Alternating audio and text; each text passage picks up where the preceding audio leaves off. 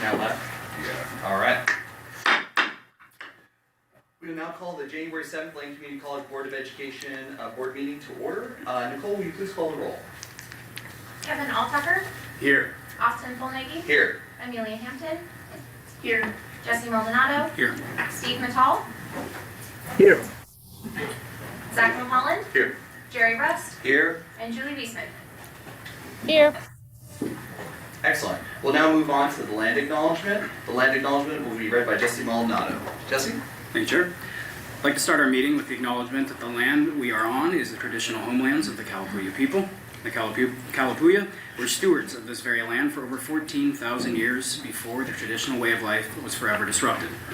We start our meeting with humility and reverence for the original inhabitants of the Kalapuya. Thank you so much. 1 second here, I apologize.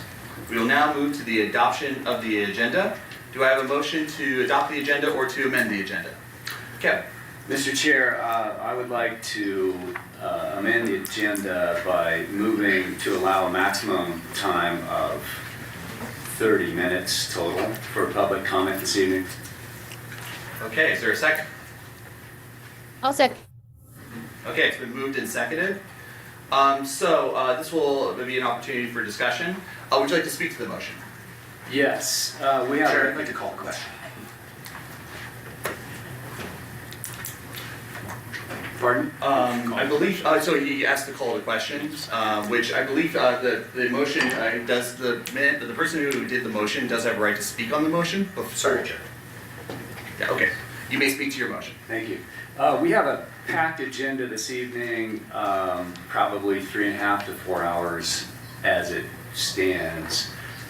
And I know when our meetings have run late before, we have a hard time doing our business and getting college business done. And frankly, we're not very effective after 9 o'clock in doing the public's business. So that's the reason for my motion. Okay. Very quickly, I've spoken with the parliamentarian on this. This does require 2/3 vote in order for this to pass. Just so for everyone's information, we have 20 speakers signed up total, which gives us to the threshold of 3 minutes each. That's the time period that we would have to deal with. Again, this would take a 2/3 majority in order to pass. Good. Point of order, are you talking about 2/3 for the call to question, right? Not 2/3 for the motion that was being called? That is a negative. It is 2/3. No, it is 2/3 for this to pass.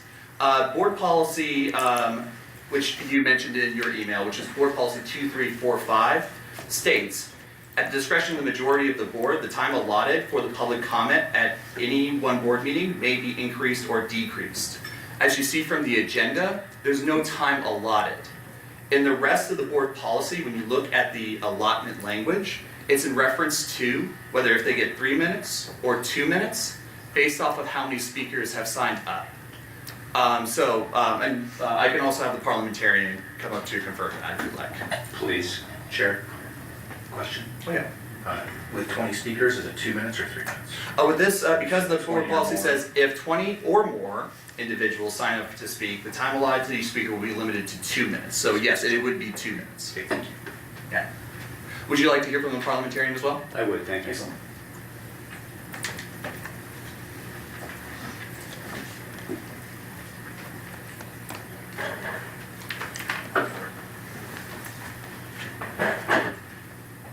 Thank you, Chair and Board. I believe you're asking about the voting threshold. Is that what the question was, or what was exactly the question? Well, I'm a little bit confused because our board policy says that the total time allotment can be changed upward or downward by a majority vote of the board. So I'm a little confused about now requiring a 2/3 vote. So the language of the policy, and it's your policy, not mine, meaning that I can't give you an authoritative interpretation, but I can tell you how it reads to me, is that the language of allotment seems to be linked directly to the amount of time allotted to each speaker, and there isn't language in the policy about the total time, whether that's 30 minutes or 40 minutes or whatever. That's the best I can do. That's what's called an interpretation. So do what you wish with that. And with 20 speakers, that would be a total of 40 minutes. So, and I will apologize. I'm actually looking at my email that I sent to you, and I do see where that confusion might come into play here, because I did put the 2/3 vote requirement in there, but I put it towards the end of the paragraph, and so I can understand why there's that confusion. I apologize, Kevin. Any further discussion? I'm going to vote no because I think we can get it done in 30 minutes. No, people won't go full 2 minutes, so.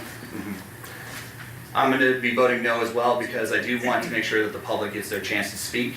We do have rules and regulations. If there's 20 or more speakers, that we reduce it to 2. Point of And- order. I thought the Oh. question had been called.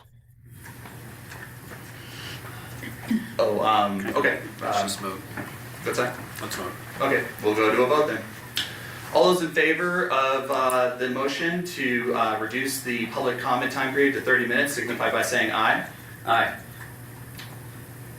Those opposed? No. Nay. Nay. Any abstentions? All right. With that, we will continue. Just to clarify, it Yeah. looked like we had 1 yes and 2 abstentions. Is that correct, for the record? Let's see, I believe, Steve, you were a no vote, correct?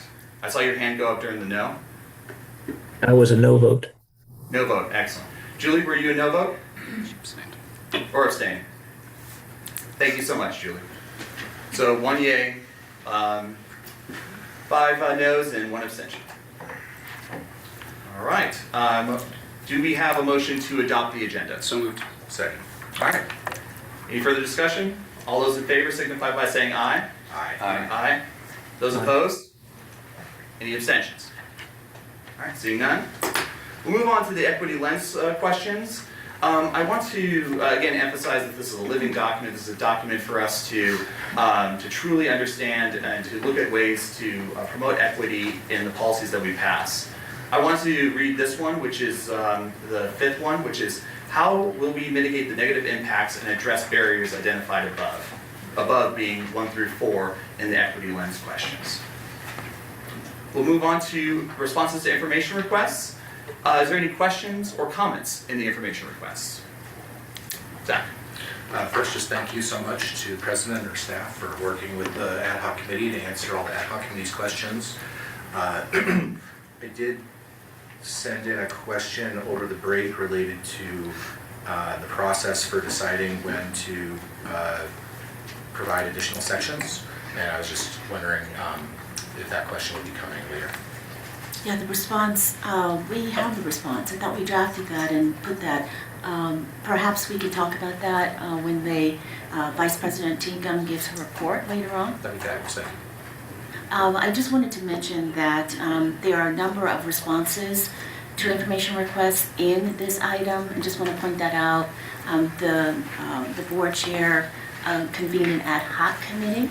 We've got the responses to information requests for that ad hoc committee. We've got the notes or minutes from those meetings in there as well.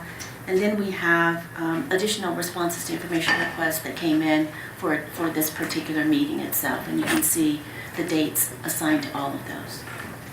Thank you. I also want to appreciate everyone's participation, the ad hoc committee members, the staff, the president for your support, and especially in the logistics of the ad hoc committee. So thank you very much. Any further questions or comments? Seeing none, we'll now move on to public comment. With that, the board will not be responding directly to any issues raised during public comment, but will refer those issues to the president for appropriate action. Additionally, I want to remind everyone respectfully that to please direct your comments to the board as a whole and focus on issues and not people. And I will kindly remind the public to consider as you're speaking to not repeat information that's already been communicated by a previous speaker. And that will be very helpful for us to get through public comment in a productive way. Additionally, I know that we want to applaud during public comment, but I actually encourage you to use ASL applause to allow us to continue to move efficiently through the public comment. Do we have speakers signed up?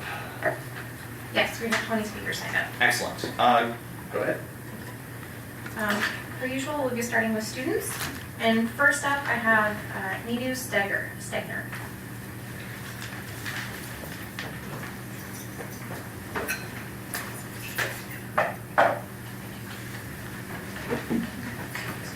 And following is Ethan Whelan.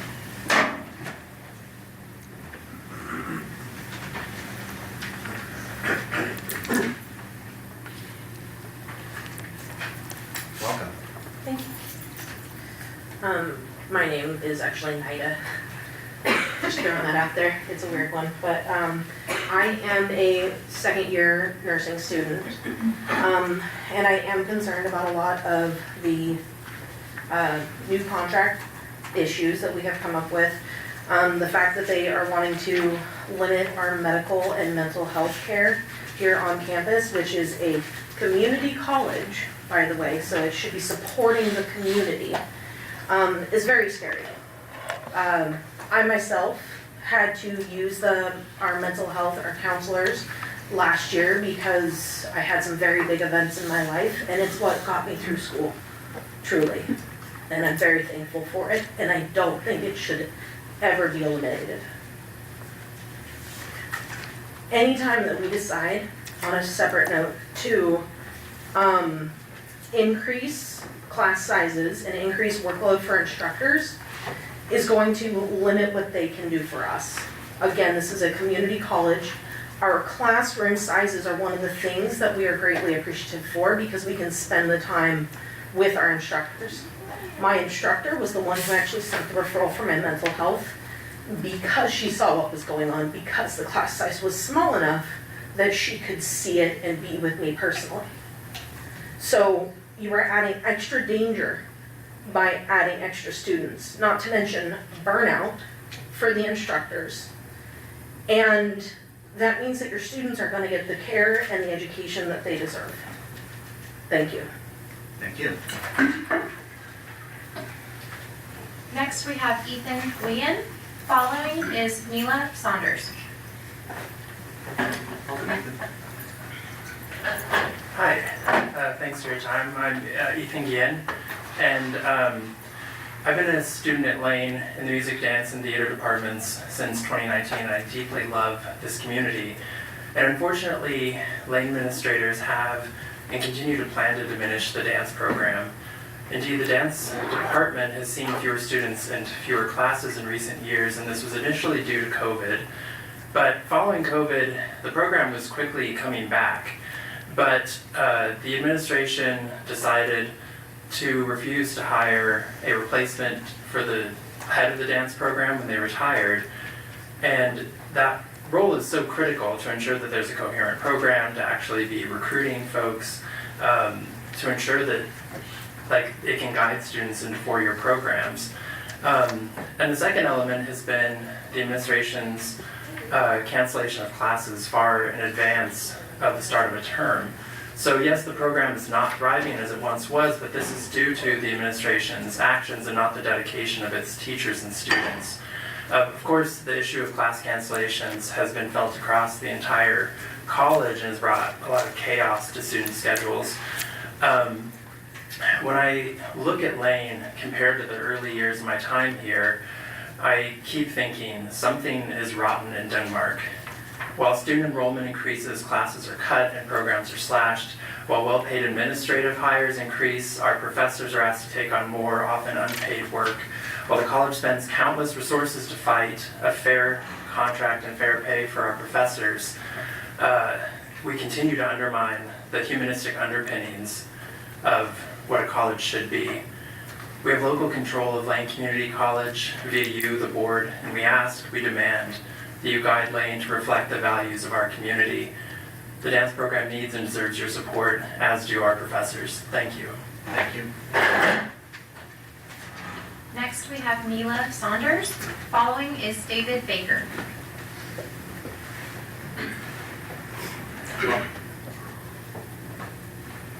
Miriam Chaonam, Natong Mila Saunders Gall Shika, Nom Peom Koish, Nom Kwam Gail Barnes, P. Chief Marcus Gulch, P. Nom Washnai.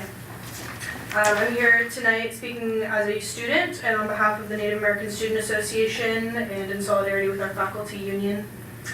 As a student organization, we are deeply concerned by the oppressive and authoritarian actions taken by this administration against our students, faculty, and staff. As publicly elected officials, it's your literal job to protect equitable access to public education. We're asking this board to make judicial and equitable cuts with this budget that protect and prioritize our BIPOC and historically marginalized support services and programs. So please put our students first. I also wanted to say that Native faculty and students are disproportionately underrepresented on this campus, and that is very concerning. As a Native student on this campus, I can tell you from my personal experience that that does not feel coincidental. You also gave a land recognition statement before this meeting and every meeting. I'd like to say that if you acknowledge the displacement and murder of Native people in this area, it's time to put your money where your mouth is. You won't even have a conversation with us about changing the name of this institution. It's named after Joseph Lane, who was a prolific slave owner and Indian killer. I'm not sure how anyone could feel safe on a campus that celebrates that history. Our ask as the Native Student Association is that you honor that previous agreement of having a tribal liaison, a half-time steward, full-time steward, and a Native American student program coordinator, and to hire more Native faculty and prioritizing keeping those positions filled. The support of our BIPOC students is critical at this time. Thank you. Thank you. Next, we have David Baker. Following is Simeon Allen Wright.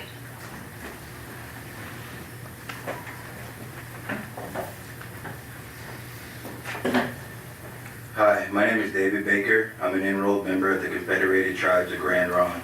I'm Umpqua, Kalapuya, and Grand Ronde, as well as Siletz, Cherokee, and Choctaw on my dad's side. I'm one of the co-chairs at NASA, as well as the president of the table tennis club here at LCC.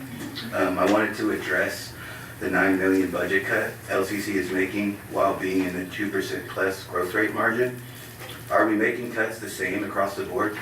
I suggest that we make judicious and equitable cuts instead of cuts to historically marginalized services and programs. The changes that you are making are jeopardizing our powwow. If the changes that you're making are not supporting our powwow, then why would we want to support this institution? In the past, LCC had a program coordinator, tribal liaison, longhouse steward, halftime longhouse steward. We currently only have 2 of those 4 positions filled today. So do we think we would be better off with a tribal liaison and halftime longhouse steward? The answer to that depends on how we want to look as a school. I want to end this, I want to end with this. If our coordinator were to leave, who among the faculty is qualified to support us? These are questions we have to ask ourselves. If the answer to that question is no one, then I ask this: why haven't we hired someone else already? We were the first community college to have a longhouse, or the first community college to have a longhouse. We could be a leader at recognizing and honoring tribal sovereignty. LCC could be the first to have an executive tribal liaison. Why not us? Why not show that we care about historically marginalized services and programs? Thank you. Thank you, Dave. Next, we have Simeon Allen Wright. Following is Azalea Stinson. Welcome. Waklisi board, how are you? Waklisi Nya, Simeon Sasakto, Modakni, Gambatwa, Picho, Yahuskin. I'm an enrolled member of the Klamath Tribes, and I'm a co-chair of NASA, and I express my opinions and experience here on this campus. But the first one I want to address is my relative, the Longhouse, who has been on staff as a steward for the last couple of years, and in that time has been neglected. And that to me is an elder abuse, because that is a relative, and we have a different way of looking at things, and I think that should be considered also. And other things, that these buildings are going up around us, and it still has not been fixed inside there. And so, you know, as we have to participate in that and be around that, it seems like we're being shunned or neglected as well. The elders that go in there, that it's not ADA compatible, they are also neglected. You know, it just trickles down. So as the building isn't taken care of, we are not taken care of. I'd like you guys to honor the memorandum that was before this, like honoring our treaties that we expect.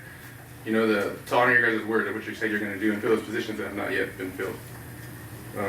As for the cuts, I see in my aspect as like the keystone moment in the forest wars, the old growth that got saved. There's no turning back from that. These teachers are our old growth. Do not cut them. How are we going to be sustainable with sustainability program cut? I was a part of that program that got cut, and I don't know how we can be sustainable when that's what we're looking forward to when that has been taken out of this program. I don't know how the youth is expected to uphold that standard. Thank you. Thank you. Next, we have Azalea Stinson. Following is Allison Morris. While the next speaker comes up, in the overflow room, if one of the speakers is on their way, if you could just wave your hand just to let me know that they're on their way, that'd be great. Thank you. Please go ahead. Hi, my name is Azalea, and I am a former student here at Lane. I am majoring in psychology and dance at the University of Oregon, hoping to pursue movement therapy later down the line. And dance has always been a huge part of my life, but because of COVID, I really didn't get the opportunity to dive into my skill set and see like what I wanted to pull out of it. And so I lived in Southern Oregon at the time, and I decided to come to Eugene area to Lane because there was no dance program in Southern Oregon at all. The year that I graduated, they actually cut the dance program at SOU, so I decided to come up here because it was the easiest bridge to the University of Oregon. And because of my instructors, and the technique that they were able to give me and the new love that they were able to give me for dance, I'm now where I need to be at the University of Oregon. I have a really clear path. I want to pursue dance movement therapy, like I said, and I would not have been able to do that without the dance program here. And hearing that they are trying to cut such an immense amount honestly breaks my heart, because that was such a formative experience of my entire college career, and I would not be where I am today. I would not have had opportunities to dance and to get that instruction like I did here. And I have such a good foundation now that I didn't have before, and I wouldn't have been able to get that from a different college or from a studio that maybe caters more towards kids that doesn't have adult classes. And I was really grateful that I was able to find something here that supported me. Excellent. Thank you. Thank you.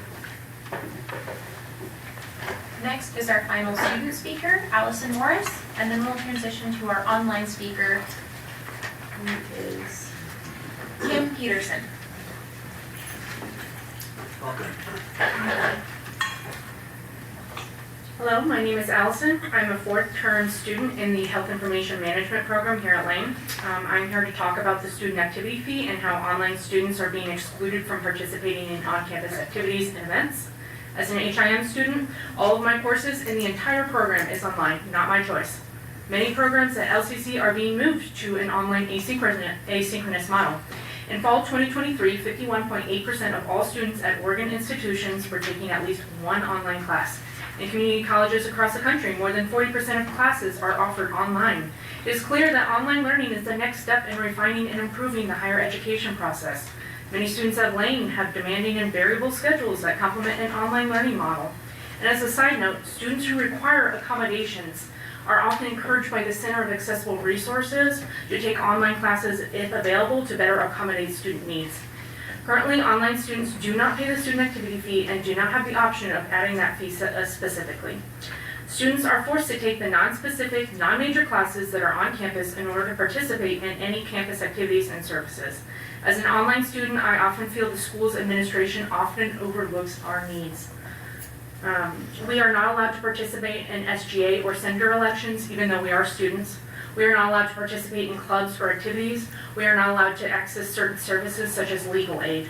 Yet many online students have to come to campus anyways. Textbook purchasing and rentals, medical aid, financial services, academic advising, professor office hours, study groups. There are dozens of reasons that online students have to come to campus and to attend to. I ask that you allow online students to be able to add the solitary student activity fee so that they can be connected, well-rounded students that feel supported by their educational institute. And as a side note, the Asian and Pacific Islander Student Union does stand and support all of our staff and faculty. Thank you. Thank you. Our next speaker is Kim Peterson, and following is James Kaiser.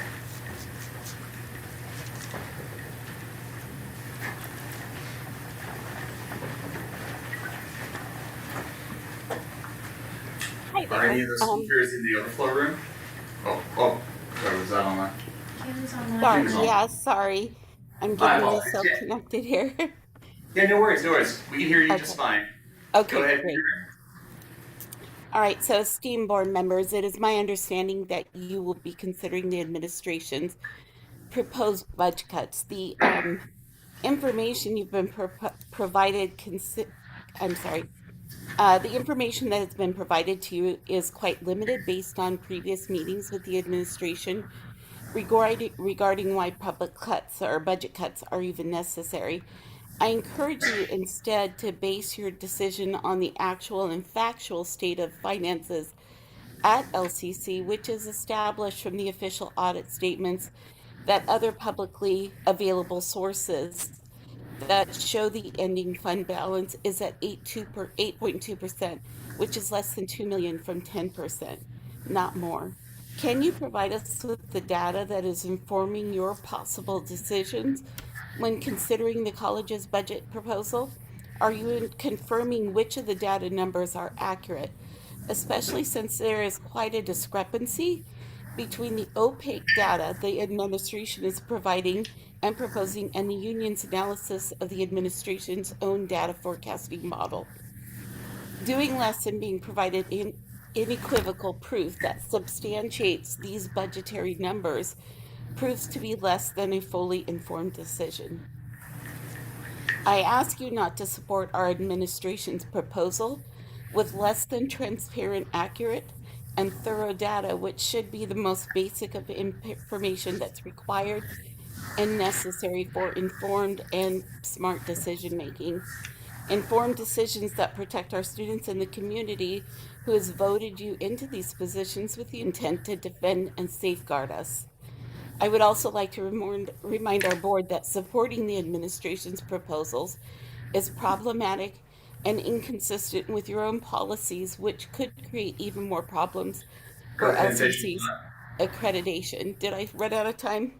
Unfortunately. Okay, thank you. Thank you. I appreciate it. Next, we have James Kaiser, and following is Wendy Simmons.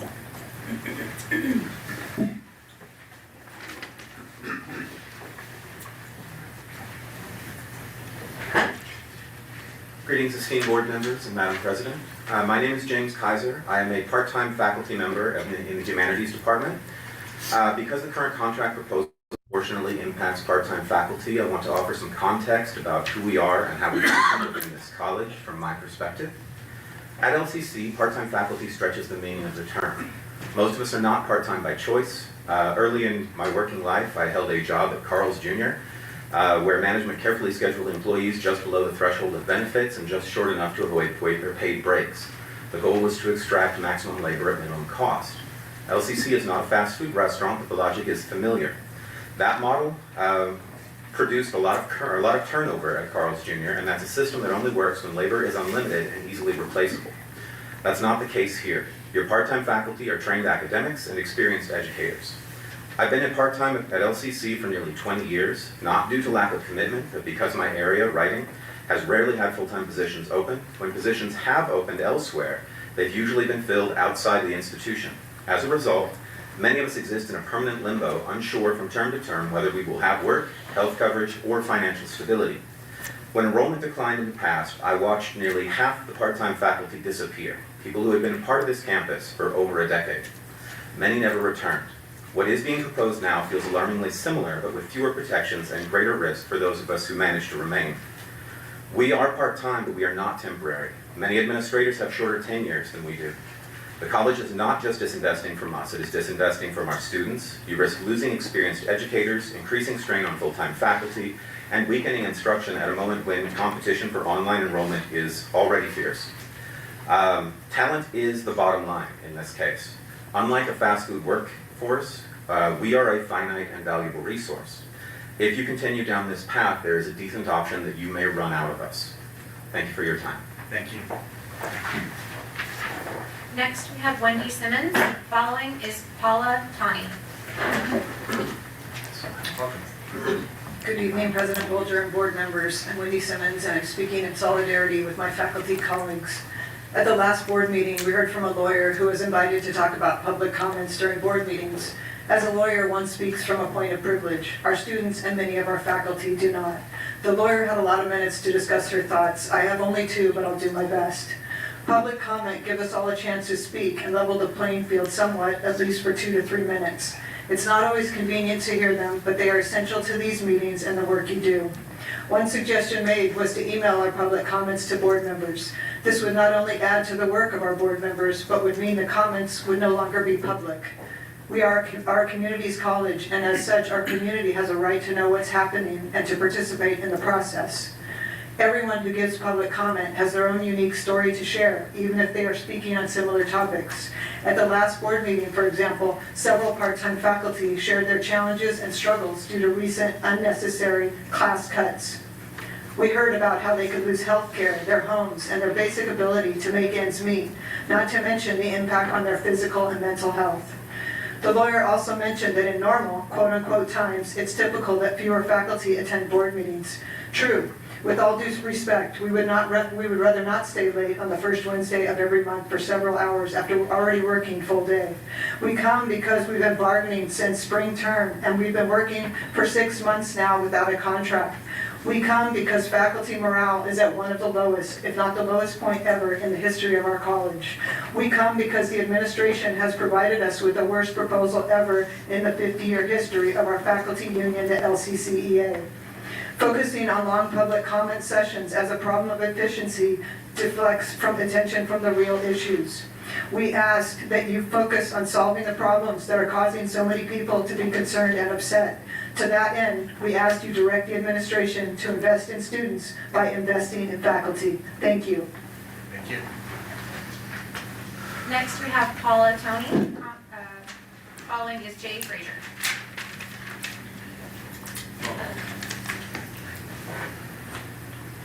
Good evening, everyone. I thank you so much for being here and for listening to us so carefully. I really didn't know what to say tonight, but this evening I thought of an analogy I wanted to share with you. Math teachers can be a little nutty about you have to show your work and go through all the steps, and I hear students complaining about that. And I was thinking that would be a great analogy for the budget process, where we want to make sure we do the steps in order. So let's get the official audit first, and then let's go through the budget development subcommittee carefully and get all the stakeholder input and make sure that we're not making hasty decisions, and then bring the budget to the board after that. So I encourage you, as a math teacher, I encourage you not to skip steps in that math problem process. So that was my first point that I thought of. The second point is that since I'm a department rep in the math department, I sent out a little survey to my colleagues to ask them how they're feeling about everything, and the thing I can report is that most of them, they were happy that we have made progress because we've returned to the normal health insurance instead of the worst health insurance, is the short version of that. And there was one other good thing, that we're not going to be asked to work in the summers anymore, so that was positive progress, and we should note that. There have been positive developments, but we are still very concerned about mandatory overloads and the complete lack of class sizes. So that's hugely concerning to students and faculty, and that is unacceptable. So that's what they reported. But I did have one colleague who said a strike will hurt students the most. Negotiate in good faith, send that message to the administration as well. So we really hope that in this new year, we can negotiate a fair contract. Thank you so much for your time. Next, we have Jay Frazier. Following is Bonnie Samoa.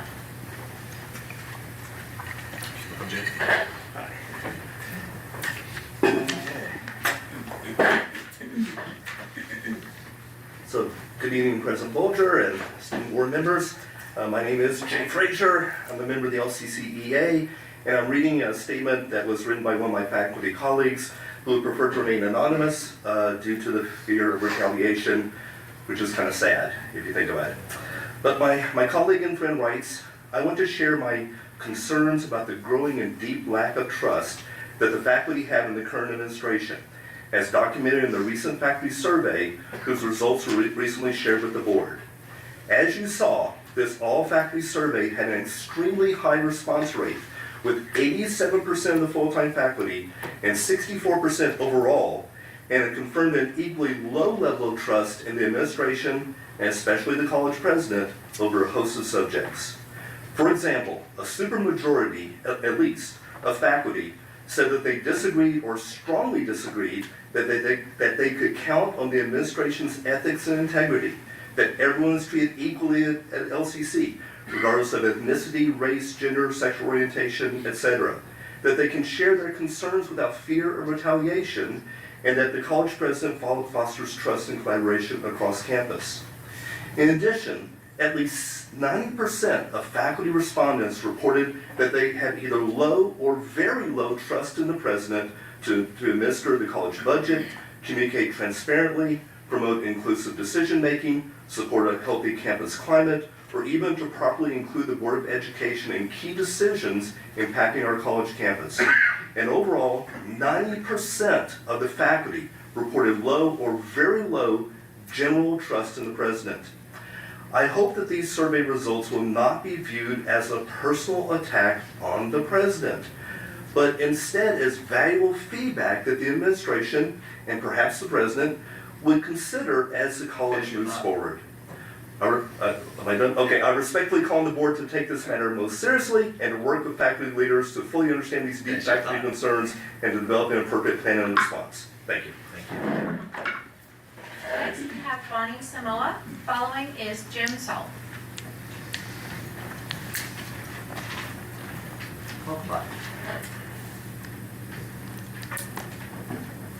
Hello everyone, thank you for the opportunity to speak tonight. I'm here to raise concern about the current direction of the dance program at Lane and to ask for clarity around how decisions affecting its future are being made. For spring 26, the dance program is offering 50% fewer classes with only one dance genre scheduled. We also learn of the dean's decision to defund the annual Collaborations Dance Concert, an event that has taken place in this community for over 20 years and has consistently served students, faculty, and the wider dance community. These are not minor adjustments. Together, they significantly reduce access, curricular breadth, and student pathways within the program. What is most concerning is the process behind these decisions. These cuts are being enacted without consultation with the faculty, the students, or relevant stakeholders.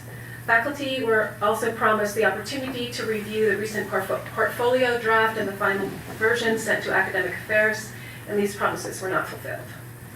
There has been no transparent program review and no shared governance process. The dance program has existed since the early 1980s and has long contributed to Lane's academic and community mission. In 2023, my retirement left an open full-time faculty position, and rather than being filled or thoughtfully re-envisioned, the program has instead been incrementally reduced, which you heard me talk about last meeting. This leads me to a fundamental question to the board. Who decides when a program is cut or diminished, and by what criteria? Who decides that? Is it through shared governance, through faculty expertise and program review, or through unilateral administrative action? I urge the board to clarify who holds the authority to dismantle a long-standing successful academic program and to ensure such decisions are made collaboratively, transparently, and with respect for faculty expertise and community impact. Thank you. Thank you. Next, we have Jim Salt. Following is Jerry Minahan. Welcome. Good evening. Good evening, Board, President Bolger. I was surprised this morning to read news that the board subcommittee had developed a plan regarding the college budget that appears to be based upon the administration's budget projections that have been questioned. I was especially surprised that the board doesn't appear to have accepted the insights of the presentation that Adrian Mitchell presented to the board at a meeting last term, despite the efforts of some board members to delay or block that presentation. You should know that there's a long history of stakeholders playing a role in helping correct budget projections. I personally found a $600,000 error in the projections a number of years ago, which I presented to the administration, and they confirmed it, corrected it. Moving to today, as I reported at last month's meeting, the budget committee the budget office had defended the projected 6 to 7% increase in personnel costs over the next several years, compared with the 1.7 actual percentage increase over the last 10 years.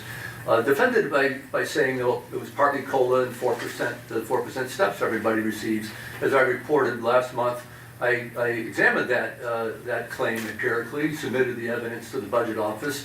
I hadn't heard from them at the time. They did write me afterwards, confirming, in fact, that was my analysis was not just methodologically, but substantively completely founded. They withdraw the argument that 4% of the 7% increase, the 6% increase, is based upon steps, because it does not raise the cost of personnel from one year to the next.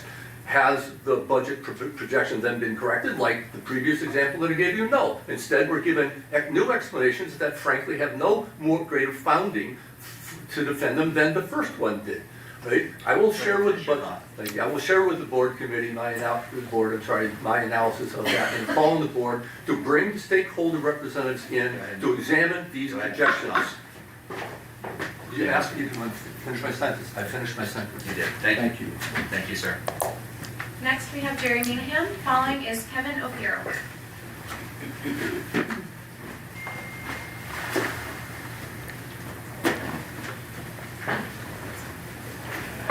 Good evening, President Bolger and members of the Board of Education. I'm Jerry Minahan. Among other roles, I'm the Faculty Council co-chair. I'll be joined by a couple faculty colleagues in reading a resolution that was passed in our December 5th Faculty Council meeting. Lane Community College Faculty Council is increasingly concerned about a growing set of issues affecting the college, including practices that undermine the authority of the Board of Education and the rules, procedures, and rights governing board operations.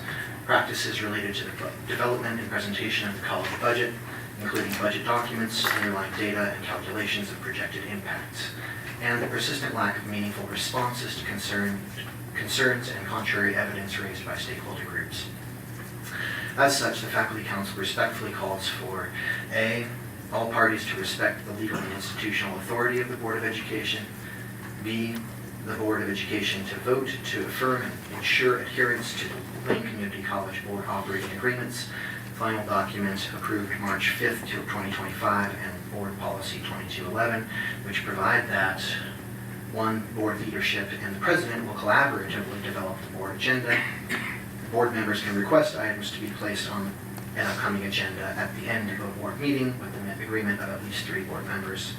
2, the board agenda may be adjusted after it is made public for operational purposes as requested by the president or for the good of the order as determined by the board. And 3, Board Policy 2211 includes provision 1D, the chair is responsible for setting the board meeting agenda.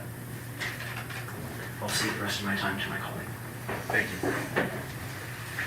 Next is Kevin O'Farrell. Following is Rick Riordan.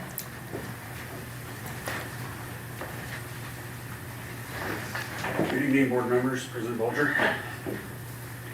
C, the Board of Education to vote to affirm, 1, that no private meetings of board members will occur that circumvent the letter or spirit of Oregon Public Meetings Law within the Oregon Attorney General's interpretation of the statute and relevant case law, Attorney General's Public Records and Meetings Manual 2024. 2, Board Policy 4350, Education Programs, Global Directions, explicitly including its language that the board, quote, "The Board of Education shall, 1, approve all major academic, vocational, and technical programs of study, degrees, certificates, and diplomas, and approve major substantive changes in the college's mission, policies, and programs," unquote. And 3, Board Policy 6110, including its provision granting the board the sole authority to, quote, "adopt the annual budget," unquote. B, the Board of Education to exercise its authority to instruct the college president to ensure that college finance and budget officials, 1, table all budget conclusions, assumptions, and plans until the LCC fiscal year 25 budget audit has been received and reviewed by the board and other college stakeholders. 2, work collaboratively, respectfully, and responsibly with all parties in college systems, including the governance system and the budget development subcommittee, to develop the fiscal year 27 budget and any significant changes to the fiscal year 26 budget. And 3, publicly respond empirically and analytically to all analysis and questions submitted to budget officers regarding current budget data, analyses, and assumptions, and incorporating corrections as necessary, including employee salary costs, employee FTE calculations, the financial impact of employee salary step systems on the college's annual budget, and a list of courses canceled for winter and spring 2026 and their financial impact. Thank you. Next, we have Rick Riordan. Following is Avery S. Old Coyote. Welcome. Hello. Good evening, board members, President Bolger. I'm going to continue with the statement. Provide a written and oral report on the above budget-related matters at a future Board of Education work session. E, the Board of Education to extend invitations to LCC stakeholder groups to provide their reports and responses on said matters at the same board work session. Thank you very much for your consideration. Good evening. Next, we have Avery S. Old Coyote. Following is Mandy Pritchard.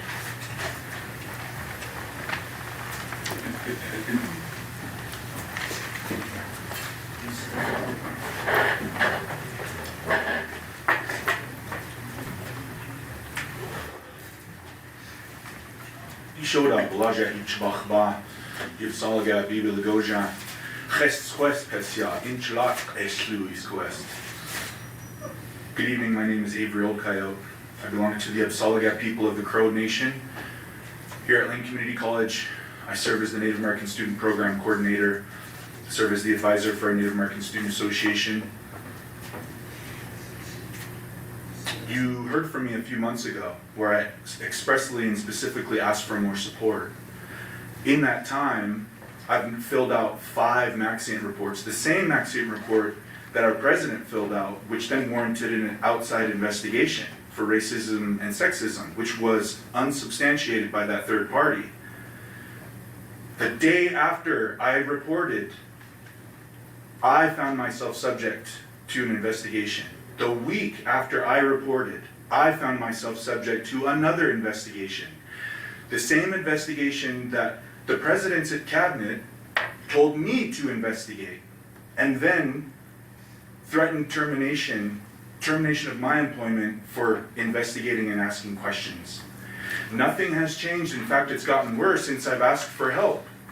I told you that there were 582 self-identified American Indian students on this campus. The numbers for this term are 425 Native American students. The trend is worrisome. We do not have the support. You heard from my students. They are powerful leaders, in spite of the administration. We need more support, but it will not include me. I have plans to resign, and my ask of you is to keep this position open for the support of these Native students. There's an abuser and a liar in the Longhouse right now, and the person next to, after me speaking, gave falsified information about and an illusion of support for Native American students. I wasn't included in any of Mandy Pritchard's statement last week. Thank you. Thank you. Next, we have Mandy Pritchard, and following is our final speaker of the evening, Eric Kim.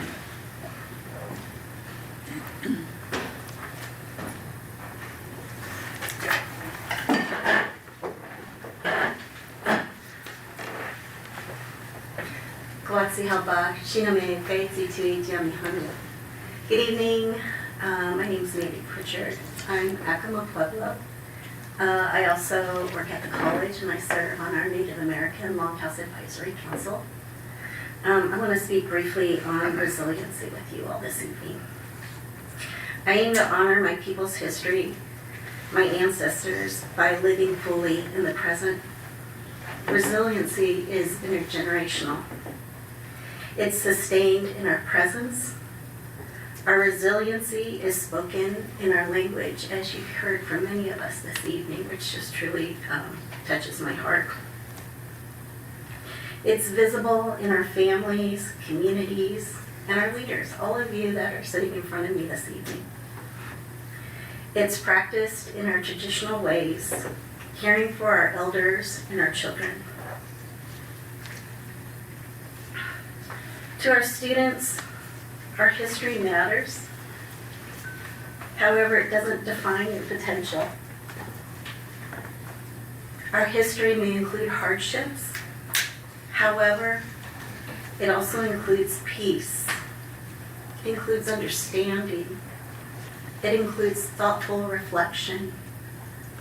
It also includes being kind to one another. Be kind. And it also includes respect. Be kind, that's all we're asking. Showing respect to all of you. Showing respect to our president. Dr. Bolger, I'm very grateful for you coming to our group, to our NOLIT group. And I'm going to apologize publicly how you were treated. I know you and I have had that private conversation. That would have never, ever, ever have occurred where I'm from as a Acoma Pueblo. I would have been appalled if any of my leaders, my traditional leaders, which my father held a role in that, were treated that way by any of you. Thank you. And our final speaker of the night is Eric Kim.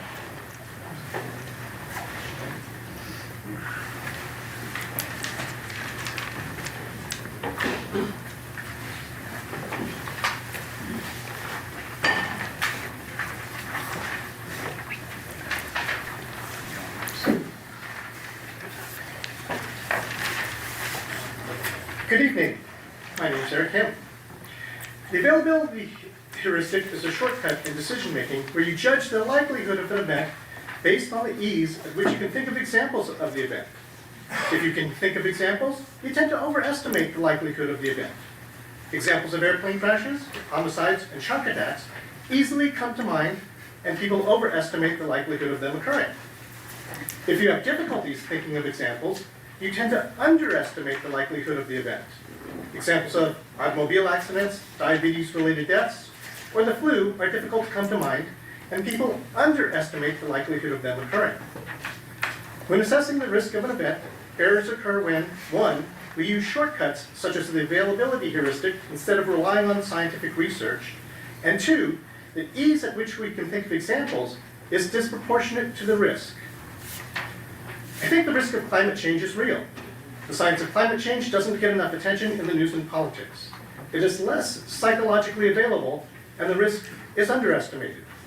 Climate change deniers get too much attention in the news and politics.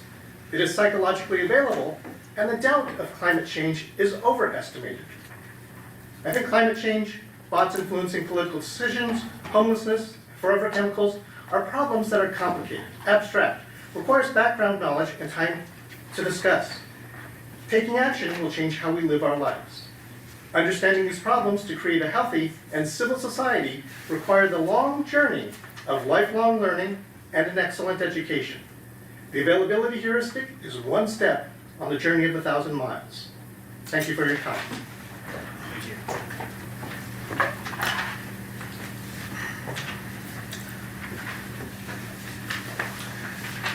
concludes public comment. We will now move on to reports. We will start with the SGA report. President Hampton. Hi, sorry, I did not have my report. I'm going to take a pause to let people exit the room and I'll give my report. I appreciate that.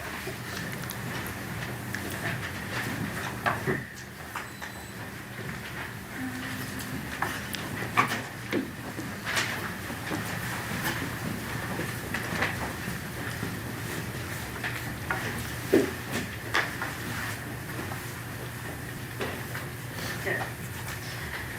Okay, so student government has been busy. Glad to be back from the break, get back in the swing of things. Starting off with this week, we had Welcome Week.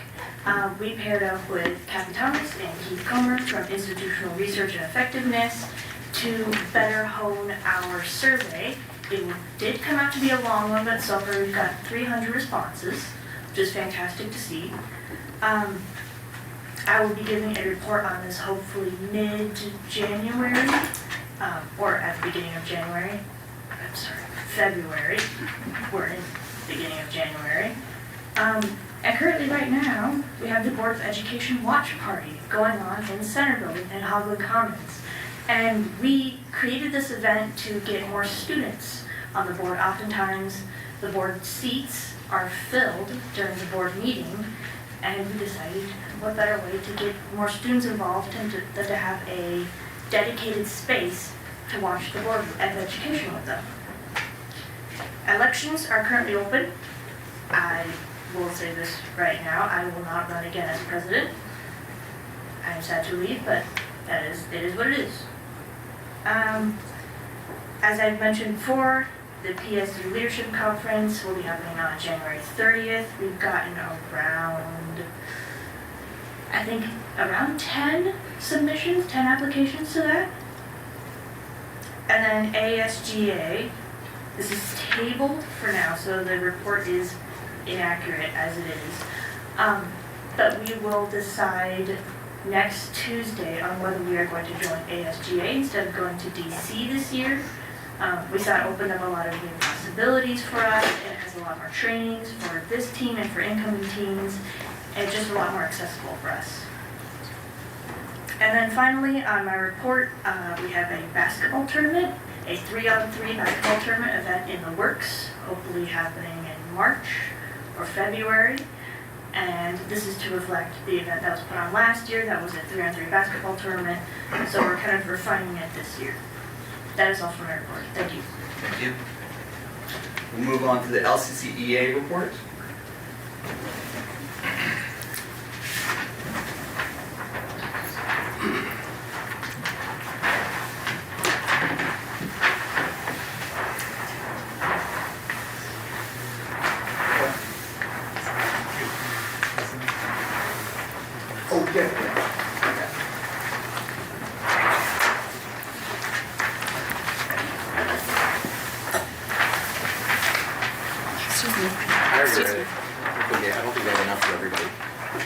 Good evening, members of the board and President Bolger. You can see behind me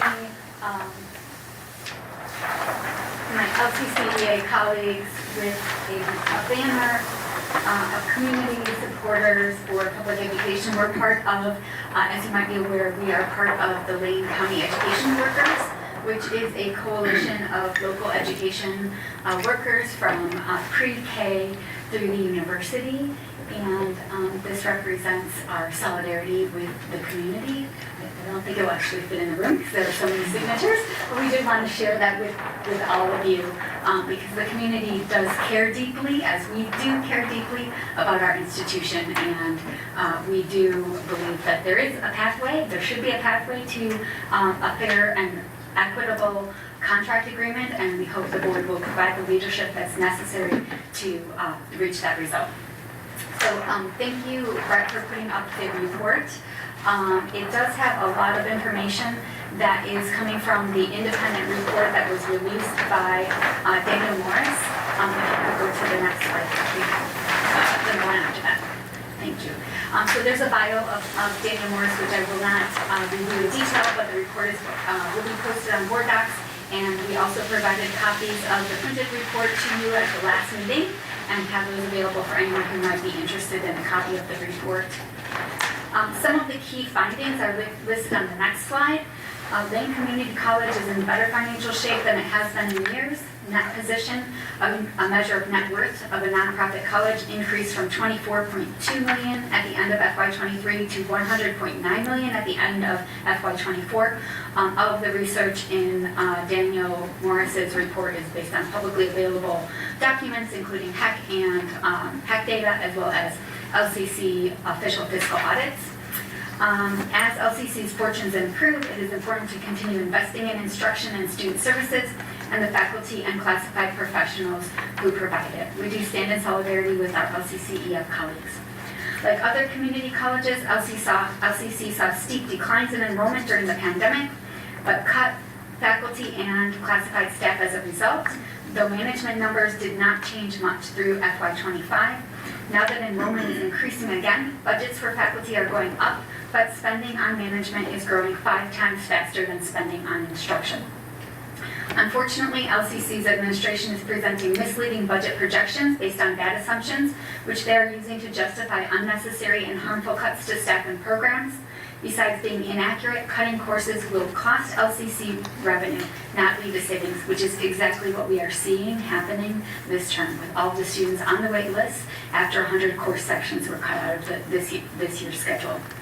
At a time when enrollment is increasing, LCC should keep investing in instruction, not cut it. Those are some of the key findings from the independent research report. On the next slide, you will see spending on each employee group that is adjusted. This is at the aggregate, adjusted for inflation going back to 2014-15. You can see very clearly that the spending on management is dramatically increased in relation to faculty and classified. On the next slide, we also see very dramatically the difference in budgetary change in terms of investment in faculty and management. Again, these are all also in the report, and there's a lot more detail available for you in the report. Based on the actual earnings of part-time faculty, the people working at LCC last year in the 24-25 year, the average annual salary for the part-time faculty members working at LCC last year was $25,847. That's the annual average salary for a part-time faculty member last year.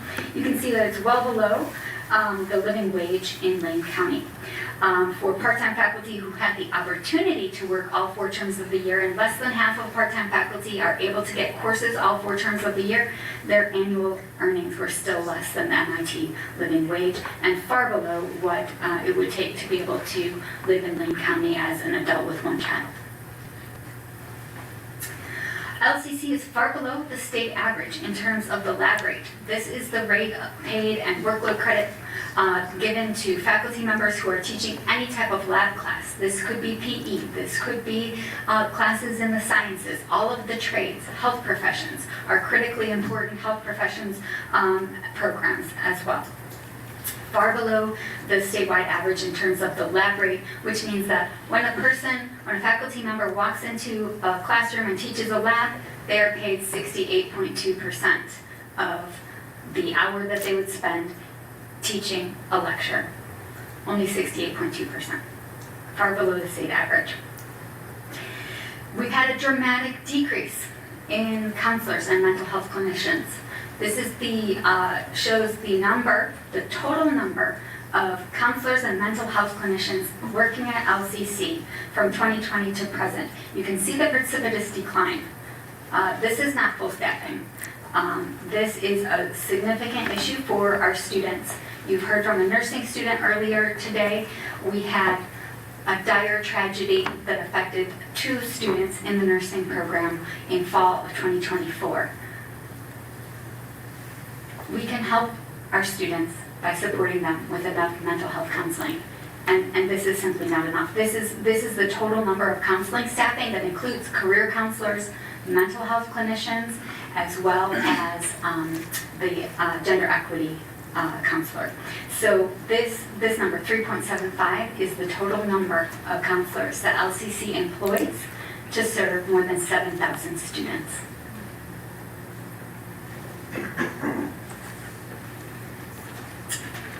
In the report, there are a number of faculty statements. One faculty member, who is a person of color, chose to remain anonymous due to fear of retaliation. The faculty member's statement really touches on all of the critical issues about why job security is particularly important for faculty and how faculty who are people of color are disparately impacted. We encourage the board to carefully consider, and all of the administration, the public too, the impacts and the disparate impacts to all of our faculty and students who are from historically oppressed groups, and to affirm and strengthen job security for faculty. Unfortunately, we are at a very difficult time in bargaining. While faculty are continuing to bargain in good faith, the administration has a proposal on the table. The current proposal from the administration would still cut $1.25 million from what it invests in faculty. It would be a divestment, taking away the amount that the college is spending on instruction and student services via faculty. This is through requiring mandatory overloads of full-time faculty, removing class size limits, increasing workload for writing and the majority of full-time faculty in social science by more than 22%. We estimate these changes would result in a reduction of 45% of the classes available to part-time faculty. Those faculty would lose their jobs. They would be losing their courses, losing their pay, potentially losing their benefits, their livelihoods. The proposal is a net reduction in the core mission of this institution. Even the most basic fundamental pieces of this proposal that the administration has made, a 1.8% COLA with no retro pay while the administration continues to delay and delay and delay. Unfortunately, we're very concerned. We are at this point headed to mediation. Mediation is scheduled on February 12th. Unfortunately, we were not able to schedule that on January 20th because the administration said they were not available, even though we do have bargaining scheduled for 6 hours that day. It's unclear to us why the administration could not dedicate the day to mediation when we will be bargaining for 6 hours that day. Yet another delay. Faculty at this point are preparing. We're going to be beginning strike-ready schools at the end of this month so that faculty can learn what does that mean? What would that mean for our institution? Let me just say, this is not the path that we think is the best route, but we do need to be prepared, and we hope you will hear what we're saying. The impacts to LCC of all of these many issues that you keep hearing about are really significant. There are multiple crises affecting our campus, one pending complaint with the Oregon Governmental Ethics Commission, 2 pending unfair labor practice complaints. These are 2 new unfair labor practice complaints that came about in the past 2 months. Over the college's refusal to bargain over impacts of class cuts, interference and coercion of nursing faculty for their protected activity, a corrective action plan with the Oregon Secretary of State for significant deficiencies in the FY24 audit, 1 or more pending complaints with the accreditation creditors, and significant disparate impacts on BIPOC faculty, which I'll be addressing in a moment. And the impacts on faculty morale are substantial. 83% of faculty rate their morale as low or lowest. 69% are concerned about retaliation if they speak up to express concerns about conditions at LCC. 69%.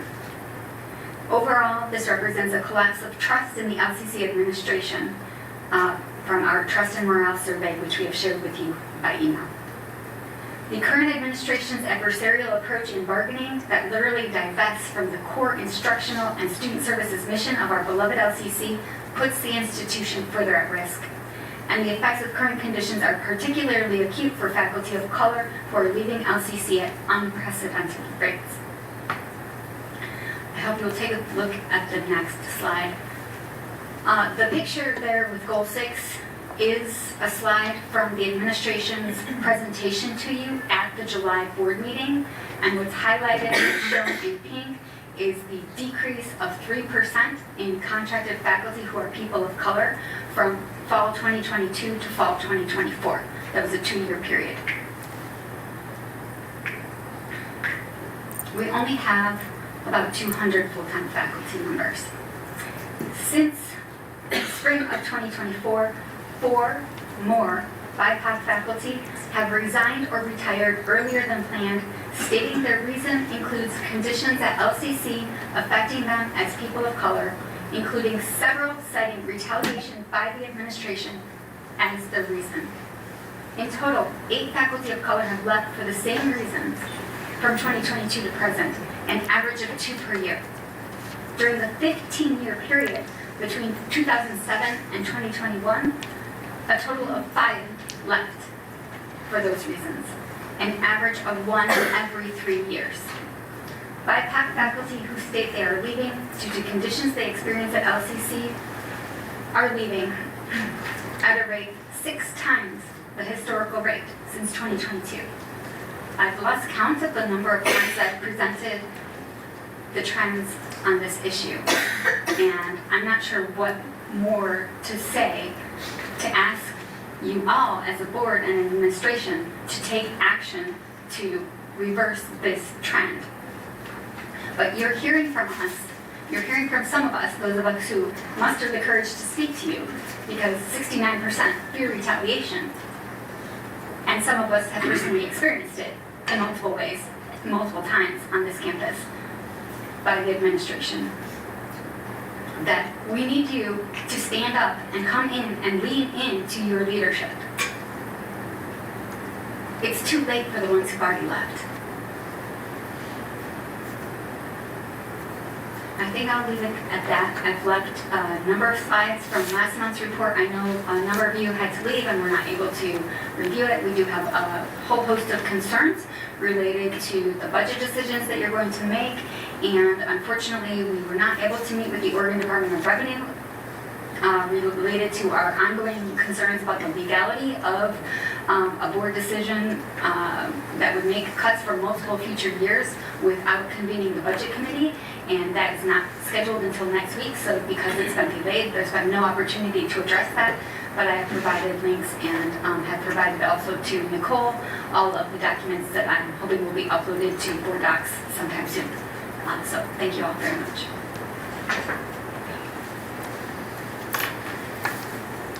Next, we have the LCCEF report. Tammy? She's online, fantastic. Hello, Tammy. Can you hear us okay? Yeah, I can hear you. Excellent. Just having a little trouble getting my camera to go. Hold on one second, Tammy. I want to make sure that we can hear you okay. The volume seems a little low. The volume came out down below. Thank you for your patience, Tammy. I need her to say something. Go ahead and speak, just to test the mic. Okay. Good evening, board members and President Bolton. Hold on one second, sorry. The mic is rather low.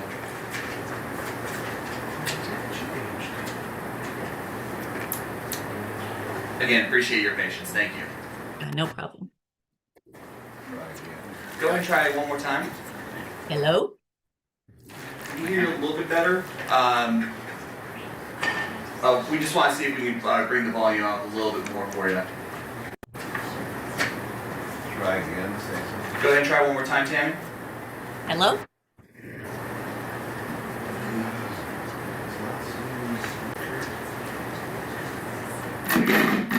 Apologize, we're just having some technical difficulties. Greatly apologize for this, Tammy. We No will get worries. this. Yeah, I appreciate your patience. Thank you. Okay. Go ahead. Oh, try one more time, Steve. Go ahead and test speak. Hello? Yeah. I guess that's gonna be best. Yeah. If I hate to ask this, if you could project and everything, but greatly appreciate you doing this report. Go ahead, Tammy. Okay. Good evening, board members and President Bolger. I hope 2026 is starting out a good year for you. Like LCCA, LCCF is going into mediation over COLA. And that'll happen at the end of the month. Yeah, the end of this month. The college offered one step for all who are eligible. Those at the top are not.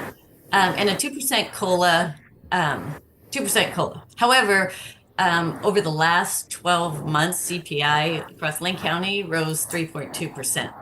So I want to speak a little bit about how the salary and the steps and the COLA affect the real cost of living in Lane County. So, and I think we know that steps reward experience, but many employees eventually step out. At that point, COLA becomes the only wage that they get of increase. If COLA doesn't match the real cost increases, wages effectively fall behind. A living wage in Lane County right now is, for one single person, $48,000 a year, give or take a cent, which is about $23.08 per hour. That's for a single adult. Anything, I don't have the count for families. I'm just going off single folks. LCC's lowest employee is paid $15.73 an hour. So when I broke that down to the hourly of 23.08, like I said, but according to the most recent classified list of all the Lane employees, that range between $17.81 and $22.99, there's 253 of them who are not making the Lane County minimum. And there's only 2 employees that are making $22.99 an hour. So the rest are below that. Which means these employees are living below a living wage. So I think that's something to consider. I couldn't live on that. I don't know. I don't think you could either, to be honest. The local housing costs have risen faster than typical COLA adjustments do. When housing outpaces COLA, even the small gaps add up really quick. So wages that lag behind the cost of living affect recruitment, retention, and morale. Replacing experienced employees costs more than retaining them. So are our current COLA assumptions adequate for Lane County cost pressures? I don't think so. So this isn't about excess or extra money. It's about sustainability and keeping our workforce stable. I want to also now thank Adrienne Mitchell for including classified employees in her reports, and we stand in solidarity with them. Lastly, I want to thank the board members who voted down cutting public comment in half, or by an hour, or a half an hour. This has come up before and was voted down, so I want to thank you that did for doing that. When that happens, when a board member or board members want to limit the number of public employee comments or the time, I know it gets long. I know you get tired, but I don't think you understand that a lot of us work really hard throughout the week deciding what are we going to bring to the table, what are we going to say, and some of them, like myself, stress about it a little bit, but we really want to give a message. So by asking for only 30 minutes, whoever can fit in that time, it's really clear that what the people have to say, the public, the employees have to say, isn't of importance. It's more about your time and what you want to do. We used to have monthly work sessions. I mean, maybe you go back to that. I don't know. But it's kind of a slap in the face to be asked to not let everybody talk. And maybe you could look at it like this, although there's a lot of people. Maybe you could look at it like these are people who love their jobs, instructors who love to teach their kids, who love the college, students who love the college. It's about heart. It's not about making it inconvenient. It's not about talking too long, but everybody, yourself included, have the right to feel heard. This is our livelihood. We live here, we work here, we love it. And that's why we speak. So, thank you. Thank you. We'll move on to the President's report. President Bolger. Yes, thank you for that. I want to first say that Trustee Mulholland, in the responses to information request dated 1/7/2026, did you see the response? Apologies, I did not Okay. see the second document. Okay. So I wanted to point that out, and Dr. Tinkenwood can mention it as well, but there's a response there, so for you, so that's great. I want to say to the college that we really appreciate all of the public comment that you have shared this evening, and I hear you. I just want you to know that I hear you. I do have my report in the packet, and I want to just mention a few things in my report. As Amelia said, Trustee Hampton, that classes started on Monday of this week. I had a chance to go into the center building and talk to students, and that's always energizing. They talk about their studies. I talked to them about getting involved in the Student Government Association. I really believe in the power of students being involved in governance.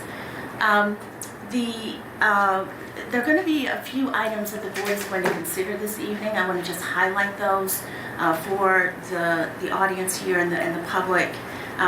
You've got the 3-year financial plan. You've got the budget parameters. These are foundational documents for the college and particularly useful during this budget planning process, but because of the budget headwinds that we find ourselves in. And also, there's a presentation on the year ended June 2025 audit. We've got Scott here, and we've got Hillary, who's going to be online as well on that. The board is going to hear our first student success report. The college has been focused on student success, and this evening the board is going to hear a report on student success outcomes. We could not be more excited about that. There are several informational reports and the informational reports, I hope you find them excellent. If you don't, please let me know and we'll certainly improve those. But there are a couple of new reports. There are annual reports. One is on the cultural competency, professional development. I want to highlight that. And then the second one is on non-traditional revenue streams. As I move on, I want to move on to a section about the Higher Education Coordinating Commission and news from the HEC this week. We received a letter that was sent by Governor Tina Kotek to the HEC. And you can see exactly what that letter is. The letter is in the board packet as well. Secondly, and this is of note, in the December meeting of the HEC, there was an approval of a rule change that essentially treats the college instructors at community colleges the same as universities. This is particularly important for us. There was quite a lot of advocacy around this, particularly important for us as we have instructors go into our high schools. So we could not be more delighted about that. Finally, our enrollment is modestly increasing, but our head count is up about 4%. We are taking a look at all of the things that we are doing with respect to managing our enrollment growth, and the board can continue to expect that we will do that. We want to take a look at the design of our current systems, because we always need to revisit those designs with an eye towards serving our communities within a sustainable budget. And so that is my report. I don't know if there are any questions, but I'd be happy to take them. Just a quick question. You said 4% enrollment increase? No, 0.5% enrollment increase. Now, this was day one. Enrollment means duplicated enrollment. There was a 4% head count. Head count, thank you. Increase. Any further questions? Seeing none, we'll be moving on to the consent agenda. I will need a motion in a second in order to pass the consent agenda. Or is there, sorry, I apologize. Is there anything that would like to be removed from the consent agenda? Move we approve the consent agenda. I'll second. All right, it's been moved and seconded. Any discussion? All those in favor signify by saying aye. Aye. Aye. Those opposed? I'll be an opposed. Any abstentions? For the record, I just wanted to put myself down as a no vote for the consent agenda. For the record, it's mainly around the meeting minutes. There is some best practices that we are missing in the meeting minutes. I did not want to necessarily take up time to bring out the meeting minutes out of the consent agenda, but I did want to indicate a no vote because I do feel that we need to follow up with some of these best practices in regards to the meeting minutes and what they're communicating. Thank you. We'll move on now to the action items. I'm wondering, at some point tonight, we should probably take a bio break. Would you like to do that now or after the action item? Oh, gotcha, yeah. Thank you for asking that. I would say let's go ahead and do a bio break for 10 minutes. Let everyone stretch, and then we'll go into the action items. Those who are in the overflow room, you're welcome to join us. We have several seats open, so you're welcome to come in and join the rest of us during this important conversation. We will be back at 7:36. 7:36.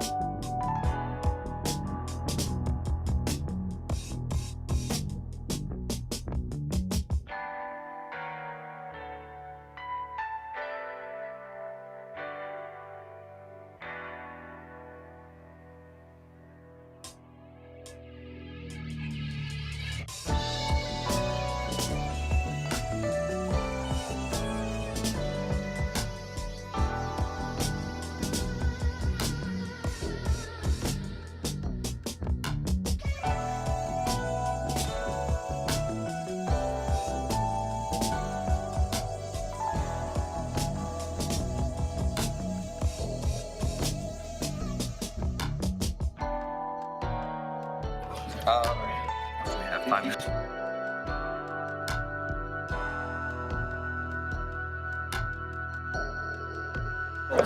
Anyway, lots of they're trying their best. Yeah. I picked the right airline. And I'm one of what you said you were going to like I want to go. Yeah.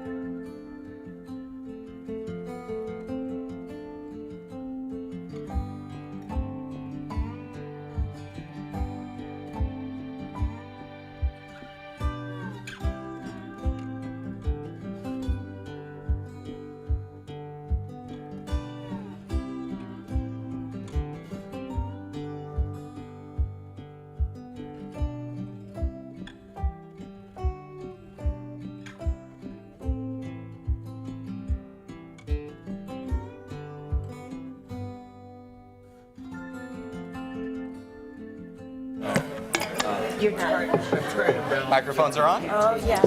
All right. We'll now come back into session. If everyone could take their seats. Thank you, everyone, for the wonderful pizza party out there. Greatly appreciate everyone. We'll now move on to action items. The first action item, 4A, the 3-year financial plan, multi-year budget forecast. President Bolger. Yes, we are bringing this item back, and I will ask Kara Flath, Vice President Flath, to come to the microphone. There are a few slides that we want to present and before board discussion. Kara, when you get settled. Excellent. And just really briefly, this was brought to the January meeting due to a motion to bring it to the January meeting. It also includes a recommendation from the ad hoc committee. Thank you so much. Thank you. Essentially, we're recapping what we discussed in a work session in December and want to just go through that and then give time for questions and answers. So I'll go through that and hopefully we can come to an action item at the end of this. If we can go to the next slide, I'll just go right into it. Again, just recapping that the potential negative effects if we do not pass this plan, the red items are the things we really want you to pay attention to, but it's essentially we want to follow the board policy, but we also want to have that fiscal sustainability, which the board said was their top priority in their list of when we had the summer work session where you said it's fiscal priority, fiscal sustainability, students, staff, then community responsiveness. So we're following that path and continuing forward. I'll keep talking while you're pulling that up. We do want to make sure we're also addressing any future financial obligations. So the Moody's negative rating was lifted because of a couple factors. One, we have rebuilt the finance team and have a pretty solid team that I'm really proud of. They do a great job. We have a lot of classified staff that also work on that team. And so I appreciate everything although that team is doing. And that the board supported a mitigation plan. That was one of the conversations we had. We had been here in May and then before that in March and had a verbal commitment from the board at that time. And I know there's new members of did you support the path that we're on? Yes. So those were some of the things that were used in the Moody's rating for them to remove that negative outlook, which is a big deal for us in higher education right now, given the landscape. So we also want to create that ability to invest in all of the future things that we have. So again, you all know that, but we'll move forward. Next slide. I wanted to recap, and again, we did go through this, but we talk about, I've heard a lot about, the college has been able to do fine, we don't need to do this, but there are things that are done every year in order to sustain where we're at, and we're still dipping into our ending fund balance. Some years are better than others. Last year we overspent. This year we're projecting to overspend a little bit again.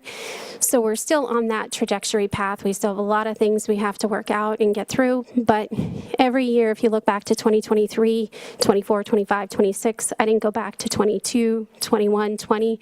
You could find years. And for the record, I went back and looked at ending fund balance back to 2004.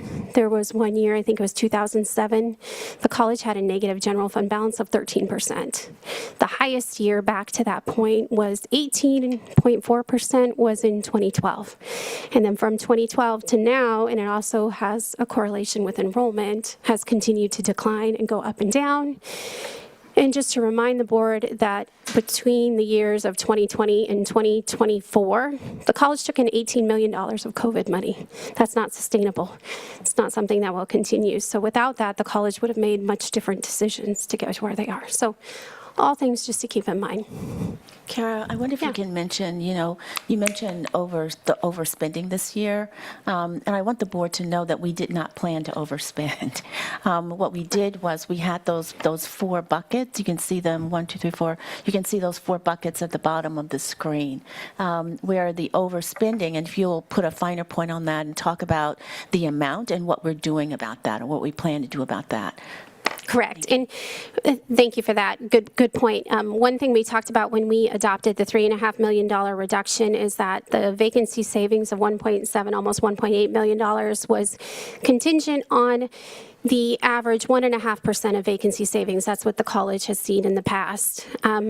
We are at a point where out of 577 positions, and we kind of briefly talked about this in some of the subcommittee area, 577 general fund positions, we only have 10 of those vacant right now. We are not sustaining the 1.5%.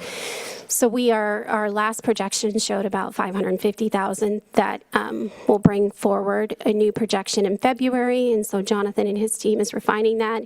It's not improving. It's not getting any better. It's looking worse. So we'll bring that forward. So we will have discussions in February what the board would like to do about that. We can make an in-year reduction, or we can pull that from the ending fund balance and the contingency account. But what I had cautioned is when we do this plan and if we're not able to meet that vacancy savings through the attrition and the turnover of staff, you would see me and I would be saying that. So that's what we'll be talking about in February when we have the new forecast. Yeah, I really appreciate that. You might remember that we received the $3.5 million in reductions when the board approved the budget. It was not in the budget, but it was contingent upon that budget being approved and moved forward. So that won't happen again, and we're going to make sure that all the positions are actually funded. Isn't that right, Kara? Yes. So what you see in the first year of the plan, because the plan for vacancy savings, and I don't encourage budgeting vacancy savings because of the guarantee you don't have. And when you don't meet that, what you end up doing is you either RIF staff or you make other decisions and you overspend. Those are literally your only two options unless you have some magical revenue stream, which we haven't. We don't have that. So with that, we'll have to fund that $1.7 million in vacancy savings to keep all the staff we have on the roster today moving forward. So that's why when you see the first year of our mitigation plan, I'm saying we have to fully fund that 1.7 in vacancy savings and make sure all of our positions are fully funded.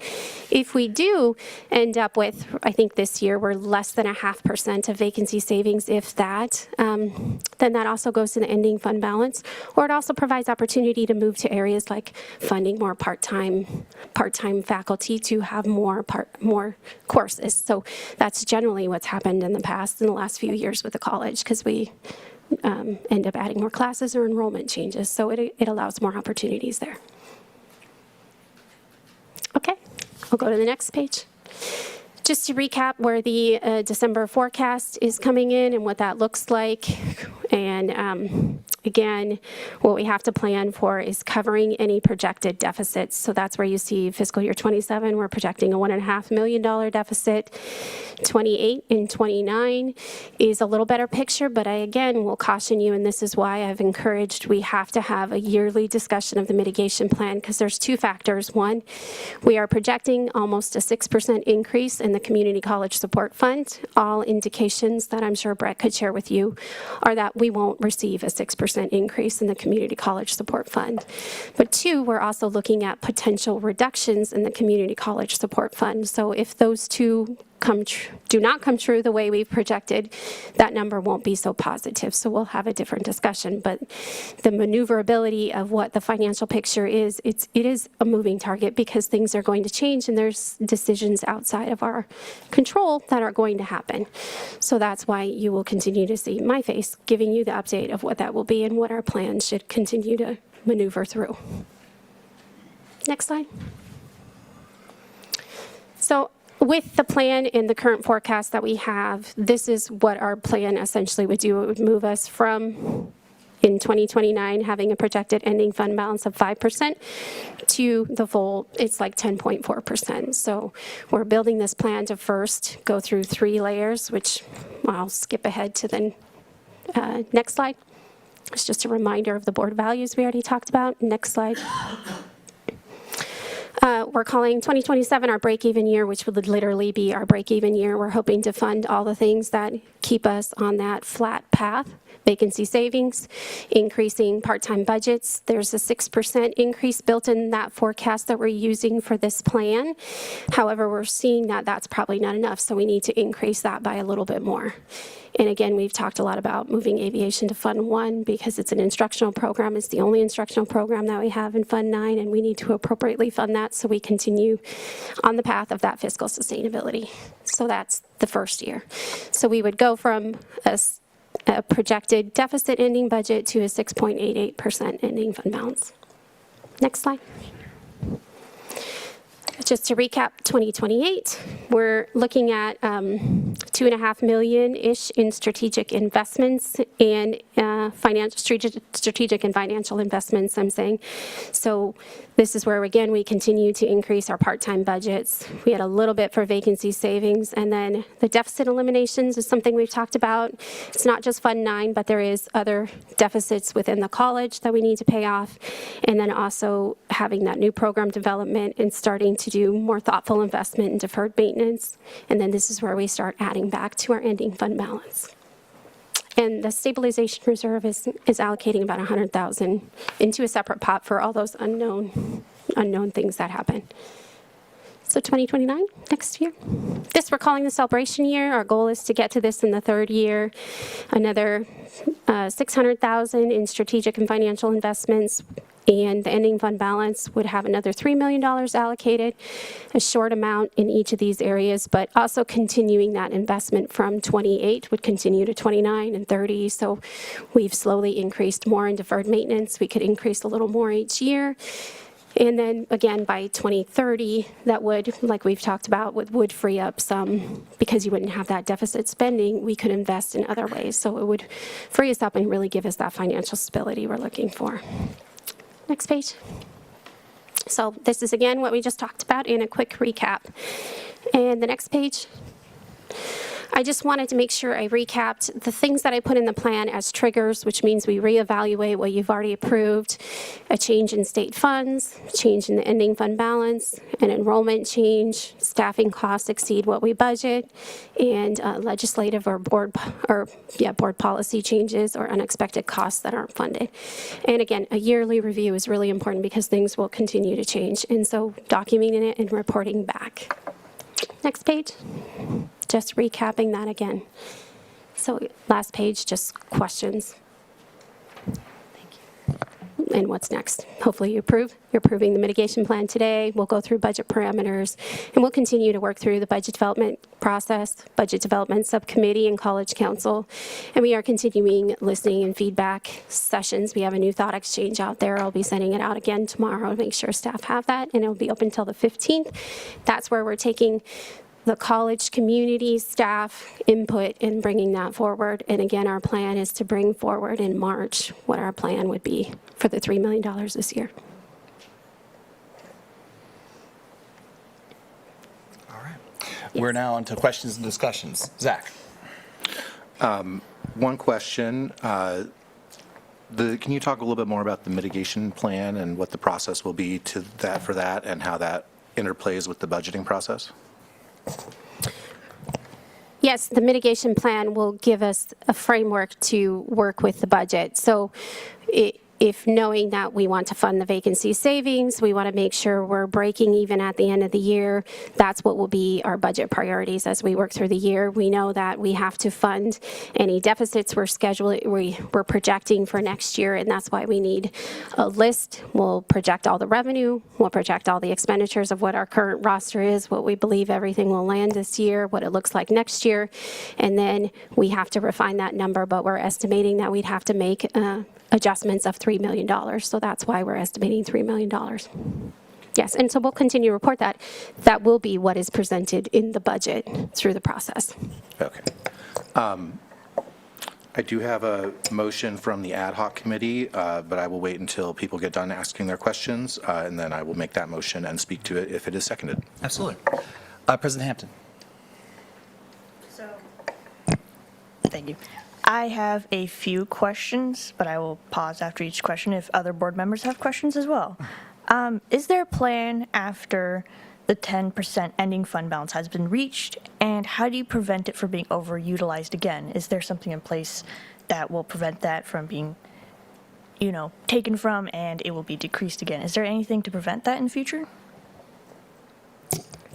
Those are good questions, and it'll maneuver from year to year, but the piece that I would say is most important is to stop overspending every year. If we get to let's say we get to 10.4% ending fund balance in 2029, the goal is, one, to set aside something for unforeseen expenditures. For example, we had a center building leak. It cost us, I think, $300,000. That's not budgeted anywhere, right? And so we need to be able to fund those unknown circumstances, but also retain that 10%. We can't keep overspending what we don't have in current year revenues, and do a good job of estimating current year revenues to be realistic. So you can often see budgets where they often balance, but you need to make sure you have realistic revenues built in there to balance those. So that's what it would be. And as you report quarterly, if you're projecting to overspend in that year, you have to reduce. So the key is to stop overspending every year once we get to that. Steve, if it's okay if President Hampton asks her second question? Yep. No, I will hold for Steve. Steve, go ahead. Oh, okay. Thank you.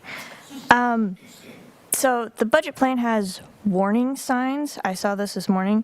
For when students or state money changes by 3%, if these changes happen, what is the plan to make sure classes and student help are not cut suddenly? I remember you mentioned this in our meeting this morning, that there's some projected federal cuts that could happen.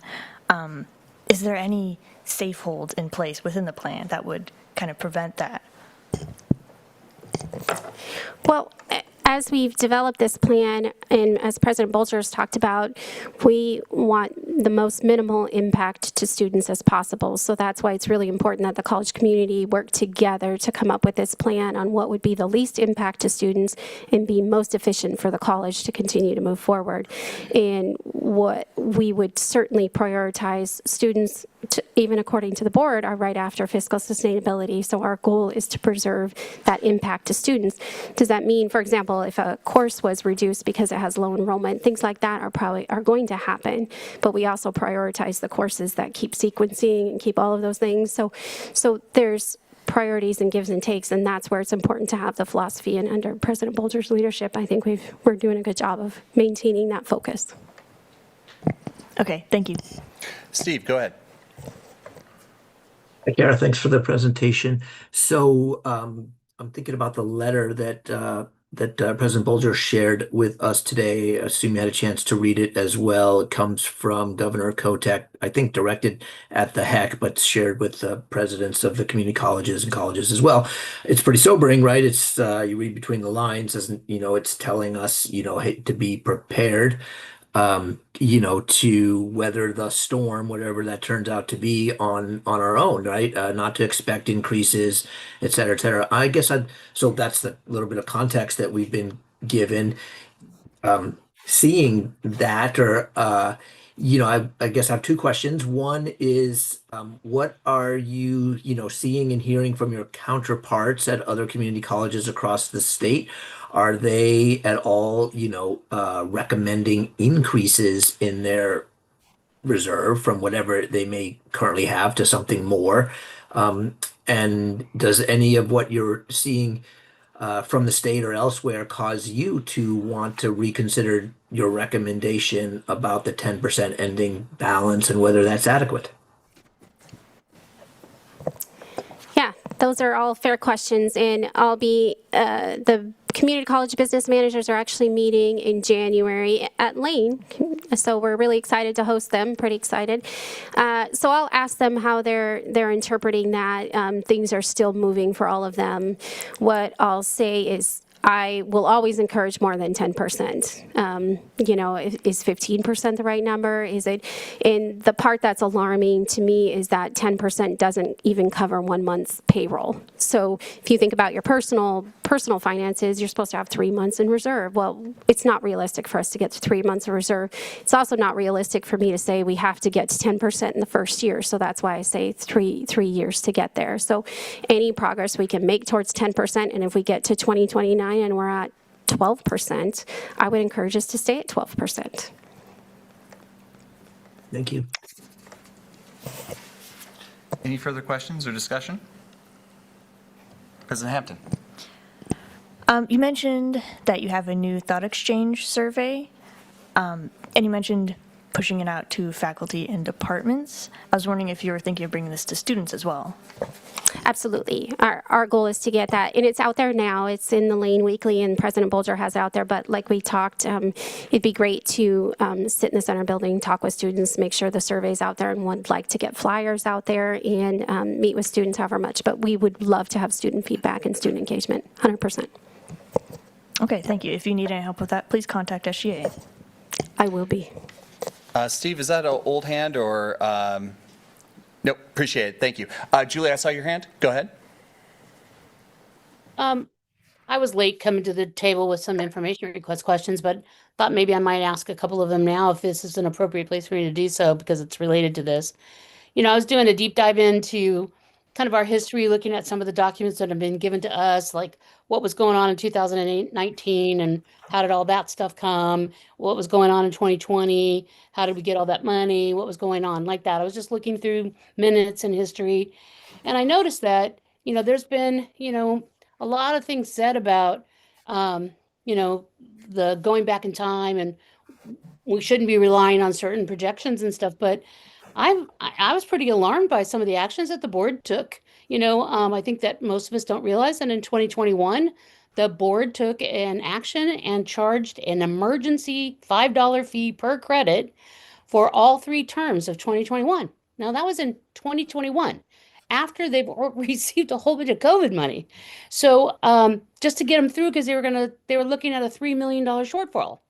So, and then they had gotten us a loan to pay off things. I mean, it was like, there's some pretty significant problems that we've had in our general fund balance, having money and then not having it.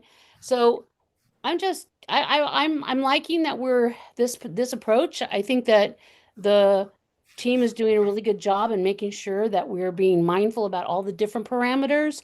I really appreciate the documents that they've given us about their assumptions. They've been well vetted.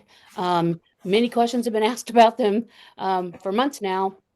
Lots of presentations about the facts and lots of presentations about the documents. So I'm glad that, you know, everybody had their questions answered. I'm glad that we are getting to a place where we're going to be making a motion on this, and looks like we might finally approve it. So I just wanted to say that this isn't just happening in a vacuum in 2025. This has actually happened in the past, in the times where we thought it was the worst and the best. So I'll be supporting the motion if it's a motion to approve. Jesse. I just had a quick question, Karen, more logistical, and I brought this up last time about just notifying the budget committee members that this is taking place and providing these documents to them, not as like a maybe feedback, and if they want to come and testify in public comment, they're more than welcome to, but I'm just wondering if that happened, and if we can, if it didn't, I would like to ask that it does happen moving forward if we bring this up again. So I don't know if that's a Dr. Bolger question or you, but please. I appreciate that. I think if I understand what you're saying is to keep the budget committee informed about what's happening, is what I hear you saying. Yes, 100%. I just, because I think last meeting I had mentioned it, but Zach and I both serve on the City of Eugene's budget committee, and we are just notified anytime there's a budget item up for discussion at the city council meeting, that we're just forwarded the agenda and said, by the way, this is coming up, and it's just a notice. And I just think that was the more transparency that we have as a board with everyone that's involved, stakeholders, I think is better for all of us. Yeah, it's a good habit to be in. We appreciate that. Let's do that. Thank you. Zach? So the ad hoc committee was able to meet over the last week. We had 3 different meetings. We got to ask a whole bunch of questions of staff. They were able to walk us through all of the budget assumptions, and we were able to get all of our questions answered, which is greatly appreciated. President Bolger, Care, we really appreciate you joining us. Brett, for joining us on Friday, really appreciate it. We have a recommended motion, and if it is seconded, I will speak to the different sections of it. Are we able to put that on the screen? Yep. Brett will work on that now.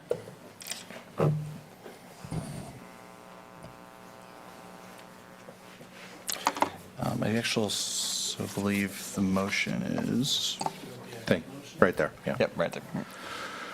Move that the Lane Community College Board of Education approve the 3-year plan to restore the ending fund balance to 10%, with annual updates to be approved by the board and regular reporting on progress included as part of existing quarterly financial reports. Decisions on amounts to budget for new investments and mitigation amounts shall be informed by upcoming planning processes and documents, including but not limited to the deferred maintenance plan, the Fund 9 stabilization plan, laid forward fund reporting, adjustable to meet changing conditions, and better or worse than projected revenues and expenses, when made through the college's normal budgeting process, including shared governance. I'll second the motion. One more second there, Jerry. sorry. The board also sets the long-term goal of rededicating savings achieved from this program to other vital areas, including maintaining the ending fund balance above 10%, funding deferred maintenance, reducing tuition and fees to be more affordable relative to peers, and increasing reserves or ending fund balance. Mr. Chair, I'll second the motion. All right. Motion has been moved and seconded. For discussion purposes, would you like to speak to your motion? Sure. After meeting, I think that we as an ad hoc committee thought that at this moment in time, this is a reasonable approach and that we're comfortable with moving forward with it at this time. It restates some things that have been stated during the presentations, that this is a dynamic document that will change in the future based upon changing conditions, that all final decisions about the budget are to be made through the normal budgeting process. It does specifically mention these additional planning processes that should help inform these numbers in future years, the deferred maintenance plan, the Fund 9 stabilization plan, and the laden forward fund reporting. It also sets some long-term aspirations to try and keep in our mind so that as we come back to this in future years, we keep some of those long-term goals front and center. And that is the motion, and I believe the ad hoc committee would be open to potential changes if there are recommended changes, and appreciate the opportunity for discussion. Thank you. All right. Now we're in discussion. Any discussions or questions? Jesse. I was one of the catalysts for delaying this, and I just want to thank the staff and the administration for letting this take a little bit longer than we probably intended for it to take. If you're going for it on a 4th down, you might call timeout and make sure you call the right play, and I think that's what we did here. So I'll be supporting this, but I just want to thank you and appreciate the work that everyone put in to make this come to a document, and I look forward to continuing these conversations to make sure that we got it right, and that we are setting the college and the students up for success moving forward. So thank you, Kara, and the president. Steve, go ahead. Yeah, I plan to support I'm not sure what it is, the motion, but largely because it seems to be an affirmation of the motion that was before us in December. I'm not seeing any significant changes from that. I'm seeing a little additional detail that has been written in, things that I would have expected the staff to have done anyways, but nonetheless, I'm glad that the ad hoc committee had the additional time they needed to get comfortable with the plan. Julie, go ahead. Well, Steve kind of raised it. It's like, I'm not sure what I'm missing. This is pretty much the proposal that's been submitted to us since September by the president and her team. So I'm just curious to the ad hoc committee in the recommendation for this. It's like, is there something that is different in all the questions you've been raising and over for months now trying to get your answers? So I'm just trying to see if maybe it might just be me that I'm missing maybe a critical piece that you were looking for that's now present in this motion that I'm missing, because I would really like to understand what it is that the difference is here. Zach, go ahead. Sure. In evaluating the documents, if we could pull up the review again and go to the 2 graphs. I think there are reasons that raised red flags and concerns with regards to unspecified cuts. I think on the other side of the situation, even if with a balanced budget, we're actually sort of moving backwards with regards to getting back to a 10% ending fund balance in terms of a percentage and in terms of the gap between where we are now and where we want to be. And I think that taking those things into account and recognizing that as there are reasons that we might want to slow down, there are also reasons that should light a fire under us to move faster. And recognizing that on balance at this moment in time, this appears to be a balanced proposal. We were able to get all of our questions answered with regards to the underlying assumptions. I think that we were able to walk through those, and my colleagues had their questions answered. A couple things that this motion does, it specifically mentions some of the planning documents that I think are going to be really important to, for me, in getting ready to approve these new investments in future years, that it calls out those planning documents, and that is supposed to help inform our decision making. And then it also clearly states that this is final decisions are going to be made through the already existing budgeting process that includes shared governance. That was mentioned in the presentations, but I think that it is beneficial for us as a board to reiterate that point for the community. Thank you. If I could just say, I really understand that some board members needed to have more time to ask questions and go into a deeper dive on these matters. The staff, I think collectively, there were about 10 of us who actually participated or listened in, and 30 plus hours or so that we spent doing this. And so just want certainly the board to understand that there was quite a commitment there.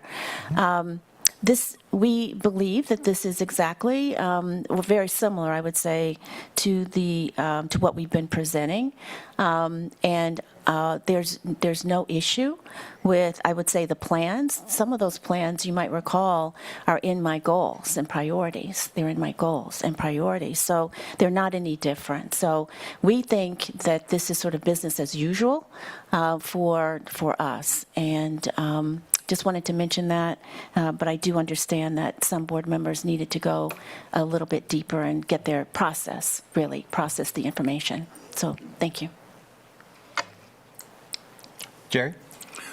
Yeah, be real honest, I'm still uneasy about this document and some of the assumptions, but I think the real action is going to be in the budget making, and this is a planning document. This is something to give us the side rails, and I think the hard work really will be done in the budget making and the budget committee and the board. Thank you. Thank you. Any further discussion? We'll go ahead and move to a vote. All those in favor signify by saying aye. Aye. Aye. Those opposed? I'll be opposed. Any abstention? For the record, the reason for my no vote is because I was really moved by the students, especially students from the Native American community.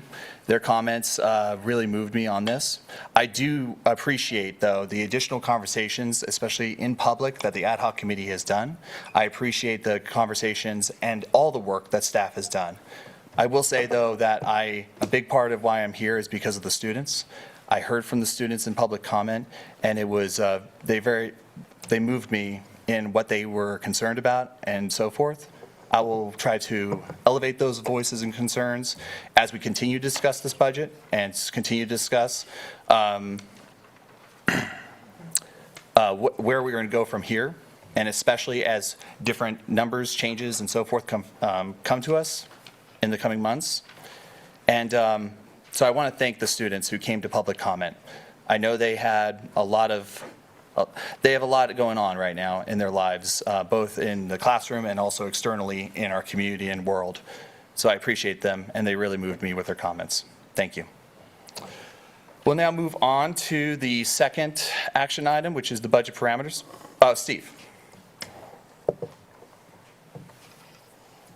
I just want to follow up on your comment, Austin. For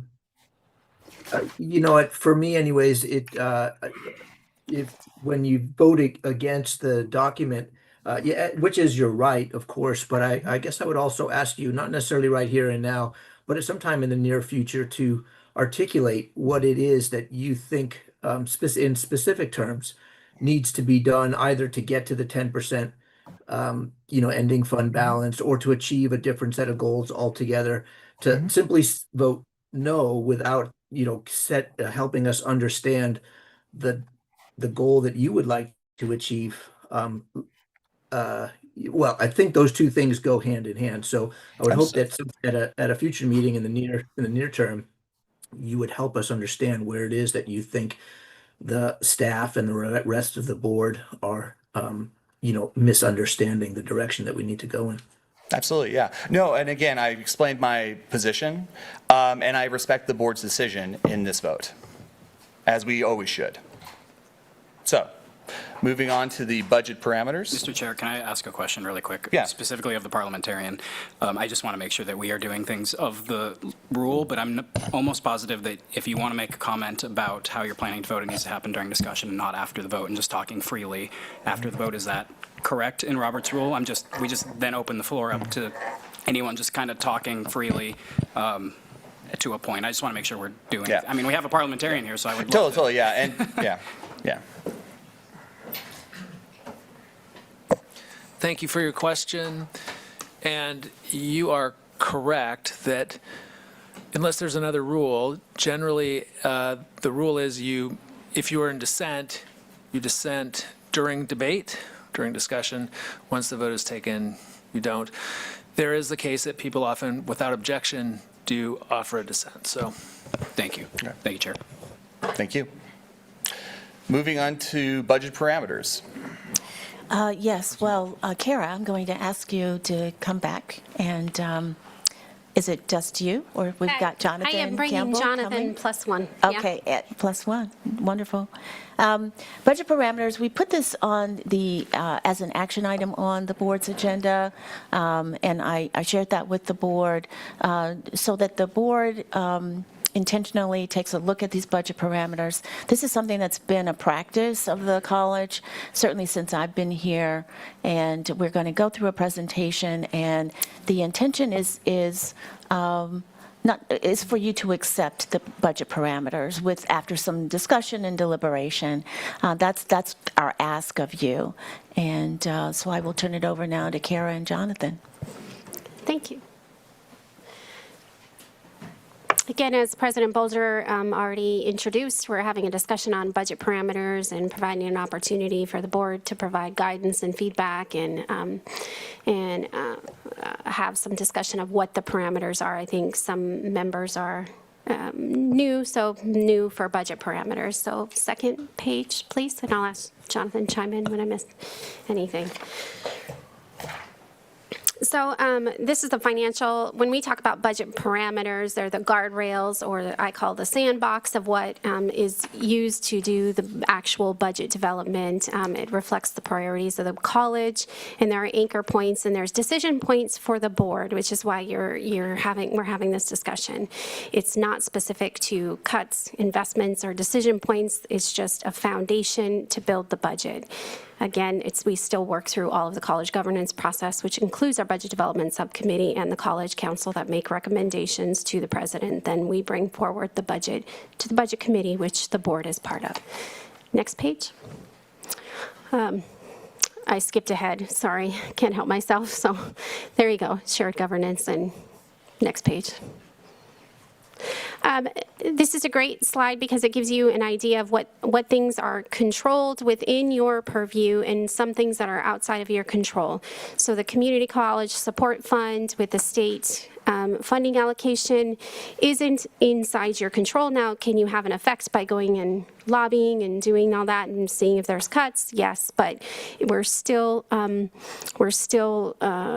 set with whatever the state allocates in the Community College Support Fund. And again, just going to keep reminding the board that in October, we were notified by the HEC that there's a potential 5% cut, which is $2.5 million per year of the next two biennium, the next two years of the biennium. So that could be up to $5 million of 26 and 25 and 26. So keep that in mind. We won't know until March. So that's still kind of looming in there. The growth cap that we've had a lot of discussion of is still being decided, and we'll bring that forward when we have more information when they decide that.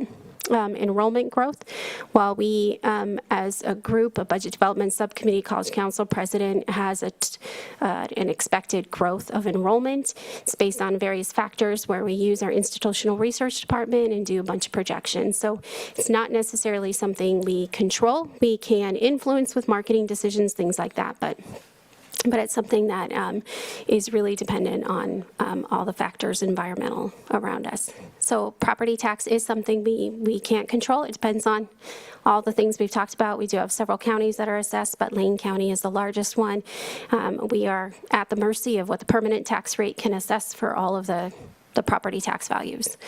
So then we get to the areas that can be impacted. The 27 tuition rate, which the board will take action on, will approve. For the record, the current HEPI, I think, is 3.6%. And Jonathan and I mathed it out. It's $5.50. It goes to 50 cents, $5.50 per credit. So for a student that takes 12 credits, it's $200 a year. Mandatory fees is another fee that will be set by the board. I believe we're not looking at making any changes to mandatory fees at this time, so it will still be approved by the board. The board does have an option of just increasing or decreasing it, but there is a recommendation from the college, right? You could artificially do that. Student group fees, which student leaders, President Hampton here has worked through a group and they make a recommendation and the board has the final approval on that. And it can't exceed a 5% growth per year, right? Is there questions about things on this slide? I went through really quite quickly. Go ahead, Zach. This is probably not the right time. I'll send a follow-up question later. Yeah, go ahead, President Hampton. Okay, I just wanted to make sure I hadn't asked this question before.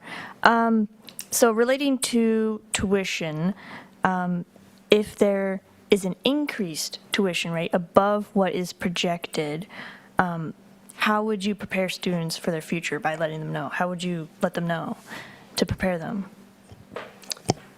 Well, I think historically, and I'm looking at President Bulger to see if something's been differently, because this will be my now second year here. We do put a notice out. We do talk with student government when we have a proposal, and that is brought to the board where you'll be here for that. So we would put a notice out and let students know. And I think there's probably another process that maybe the registrar's office does as well. But we do put that out there on the internet, and we do ask for student feedback. Yeah, I think it's about, thank you. Oh, excuse me, Go ahead. Trustee. I think it's about timing, too. We try to give students notice, isn't that right? I was looking at Dawn Whiting on that. We try to give students ample notice to be able to plan for that. Go ahead, Thank you. Sorry, I changed my mind to go ahead and ask now. Previously, we had a decision around fees for online students. Someone raised concern in public comment tonight about how that ends up meaning that online students can't vote in student government elections or access campus resources. I think we should potentially revisit that decision, follow up afterward, and try and get some clarity around that. I was wondering about tuition rates for nursing specifically. Nursing's a very high demand area with very high wage potential for graduates. My understanding is that we are not allowed to let in everyone, we don't have space to let in everyone who is qualified to begin participating in that program. Has there been thought given to potentially increasing the tuition for nursing students so that we could expand that program and have more nursing students attend at Lane? And I'll let Jonathan chime in if he has something else, but we do charge the same credit tuition rate to all students, so one credit is $149. But we do have differential fees and course fees that are outside of that. So the nursing program has specific fees that are separate from that go into their, what they call them ICP accounts, right? And that's where they spend some of that. So there is a separate course and differential fee that nursing students are assessed. Can we talk about the process for that, for setting differential fees? Dr. Tinkham, is that possible? Is that something that you can speak to? Grant. How differential fees are set? Oh, I didn't see Grant Matthews back there. Yeah. Excuse me. Okay. I think that was part of your question, is sort of the process and how is that done? Differential fees go up at the same rate as whatever the board would approve for a tuition rate increase. That's historically how we have done it. Okay. I guess my thought process here is that, nursing programs is one of our most expensive programs to run. My understanding is that the tuition and fees does not cover the full cost of attendance for those folks. But it's also an area where our local economy needs nurses. The folks that get in the nursing program and graduate are actually going to be able to pay off their student loans with the high wages that nurses make, and that maybe we need to think outside the box to make it so that we can afford to expand that program, can measure it with the need in our community. I can report right now, we have the largest associate degree nursing program in the state. And growing a program, there are many variables. And one is available clinical sites, and also the availability of faculty. Nursing programs generally cannot be grown easily, but we do have one of the largest and one of the most responsive in the state. And we also have a relationship with Peace Health that they pay for a number of our faculty. I believe we have a $500,000 agreement with them. So we are working in partnership with our local healthcare providers in order to afford the faculty. But it is, yes, I mean, it is not as simple as just growing it. There are just so many, nursing is very expensive, and we have to look at a number of variables to make sure that we can grow it. Thank you. Julie, go ahead. Well, I just wanted to, Dr. Tinkham's there and we were talking about the nursing program and how expensive it is. I just want to offer a kind of a counterbalance to that is that, the governor just sent out a letter to HEC, and one of the things that she asked all of us to consider while we're having these budgetary conversations and kind of strains on availability of funds is to keep things affordable.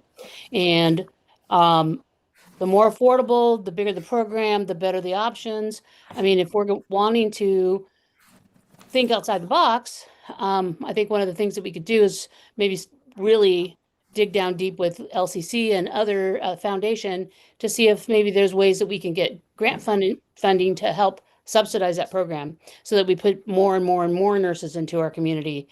So before we start raising tuition, because I think that we have raised tuition way too many times in the history, as I went and did a deep dive into the history of board actions on tuition, where they increase it and increase it again in the same year. I think that's why we're up there at the highest and second highest in the state.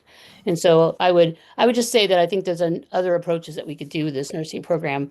And like that, if Dr. Tinkham has any other comments about that, I'm fine with it, but that was just my statement. Thank you.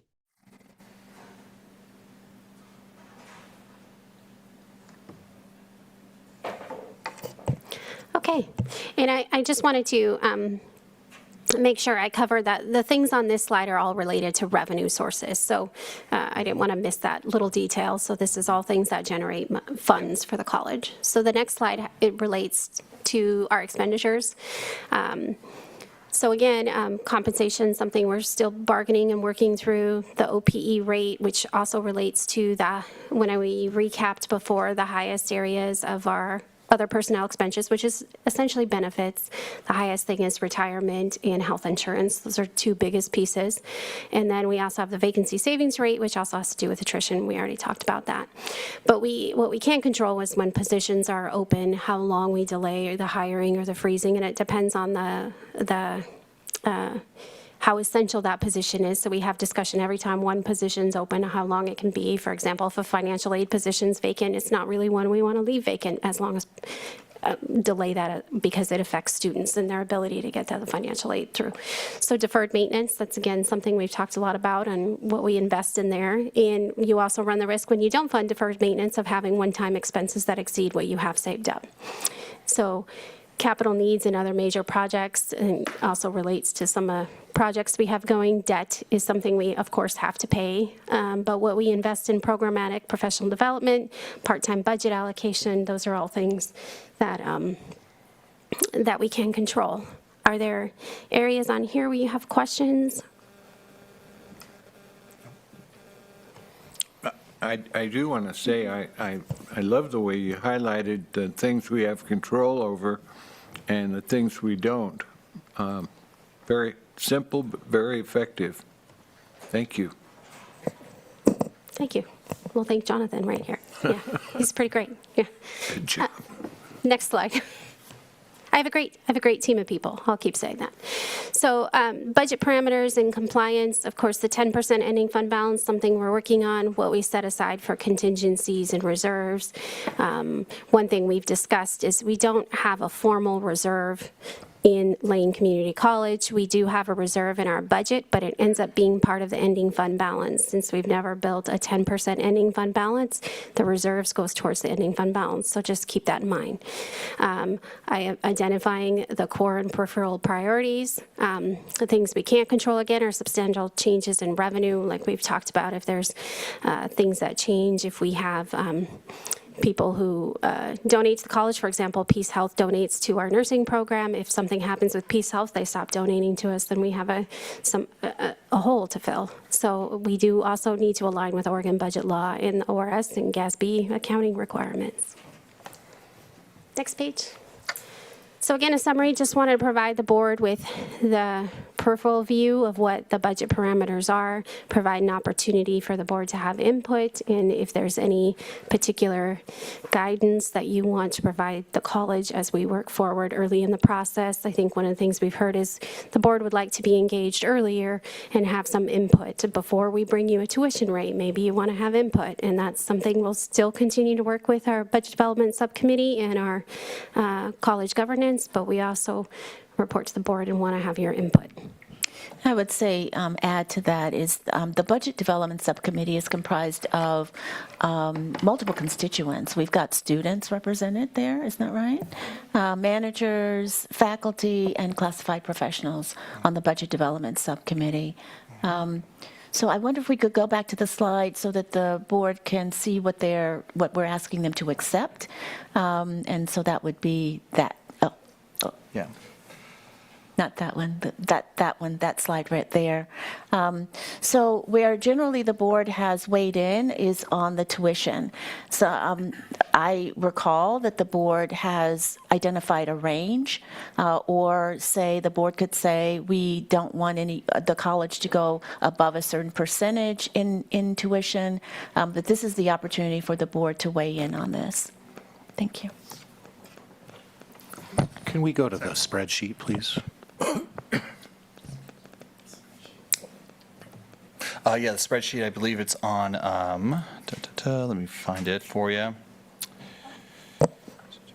On the last slide? The reference. Yeah, the last slide. Oh, no. Or the second to the last, yeah. slide 10. Or no. That was it. Slide There 10. it is, yep. I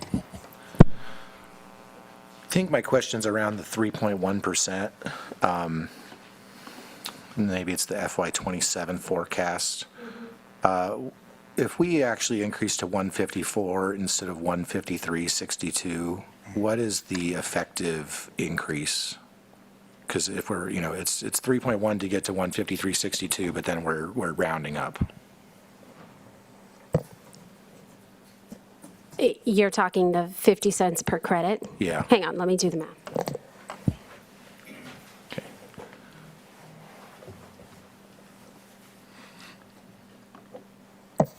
101,000. Wait, what? So if you take 50 cents times the total student credits we have for that year, 202,386, it's really going to be half of that. That difference is It's about $100,000. Okay, Yeah. what I was asking is, what is 154 divided by 149? What is the percentage increase annually? Oh, that's 3.1%. I thought 153.62 is 3.1, right? Yes, but it is 153.62, but the board policy says we round up to the nearest 50 cents. So we can also go down to 153.50 instead, but there's a board policy that we round up to the nearest 50 cents. So that's why 3.6%, I think, gets us to 150. It looks like it's about 3.35% with that, the rounding up the 50 cents. My main thing is that we want to stay below HEPI if possible, and that ideally over the long term, we're going to be growing less than our peers. I think it might also behoove us to begin tracking, other peer institutions' tuition rates versus ours. Like maybe we can do a retrospective. Obviously, we have a lot of budget issues we're dealing with right now. We just approved some parameters that include these, so I don't want to start mucking with it right now, but obviously next year, but maybe not, but definitely in future years, this is a number we're going to continue to want to watch and ideally keep below that HEPI index from my perspective. Yeah, I would encourage the board to not only take a look at the tuition rate, but also it's the total cost, so tuition and fees. Because if you're going to compare, you might want to compare more apples to apples. So that would be tuition and fees, isn't that right, in our state? Yes. I'll add that fees are kind of, they're different from institution to institution, whereas some have a universal fee, some have different fees. We have combination of fees that might not line up, but when you take the whole package, we try to compare. We do have that with our OCCA business officers group. We do talk about that at every meeting and talk about what they're thinking about, and we track it retrospectively, so we could bring that information again. All right, we'll move on to Steve. Go ahead. Yeah, we'll move on to Steve and then Jesse. Steve, go ahead. Yeah, thank you. Just confirming real quick, President Bolger, you were asking for comment, feedback, whatever, on the proposed tuition increase for FY27 right here and now. I just want to make sure that that's where we're at right now. Yes, just guidance from the board. So it wouldn't be a rate that you're approving at all, but just giving the college some guidance as we are in the budget planning process. Okay, thank you. So yeah, I generally agreed with what I heard Zach say just now, that we should be tracking whatever what our peers across the state are doing, and I get that it's a little complicated because with the apples to apples, once you factor in fees to, because the aviation program, we were just told, nursing program, they pay differential fees, but nonetheless, you'll figure out some way to give us some apples to apples. The additional, and like Zach, I think I heard Zach say, is reading between the lines a little kind of uncomfortable with being the second highest in the state, or at least I certainly am. And I would rather see us, slow our tuition increases to something less than, that 3.1%, so as to mitigate that over time. Not do it drastically. I get that is difficult, but I'd like to see us get to the middle of the pack over time. And I'd factor that in as a priority of the board if other board members would join me. Jesse, go ahead. So a few questions. The term HEPI is very new to me as a new board member, so can you get a real quick Cliff Notes of HEPI? Jonathan? This is where I am going to defer to Jonathan because he has a lot more history with this. So the HEPI is essentially the inflation rate for just higher ed. You take core inflation and you strip out all the things that are related to just higher education. Commonwealth Fund does an analysis every year, and they release it about December. We can forward that packet to you that talks about all the costs for the whole industry across the board. Yeah, a little light reading, that'd be great. It's really great. It's pretty thick. The HEPI stands for something. Higher Education Price Index. I have google.com available. I was like, that sounds great, but what does it mean? So I appreciate that. One other question, I guess everyone's kind of talked about comparators and like tuition rates. Is that easily accessible, that you all have already compiled that? That is something that we can be sent? I would just love to see kind of where the other ones are at and what might be the factors for why they're there. Yes, we do have all the current rates. We don't know what all the other colleges are looking at setting yet, but we do have what this year's rates are, as well as any universal type fees. We can send that to President Bolger. That'd be great. And then I have one last thing, and perhaps Board Member Weisman might know this because she did all the research, but when was the last time we didn't actually increase tuition? Okay, thank you. While you're looking that up, is it okay if we move on to? Yes, please. Excellent, great. Julie? No, I didn't find that. But what I did find, and thank you for that tee up, is a request that I would like to make, if I can, is I'd actually like to know in the last, let's go back to 2019 and like the last, 8 years, 7 years, something like that, that just gives us an idea of what have we been doing with tuition? Because I saw a couple of times where the board, like even in 23, made a decision to increase tuition again. And then because they didn't have any money and they weren't sure if the state was going to give money, I'm paraphrasing and I might not be getting it right because I read a lot of stuff, but they said that they would come back and readjust that number if the state actually came through with the money. And they did. The state came through with the money and realized it, but I didn't see any evidence of that tuition rate going back down. And and then in 2019 saw it, 2020. So it's like, and fees went up. So I'd like to know what we did like this to get us to where we are. Is it possible that the rest of the state didn't do that while we were doing it? And maybe there's some way that, we can take a look at it. That doesn't necessarily mean that it fixes our budgeting process. I mean, $30 million is $30 million. It's not a chunk of change that I want to debate too heavily, but I hate putting this budget balancing on the back of students when our inflation's going up, it's getting tougher, everybody's trying to get a job and things like that. It's like, I want to make sure that we're being really appropriate and not kind of bailing out our budget on the back of students. So that's just my thought. But if we could get a history of what we've done with fees and stuff like this, that would be really great. And maybe there is a time when we didn't, in there too. I think it goes back quite a ways. Brett's seeing information where 11 to 12, it was paused. And then before that, it was. They did not raise tuition for a period of 3 years from 1998 to 2001. And unfortunately, that led, according to the board at the time, it was the result of why they had to make such serious cuts during that recession around 2003.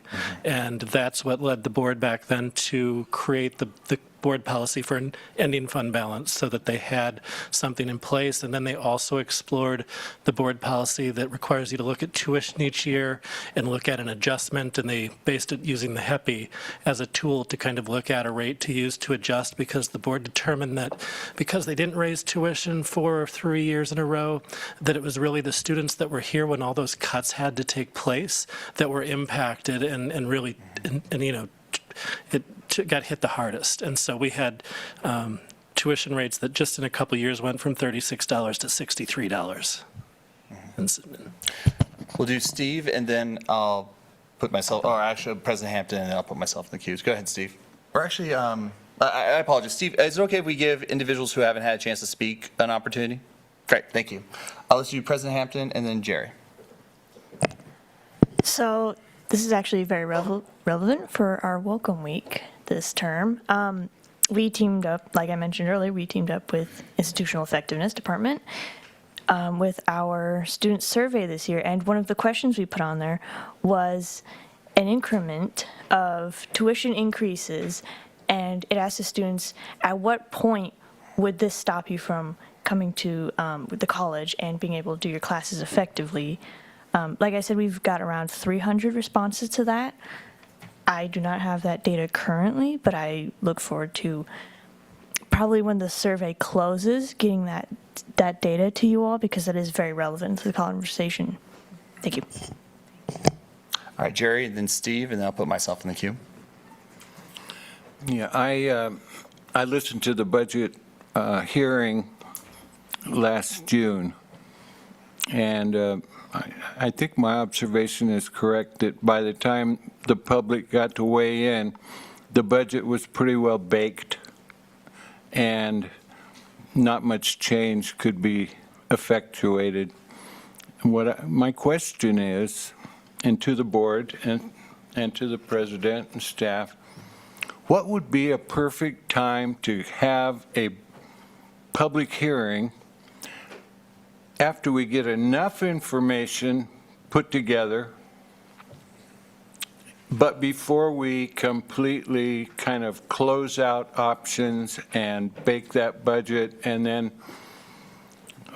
you see where I'm going with this? I'd like to let people weigh in on the choices about tuition, mental health, that we've cut back, and let people see what kind of choices we're grappling with, and then weigh in. And I think that would be instructive to the board. I'd also like to point out that the county, and I think probably the cities, kick off their budget cycle with a public hearing, and then there's another one at the very end. So what do you think about those ideas or questions? Anybody else want to hear from the public on the budget?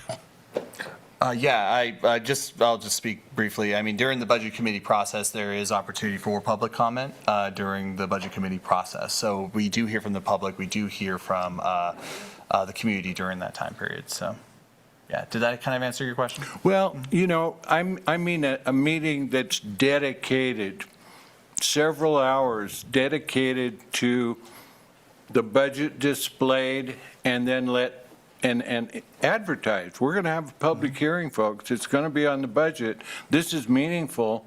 It's going to affect you. It might even be your chance to talk about tuition and other things of vital importance to you. And so I hear what you're saying, Austin, and I appreciate that. And I know you're in favor of public comment, but I'm thinking of a dedicated public hearing to the budget.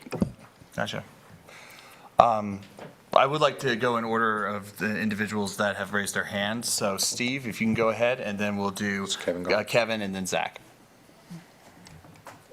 I'm willing to, kind of move myself a little down in the queue if folks wanted to respond to what Jerry had to say. What I was going to say was going to take it in a different direction.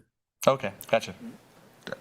Zach, do you want to answer? Well, we do have public comment periods at the beginning of each budget committee hearing. It sounds like Jerry was asking if there's opportunities to weigh in before that, which my understanding is before that it's the budget development subcommittee and the shared governance process. And I don't really know if there's a way to include, the public in those conversations in a meaningful way. Just thinking out loud. Okay. Let's go to Kevin and yeah. Thank you, Chair. A couple thoughts. I wasn't going to weigh in on Jerry's comments, but to say or ask the president, who's sitting right here, how she would think about that, how that would mesh or not with the established budget process that we have. So that would be my question to the president. Sure. I'm happy to give my thoughts on that. This is the third institution where I've served, and I've never seen that before. I would say that the public comment period in meetings like this, the regular meetings that the board has every month, is that opportunity. One of the things that we've said is that we're going to bring back all of the proposed reductions, I believe, in March. And these meetings are noticed. The public sees the board agendas. They see the entire board packet. And that is their opportunity to come to Lane to talk about what they care about, to give the board and me their input and their feedback. Internally, we have a process that we're engaged in now, and I believe we started that process in about November.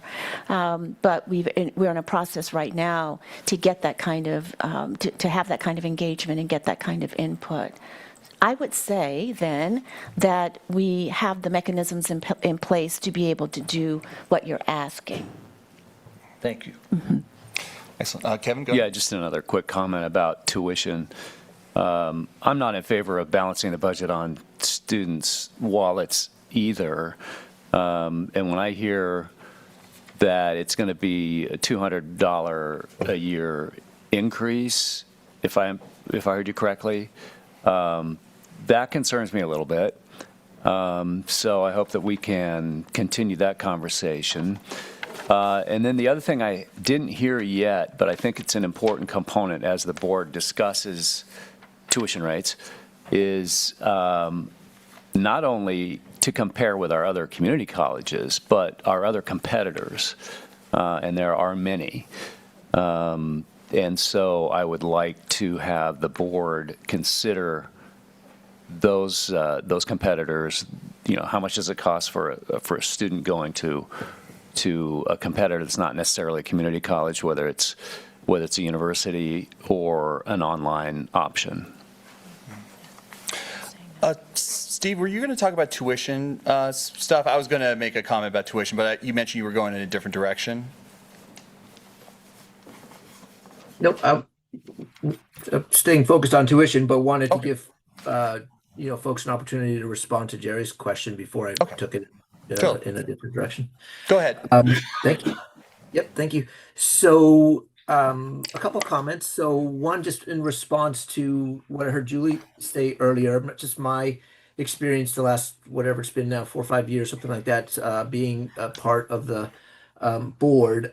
What I have seen is us actually, in my view, moving in a good direction. Whereas the first couple of times I went through this process, a budget would be developed, and it would be said to the board, and all we need is X% tuition increase and then everything will work out, right? And that, I think, didn't feel so good to several of us. I think that's what you would agree with. And so we have been moving to a place where we establish sort of the max that the board would allow the tuition to be increased by up front, so that becomes a real parameter, and we see that reflected in the discussion tonight. So I think we're moving in a good direction. I'm pleased to see that.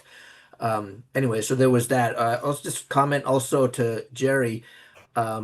While it's not an invitation to the community at large to participate, we do have the budget committee, right? And twice in the time that I have been part of the board, including last year, there were massive changes made by the budget committee. So I don't think we can say in fairness that it comes to us at that late stage and it's baked.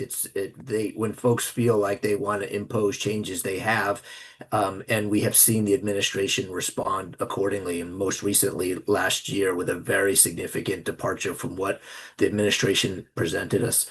And anyways, then lastly, the comment that I wanted to make, something I've been advocating for, I'll take the opportunity to do it again, is at the U of O, there's something called, I'm going to get the acronym wrong, but something like the Tuition Advisory Committee, right? So it is a group comprised of administrators, but very importantly, student leaders and others. And they go through a whole process that results in a recommendation to the president and the board for what the tuition increase, if any, ought to be. I have been advocating that we take up a similar process at LCC, so that we have legitimate student voice represented in it. It's not just something that we are imposing on them, but something that they are supporting and helping to develop and agree to. And it sounds like Amelia's helping move us in that direction with surveys. I really appreciate that. But I have asked, and I will continue to ask, and honestly expect that the administration honor that agreement. I want to see, I don't want to just simply be asked, and what will you tolerate, and here's what the HEPI recommends. I want to hear our own student body president, co-lead with support from the administration, a process that results in a recommendation to the board. Really appreciate you saying that. Just wondering if the entire board would agree with something like that, and can we move in that direction? Okay. Okay, thank you, and thank you. Excellent. Yeah, in complete agreement with making sure student voices are heard. Students are in the subdevelopment committee too, and I remember that we had difficulty with scheduling and making sure that students are able to attend that. So I think that if we provide additional care in that, that would be beneficial. I wanted to talk about tuition just briefly in regards to when I was on the Klamath Community College Board of Directors, 3 of the 4 years that I was on that board, we did not raise tuition. I was in my early 20s, and that was a great pride for me until I saw the impact it had on staff, student resources available to students, and so forth. We saw classified professionals having literally 3 jobs as opposed to their sole job.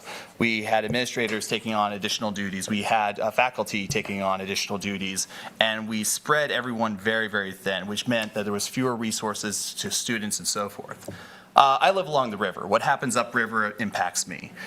So yes, we are talking about like, hey, we don't want to put this on the back of students. We don't want to put this on the back of our workers, administrators, and so forth either. We don't want to put it on the back of resources available to our students, the wraparound services available to our students. So as we have this tuition conversation, and as we are looking for this number, and especially as we look at what our students' needs are, that we keep that in mind as we have these conversations. So anyway, I just wanted to bring that up. Zach, go ahead. Can we go back to that spreadsheet for a moment, please?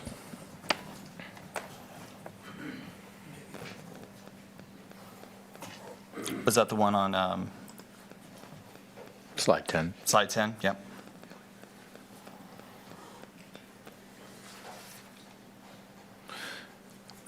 So just for the out years with the personnel vacancy rates, this is something we would be making up by actually budgeting the funds, correct? Would we continue to project a personnel vacancy rate, or would that be projected at 0% in future years?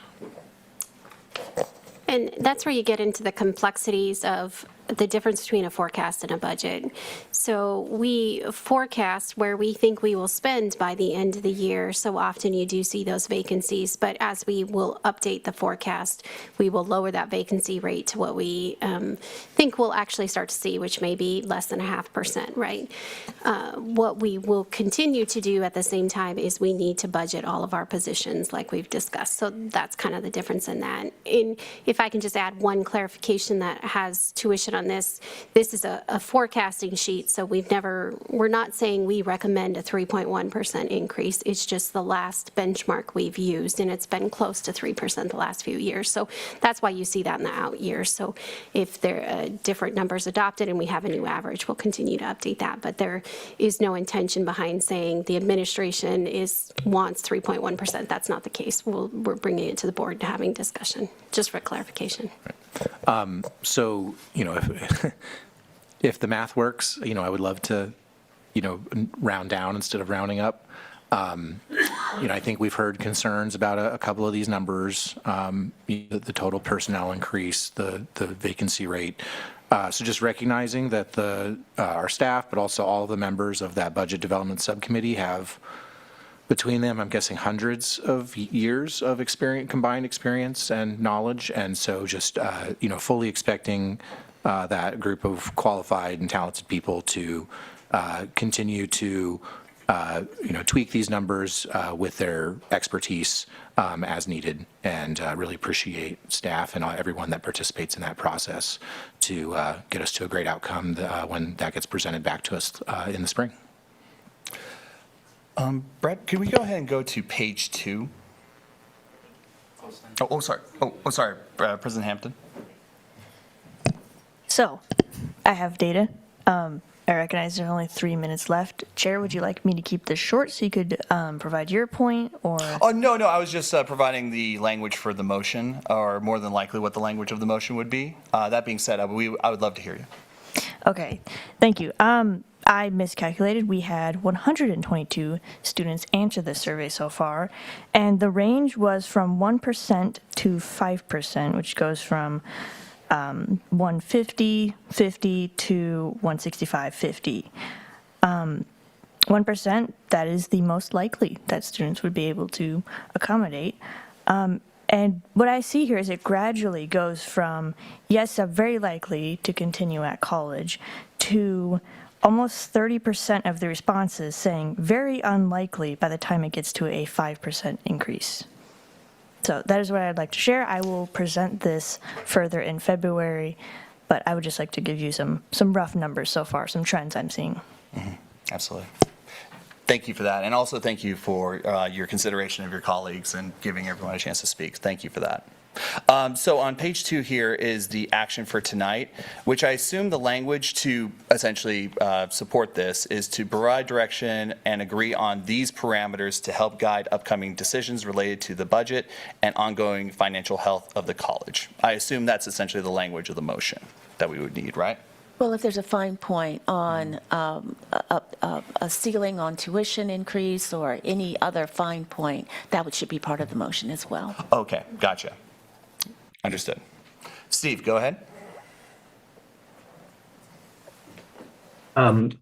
Yeah, I won't try to massage the motion exactly just yet, but my fine point is that the budget parameters that we're being asked to agree to include a recommendation from the institution, which includes student leaders on what the tuition increase ought to be.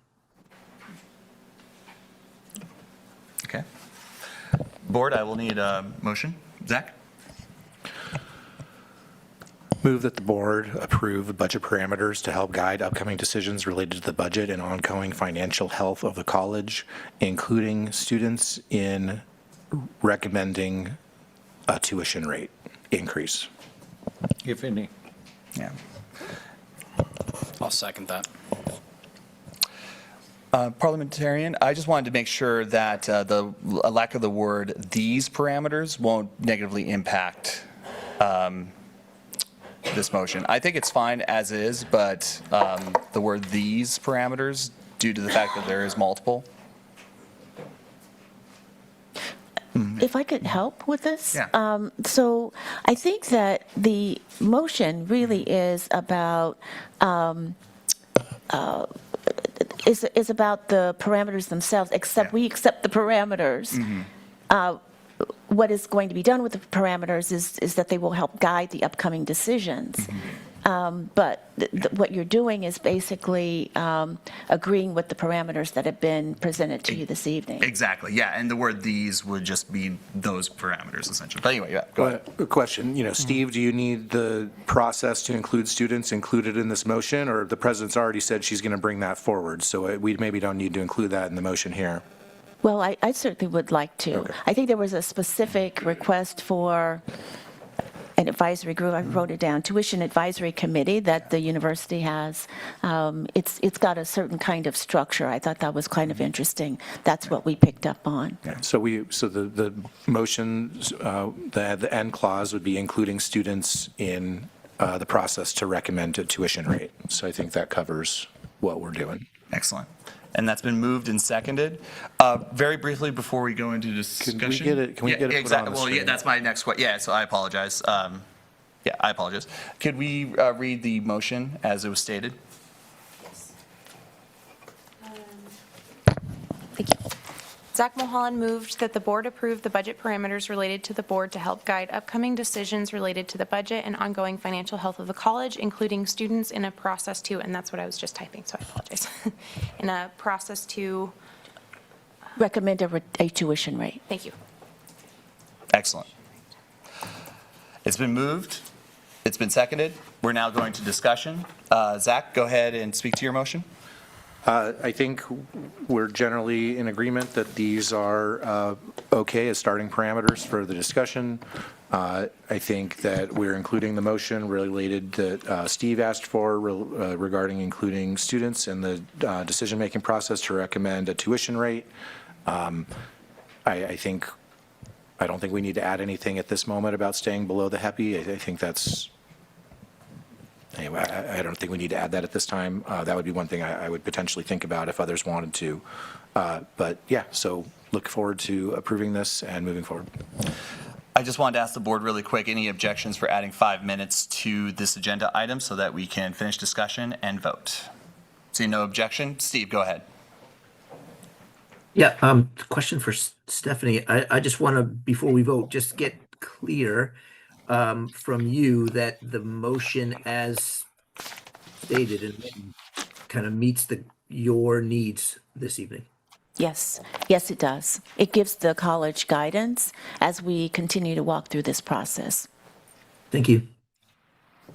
Any further discussion or questions? President Hampton?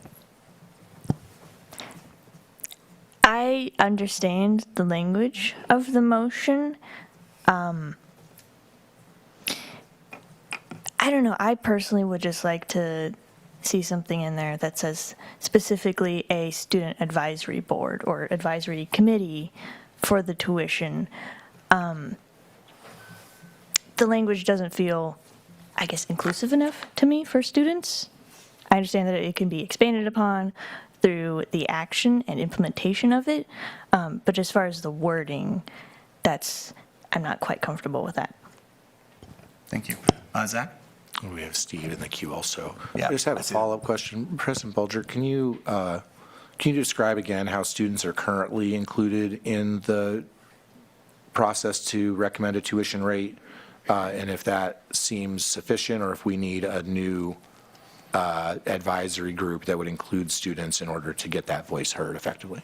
I can say we've been refining that process since I've been here. As the Student Government Association has become stronger and stronger, and I might need some help with this, but I think that in the Budget Development Subcommittee, there is a tuition rate that is recommended, and it goes to the College Council that votes on that, all of the ways to budget balance the budget, and then that comes to me and it goes to the board. So that has been the process. There are 2 students, I believe, on the Budget Development Subcommittee. Are there 2? And they are coming. They are coming to the meetings. And so we're very, very excited that we've got that kind of student engagement. This tuition advisory committee, the way that I understand it's structured, is it's representative as well, but they focus on tuition, the tuition rate. We're at time, Steve, but I would love for you to have an opportunity to speak. Yeah, thank you. So we're suddenly discussing, what might be a tweak or in the process or a new process in response to Amelia's concerns. I guess for me anyways, it feels reasonable to give President Bulger and her staff until next month or until whenever it is in the next handful of weeks or perhaps next month when we meet to, explain to us more fully what, how they plan to meet the request to, fully involve students in the tuition recommendation. And then, of course, President Bulger just sort of gave that to us off the cuff, but I would be fine with giving the administration a little bit of time to think through what tweaks, if any, they would want to make to that process. And we'll consult with the Student Government Association president, vice president about that as well. All right. Okay, go ahead. thank you. All right, we are at time. Let's go ahead and move to a vote. All those in favor signify by saying aye. Aye. Those opposed? Any abstention? The motion passed. Thank you. We're now moving on to discussion items. Chair, could we take a 5-minute break? Yeah, 5-minute break has been requested. We will return at 9:11.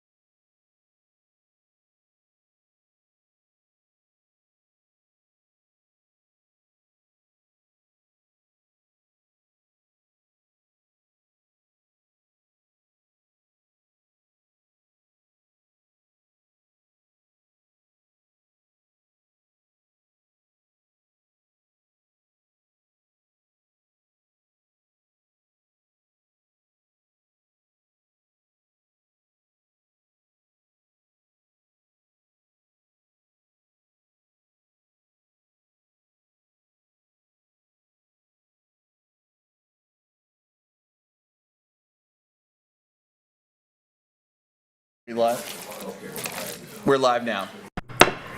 All right, we will call this meeting back into order. We will now move on to discussion items.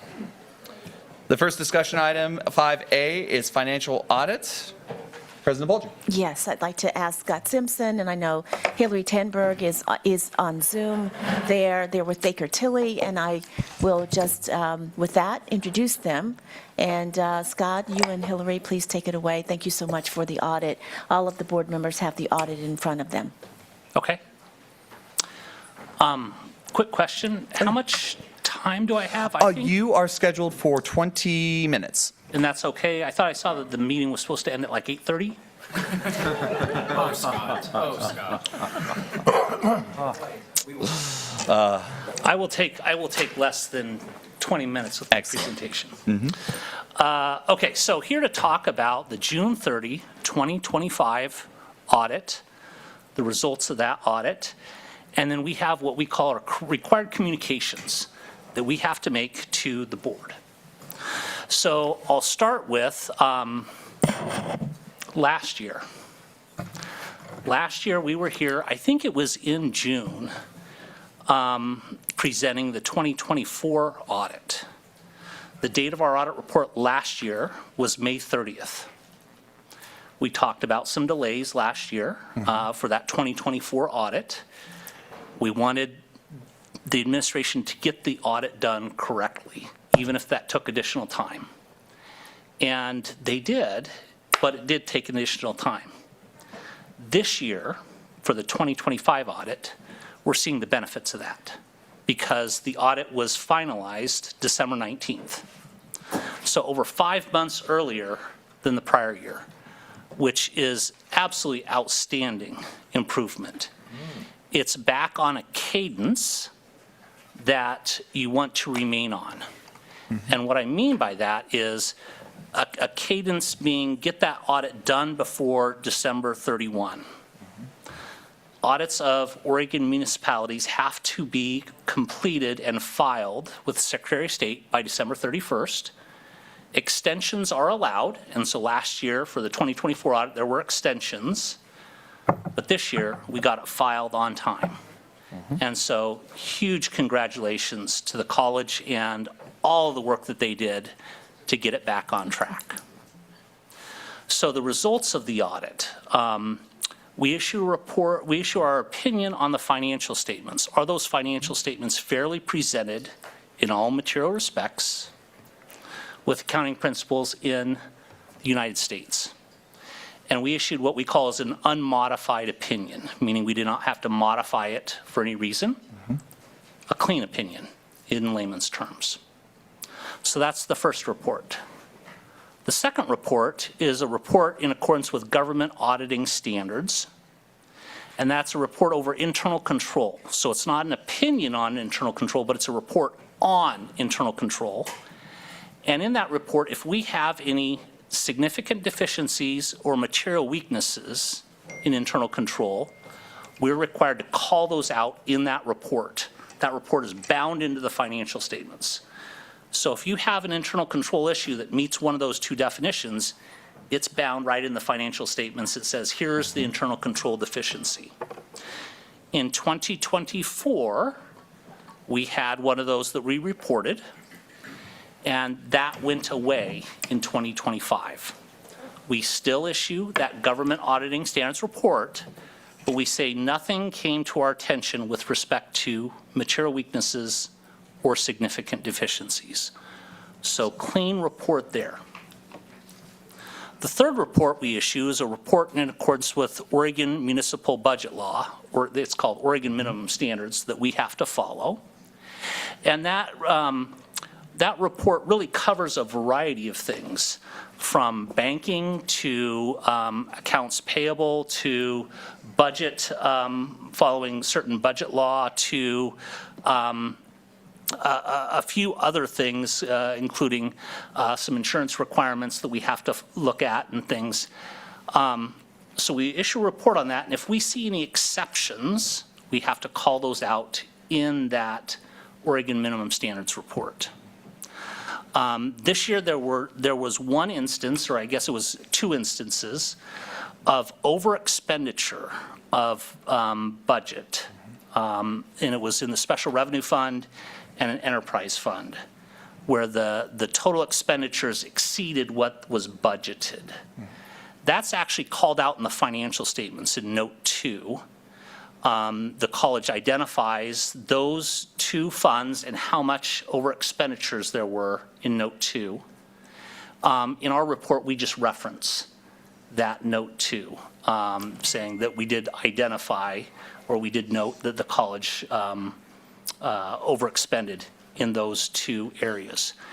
In all the other areas that we were required to report on, we did not have any exceptions for the Oregon minimum standards, Oregon budget law. So clean report there. So all in all, when we look at kind of all of that, clean report on the financial statements, no internal control exceptions to report, and in respect with Oregon budget law and that Oregon minimum standards, only one item which was already identified in the financial statements. So really, and then I'll say on top of all that, issuing the audit 5 months earlier, really, really clean. We do have, and I think this was sent out to the board, we have a document that's called the Communication to Those Charged with Governance. And it's a document that outlines all of our required communications. And it's to protect us if something goes wrong. It's to protect you as a board to see those. We are able to go through those verbally as auditors or in writing. And last year I went through all those verbally. This year we sent you a document in writing. I'm going to go through those pretty high level verbally as well. And there are things like scope and timing of the audit. Did the audit change as far as the scope or the timing? Last year we talked about timing because it was delayed. This year timing went according to plan. Talks about responsibilities. Our responsibility is to audit the financial statements put together by management. We were able to fulfill our responsibilities. Management was able to fulfill their responsibilities. Were there any disagreements with management that didn't come to a successful resolution? If there were, we would need to let you know. There were none. Did management consult with other accountants? Maybe they didn't like my answer on how they needed to account for something. They call up another auditor. That's allowed, but we would need to be in contact with that other auditor. You would need to be informed as a board. That did not occur. If we identified any instances of fraud, we need to let you know. That did not occur. One of the, and then there are a couple things on the financial statements and footnotes. The financial statements that you guys have do contain accounting estimates. So not every balance can be confirmed with like a third party. So depreciation is the easiest one to talk about as far as an accounting estimate. There are certain footnotes that are very important to look at and go through. We've identified that in that letter. Also, if there are any instances where we're doing the audit and we identify an adjustment that should be made, if that occurs, we would need to say we identified this adjustment and the college made that adjustment. We would call that out. There's also a section called past audit adjustments. So something that we would identify and management said, well, we're not going to make that due to maybe the time or just the immaterial nature of that adjustment. We did have one of those, and what it had to do with is capital assets and just how capital assets should have been recorded. It would have increased your assets and increased your liabilities. So it would have grossed up assets and liabilities by the exact same amount. No impact to net position, no impact to your income statement or statement of revenues, expenses, and changes in net position. Dollar amount was immaterial given the scope of how large the college is as a whole. Management elected to pass on that. We agreed. We saw no reason that they needed to do that to make the financial statements totally, or I should say materially accurate, so we agreed with that. We call that out in the letter just so that you're aware. And then if there were any other, I'll say unusual items that concerned us during our audit, there's kind of a blanket, I'll say, disclosure in that letter that we can identify those. And we did not have any. So all in all, the communication letter to those charged with governance, very clean. And the last thing that I want to cover, there's another piece of the audit that we've done in the past, and we're doing this year. That's the compliance audit, the audit of federal funds. The guidance for that comes from the federal government didn't actually get released to auditors and entities until it was actually the day before Thanksgiving. They kind of snuck that out there. We still need to complete that student financial aid audit. We've done the bulk of the work. We just have a few things to wrap up, and that should be done, I'm hoping, within the next 4 to 6 weeks, and that'll be finalized. That audit is due to the federal government by March 30th. So there's plenty of time. We'll get that done either end of January or beginning of February, get that filed with federal government. That piece of the audit, sometimes referred to a compliance audit or single audit, is not a required component that needs to go to the state of Oregon. So we've, the college has fulfilled all the responsibilities to the state of Oregon. That last piece just goes to the federal government. And with that, I'm happy to answer any questions. Any questions in regards to the audit? I do, unless anyone else does. All right. Actually, two-part questions. Sure. One is related to this audit, and another is related to actually a different audit with KLCC. Great. Yep, thank you. In regards to the financial statement disclosures, for Note 7, long-term debt, and Note 8, pension plans, Yes. Can you go a little bit more into that, please? I would probably call up Kara to go through that. Excellent. Or Megan. Oh. I'd like to introduce Megan McGowan. Megan, please. I'm not sure that the board knows Megan. We keep Megan hidden because she's so great. Megan is an accountant. She's our controller. And this is Megan McGowan. Megan, would you help us with answering the question? Thanks. Okay, thank you. Thank you. Do you have specific questions about those notes? Yeah, then the long-term debt, is there anything in particular that would be useful for the board to know in regards to this audit?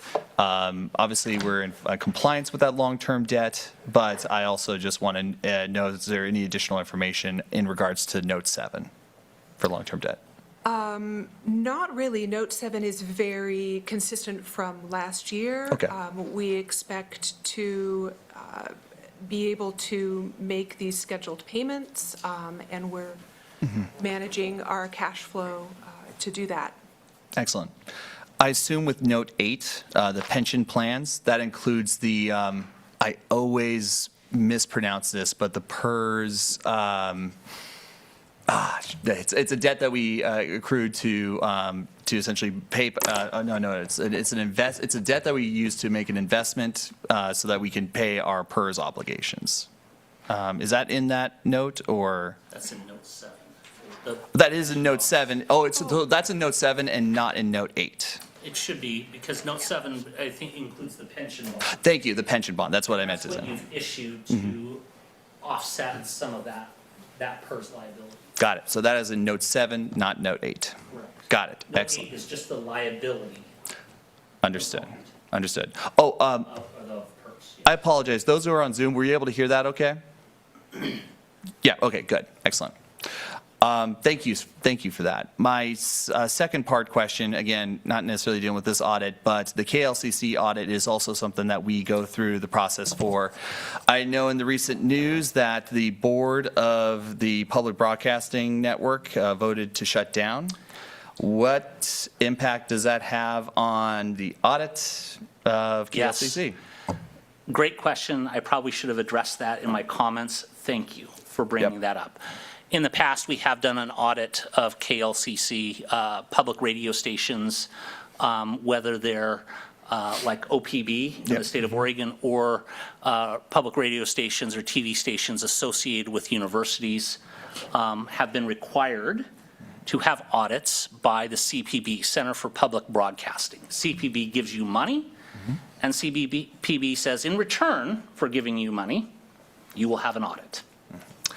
CPB shut down, the Trump administration shut the CPB down in the summer. They put notice of. That actually occurred, I think, in the October timeframe. And we have received communication from CPB to numerous of our radio station television clients that has said, you do not have an audit requirement because you're no longer receiving money. Got it. Number one. Number two, you don't have an audit requirement because there's nobody to submit the audit to, because the organization, the agency shut down.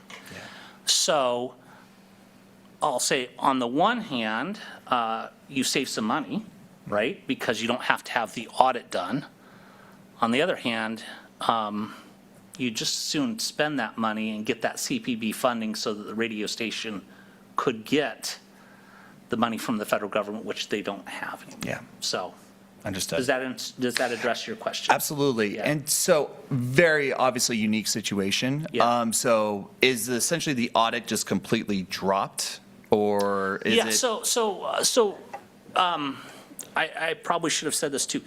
The radio station is already embedded in the college. Yeah. So the radio station, the funds are subject to our normal auditing procedures from the college already. Got it. Okay.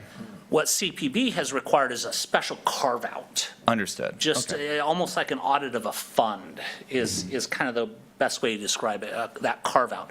That carve-out does not have to happen anymore. Understood. So we didn't even start on the audit. It's just kind of dropped. But the radio station still is part of the university or the college and subject to auditing procedures. Excellent. Thank you so much for the clarification of that. I'm glad I brought it up, because I remember when we first had our conversation when I came in as chair, these conversations were just getting started of defunding public broadcasting, and this was a very real threat. And I appreciate finding out what exactly happened in that situation. I think it's very informative for the board and for the community as well, that it is still part of the auditing process, but there's not a carve-out in that auditing process. Thank you for letting me ask those questions. Steve?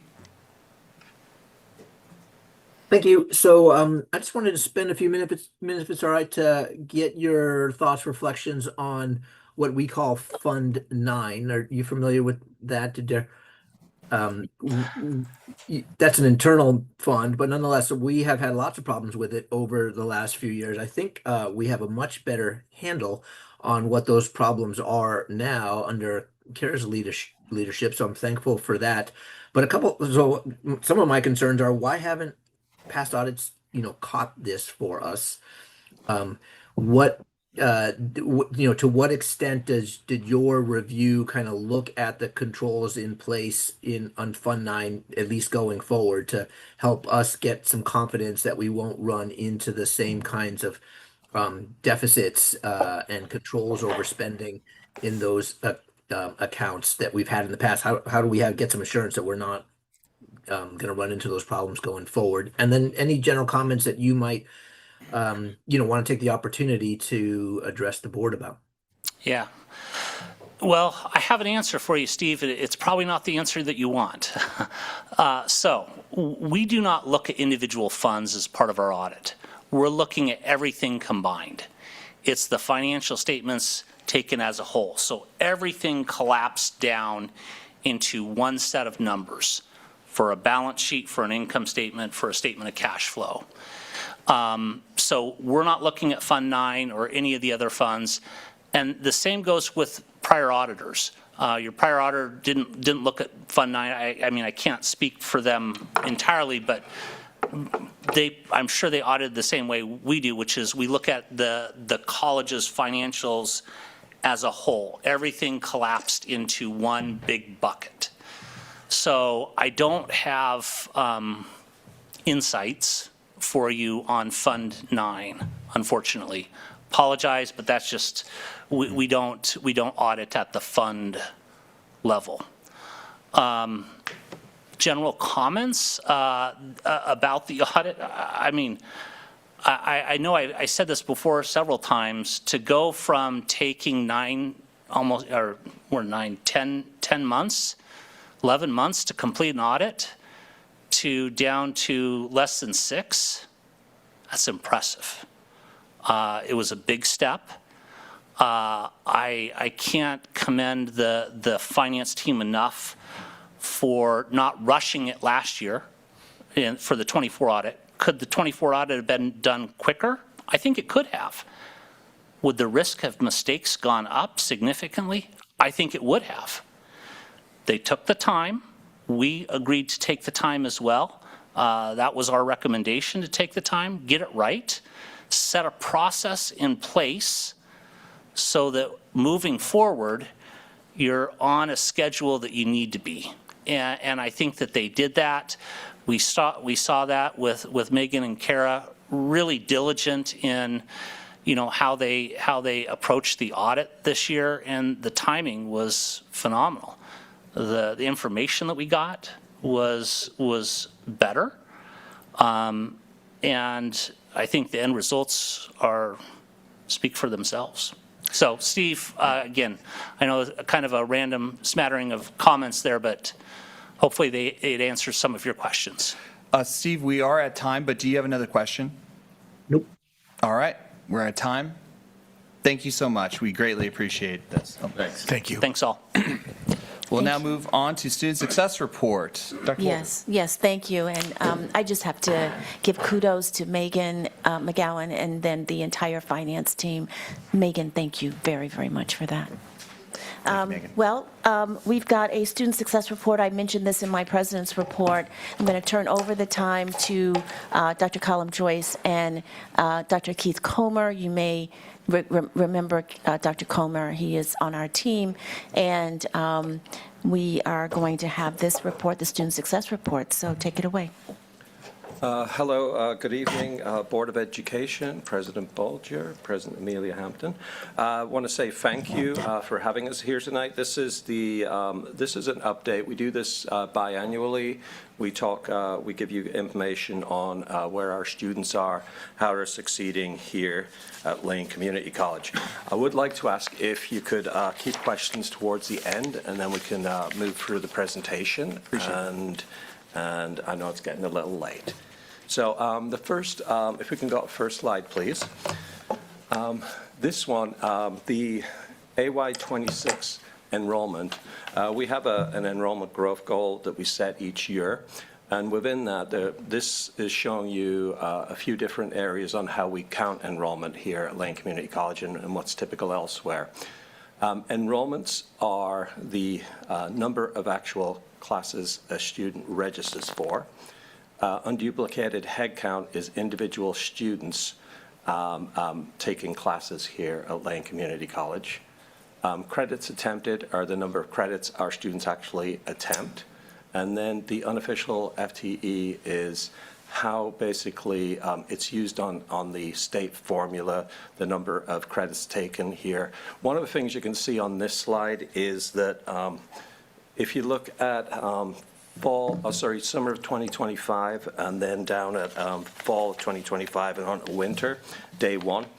This is, the two first columns are final numbers, so those are at the census date. You'll see we have seen a little decrease in the number of students who are registering here at Lane Community College. The number of students, if you look at winter 26, and this is day one, this is this week, we're up actually 4% in unduplicated headcount. That's the number of students registered over this time last year at winter.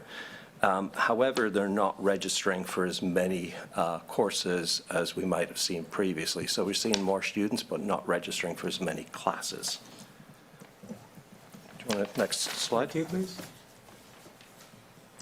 This shows basically what percentage of students are taking how many credits and completing in a given year. And for both students' sake and our sake, the more they take and complete, the better off everyone is, because that's more revenue for us. And for students, those who complete more courses, especially more than 30 per year credits, are more likely to be retained and to complete their degrees in a timely fashion. So that increase over time in the last 5 years for us actually is really good news. And the fact that that's gone that way, and we've maintained the folks between, 15 and 30, and we've seen a tail off in the folks taking fewer, is really important for not only what students are taking overall at the college, but also their pathway success. So that's a good sign for us. Yes, could we get next slide, please? So this is Lane's fall-to-fall retention, and this is for students who are coming in fall term, and how many of them are still enrolled in the next fall term. So this is one of the leading indicators of how well our students are doing.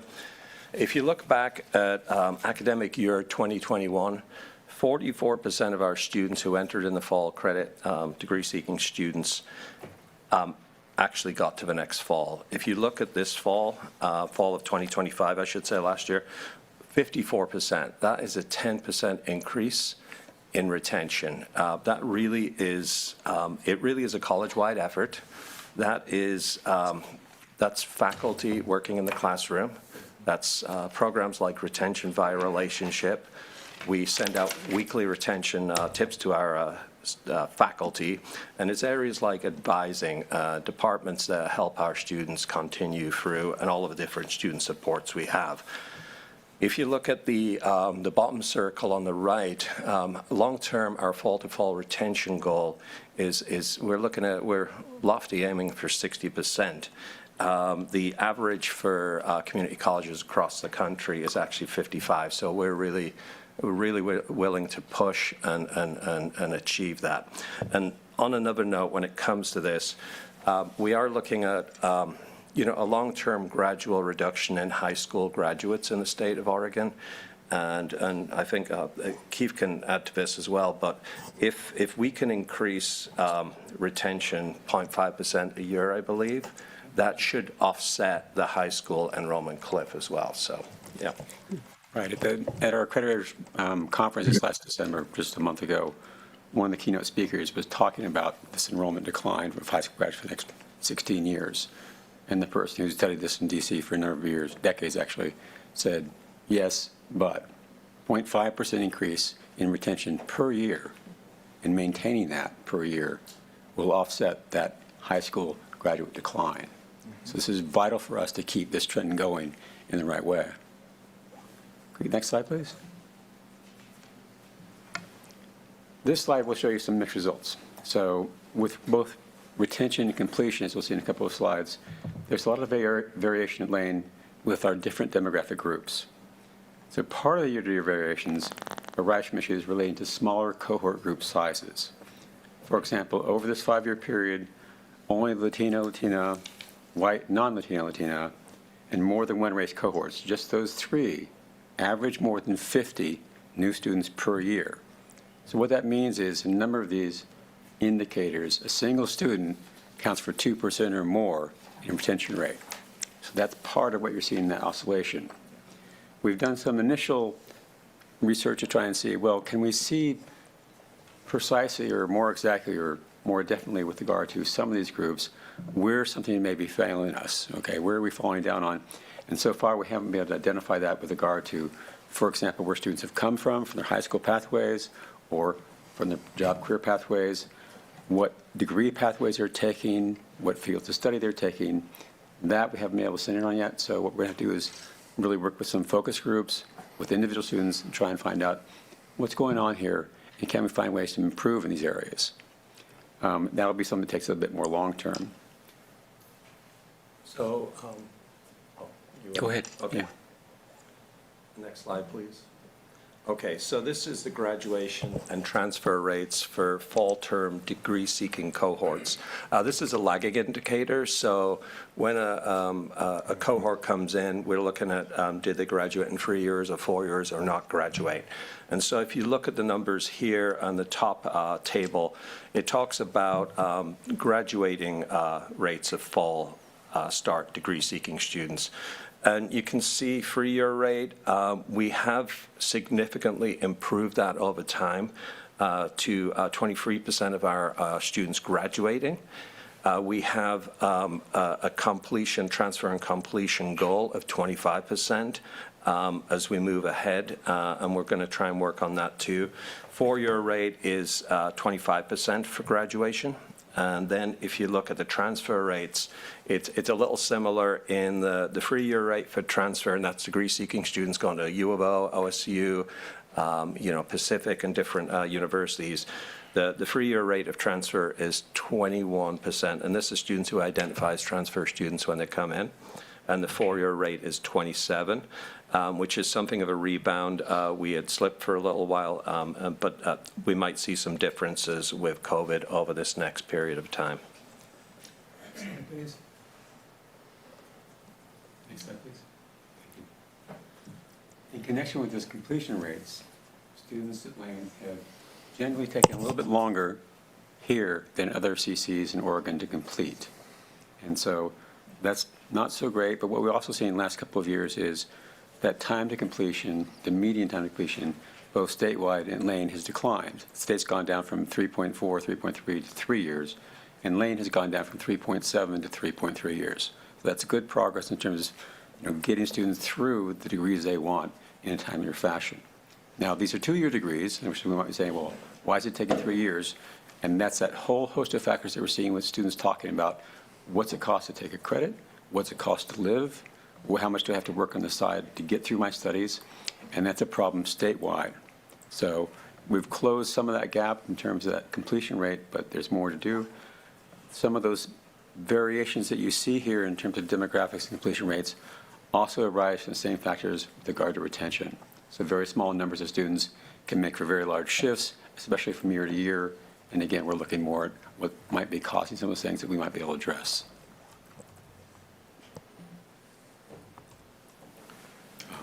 Next one is me too as well. Sorry about that. No worries. Okay. This is our transfer rates in terms of disaggregation. They're not fully disaggregated, partly because the end values are so small, as in the numbers of students involved in these are so small that they can't really be broken out. Okay. But what this tells us is, yes, we're more or less on track in those transfer rates across the board. We've made progress in them, but more is to be done. These aren't up to date, partly because last year, HEC had a problem with the bill for the National Student Clearinghouse, and that's taken a while to resolve. We still don't have data back from National Student Clearinghouse, NSC, for last year yet, but we're looking to get that, we hope, this month. And I believe this is the final slide here. This is the annual conferral, so students have received degrees or certificates between 2021 and 2025. And this is, there's, I'd say, one interesting note on this. If you look at AY 21, 22, 23, the numbers are somewhat similar, except if you look at the bottom column, the number of certificates has increased, and that might be due to what we're looking at is we've seen an increase in students taking CTE over transfer, and that's probably an indicator of that. And then the other, if you look at AY 24, there's definitely a more significant number of students earning both degrees and certificates, and we believe that's more likely related to COVID. These are students that might have started during the COVID era and maybe took a little longer to graduate or stopped out for a little while and came back. All right, I think we're up for questions. Excellent. We have 18 minutes for questions. Any questions off the bat? Kevin? Yeah, thank you. Great report. I'm seeing this for the, just pretty much for the first time, and I'm wondering, I have some first reactions, but I'm not sure that I'm interpreting it correctly. I'd be interested to hear your kind of elevator speech, if you will. What should we take away from this? I would say I think the most important thing to take away from this is that we're seeing an increase in students completing fall to fall. We're seeing also an increase in students completing from fall to winter as well. if we keep along that trajectory when it comes to retention, that's not just the retention of students, that's students being successful here and then on in the community. These are real people. I think that's the difference maker. If we can work on the retention, but the other part as well is the disaggregated slides. What we need to really work on is our BIPOC, all those communities, really raising them up to the same graduation rates as our Caucasian students or possibly even the international students, which are really doing well. And I think that is one of the things I think we need to work on primarily. That was my next question, so thank you. Excellent.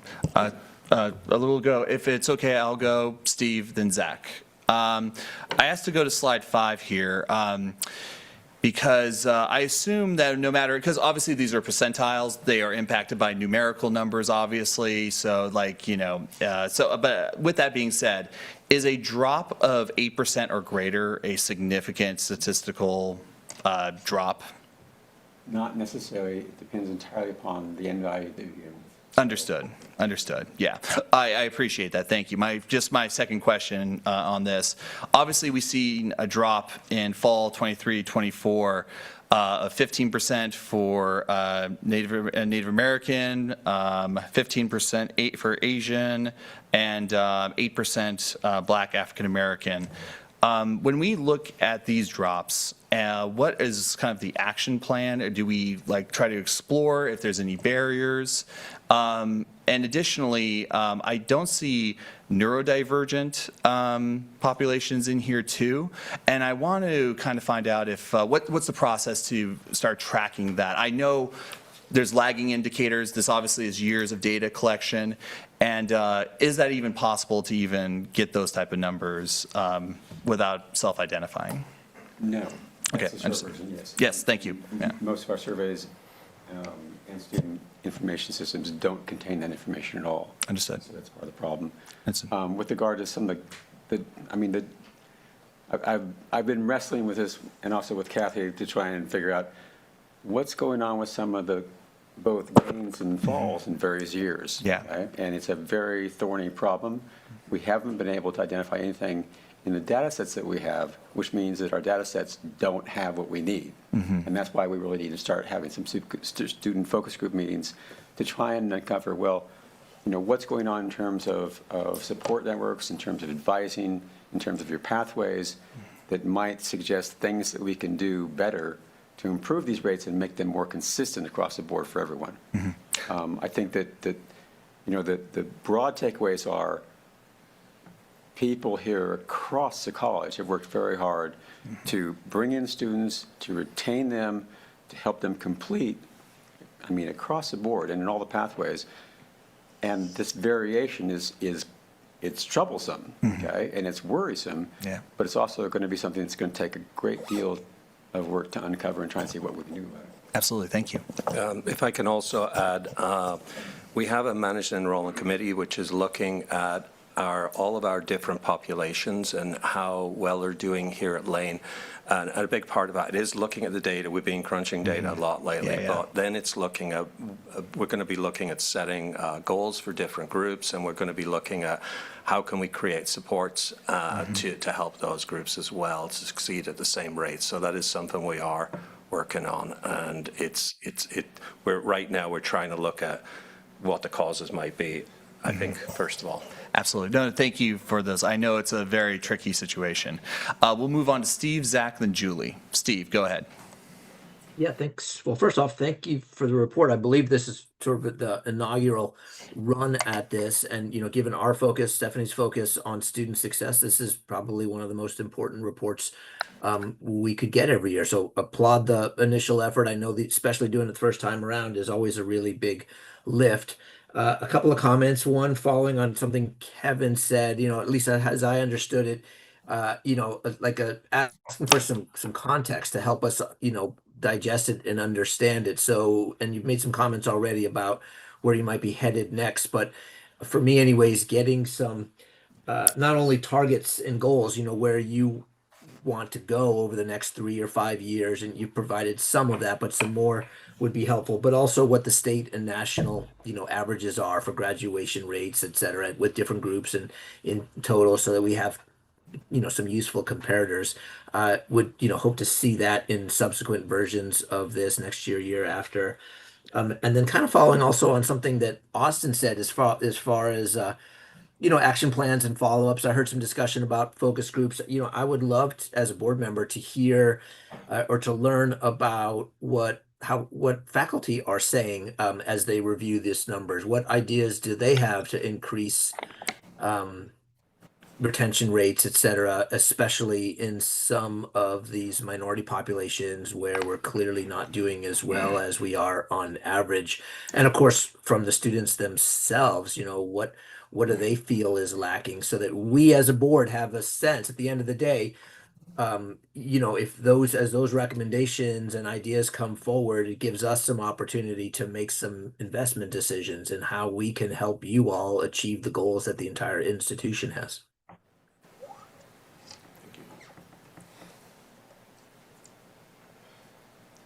All right, Zach? Yeah, if we go to slide 2 for a moment. So the first question's around the 0.5% winter over winter increase. So that's less than our 2% enrollment growth goal.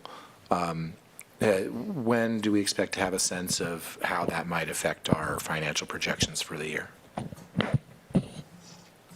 I think we will know around the census date, around the 5th week of term, what that looks like, but we probably have an idea just before that. Could we go to slide 6?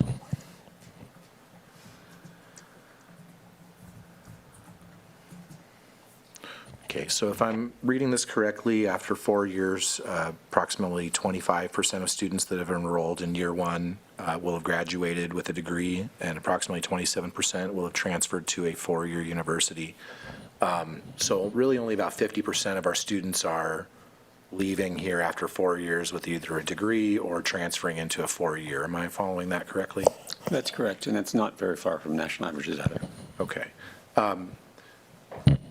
It's still somewhat disheartening, I think. I would agree. And I'm wondering a couple questions on this. Do students commit to a degree program when they first get to the college? They're required to declare a major. And one of the peculiarities of our system is we don't require them to update that as they go through. So you might declare one major when you came in and graduate with something else entirely 2, 3, 4 years down the line. Okay, and we won't know that until they actually file for graduation. And there's pros and cons for trying to have that upgraded more consistently. And there are some ways in which we could try and do that in an automated fashion, but that also has a consequence in terms of sometimes student perceptions about what's going on in terms of what they want to take or perceive they want to take or things like that. So it's a bit nuanced, yeah. And so we're just starting to roll out this year-round enrollment system. So tied to committing to a major, are people committing to a year-long degree program in the fall such that they know, okay, if I stay on this path, I'm on a trajectory to finish in 2 years? The students, when they arrive here, our advisors meet with them, and they set up a DAP, which is basically an academic plan for the student to reach their goal of a degree, certificate, or whatever it is they're doing. And so when they're choosing their courses, one of, I think, the beauties about year-round registration is they're able to plan out more effectively the classes they're taking for this upcoming year, knowing when classes are offered that are going to meet their major requirements and choosing effectively rather than picking courses this term, just hoping for the best next term, and courses might not be available and then maybe taking longer to completion. Okay. And then what type of regular check-ins with new students are we having? What type of hand-holding to kind of ensure that if they're having any difficulties, we're connecting them with the resources that they need to be successful, and following up if they're not getting registered for their next terms? Yeah, well, We started a new program with the College Achievement Coaches just this year. We piloted it for a couple of terms, but this fall cohort coming in right now, not every student's received a College Achievement Coach, but the vast majority have. They're getting each College Achievement Coach has about 170 students, and they're checking in with them regularly. These are students that, based upon the data we know, the ones probably might struggle to succeed more than those who are coming with a really high GPA, coming with kind of indicators that they're going to be successful based upon what we know from looking at data on a regular basis. So they have workshops, they're meeting other students. You'll see around the television monitors around, there's all kinds of events for them, and they're being introduced to advisors, financial aid, registration. The College Achievement Coaches know a lot about a lot of areas, so they can be a one-stop shop for the students. So they're getting much better, I would say, higher touch now than we've seen before. Okay, that's very helpful. We have quite a few people in the queue. I will withhold my additional comments. I appreciate that. Julie, Kevin, then Jesse. Go ahead, Julie. So data wonks, just looking at your data, just have some questions. Well, first, great report. And I love hearing about student success. And I want to follow up and ask you, after I make my comment, about what the board, in your mind, could do to support student success even more in this domain. So as far as the data is concerned, I'm kind of curious, because I recall some of the demographic data reporting for my agency back in 2017 to today has changed pretty significantly about how we collect demographic data. We collect it by race, we collect it then by different classifications, different multiple races. I'm wondering, you're going back really far, if there's any changes, like pretty significant changes in the way you collected your data versus the way you're collecting data today that's skewing any of this information. That's a really interesting question, and I honestly can't tell you what changes may have been made that are affecting what I'm seeing, because the demographics that I'm working with are, to a large degree, those report to HEC and to IPEDS. Yeah. And so this should be fairly consistent over a few decades, actually. And so I think we're okay in terms of the fluctuations, for example, that we're seeing are not because of differences in how we're collecting the data sets. Okay, that's good to know. Okay. We'll do Kevin, then Jesse, and then back to Zach. Go ahead. Thank you. I would love to hear if there's any kind of cross-pollination between the academic success team and faculty who are creating curriculum for the courses that would include kind of low-lift, small assessments that happen very quickly so that instructors and professors can get a good sense about whether a student is engaged or, needs assistance. Or so is there communication between those two groups? There is communication from my office, basically in terms of retention. And one of the things that we do focus on early in each semester is the fact that something early on, first week or second week, that's low stakes, does indeed help the process. There are, shall we say, freedom of academic practice differences in how that's interpreted sometimes. And some faculty are very, very receptive to that approach and do engage in that. Some have other reasons for not taking on that approach, okay? But it is a case where, the research has indicated that doing that early on and communicating where students are, week 1, just some kind of initial diagnostic of some sort, week 5, midterm of some sort, and making sure as quickly as possible students get that feedback, it does help them, and we're trying to foster that. Thank you. Excellent. And if I can just add one other thing, we do have an early alert program where if faculty believes a student might be struggling in that first couple of weeks, they will inform student affairs, and we try and work with that student, getting them tutoring support or whatever it is they need. Yes. Jesse? Great. Thank you for the presentation. Two things. One really quick, was just curious if there's the raw data numbers, not the percentages on a lot of this. Would just be curious to see that just as have more data to look at, because why not, I guess. That would be, if you have it, it would be nice to see, I think, personally. The reason that's not here is because the N values are so small in many cases. Okay. That's not appropriate to communicate that, and so this is the common practice. Fair enough. I appreciate that. My second question was back to a line of questioning we already had a little bit, but tracking when students change their majors. So my brows were furrowed a little bit because I was curious about that, because I remember when I was an undergrad, if I changed my major, which I did 4 times, it was very explicit that I had to report that to somebody and it was captured. So I'm just curious. It kind of sounded like we aren't really capturing that, but maybe I heard that wrong. We captured if students choose to do so, but it's not a requirement for them, as it is at some places that you might be sent a note that says, is this still your major? Yes or no. Okay, and if not, then what's the new major? Okay, and that's not a local requirement. That's something I think we probably want to talk about at some point to see, is that going to help us not only in terms of foster student support and success, but also with regard to our annual registration process.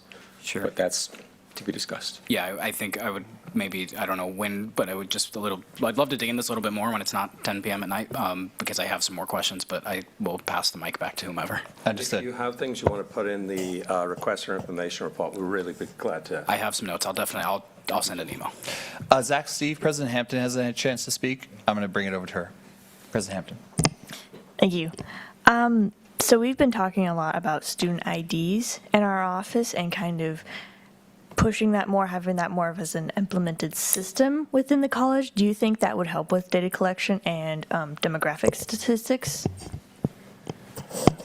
Yes, I would say it would. There's a number of ways. One, of course, if we have IDs that and parts of the campus where students check in when they're going to tutoring, when they're going to use different resources, a car, different areas, we'll be able to track student engagement. When it comes to the college achievement coaches, what they're working on is what supports the students utilizing and what are they not utilizing, and trying to look at students who utilize supports, are they more likely to succeed than those who are choosing not to? So having ID cards that could access different places would help us track that too. We use Navigate 360 to do it right now, but that would also help. Yeah. Any objection to adding 3 minutes to this item so that we can finish up? Great, excellent. Add 3 minutes. Zach, and then Steve will end with you, okay? I could go another 20 to some, even though it's late. So all the things I want to talk about. In terms of defining success, I wonder if we ask students what their end goals are. Some students might want to transfer, some might want a 2-year degree or a CTE degree. We might have other students, seniors that want to take an art class that maybe shouldn't count against us. Is that something that we've considered, is asking students to define their goal early on and then tracking outcomes relative to their goals? I think we could do that, but part of the problem is the metrics by which we're defined statewide and nationally speaking don't care about those issues. If you don't want to take 1 course or 2 courses, that's really not helpful as far as the metrics that the state wants and the federal government wants. They want to know, have you completed a program? Did you take a certificate? Did you take a degree? Okay? Did you transfer successfully to another institution? And so it's a bit like, if we could only collect so much data, we have to be careful about what we're trying to collect, because it does get complicated fast. I have some follow-up questions. I'll send some follow-up questions. Okay. I want to give others a chance to talk. Okay. Steve, go ahead. Yeah, 2 questions. The first one's pretty quick. So looking at this slide here, I just want to make sure I'm clear on it. Is there overlap between the degree-seeking students and the transfer rate students? So what I'm getting at, Zach said, hey, basically he added those 2 lines together to say it looks like 50% of our students got what they came for, kind of roughly. I just want to make sure that that's really what this says, because I feel like I can make a case for a degree-seeking student then being a transfer student also.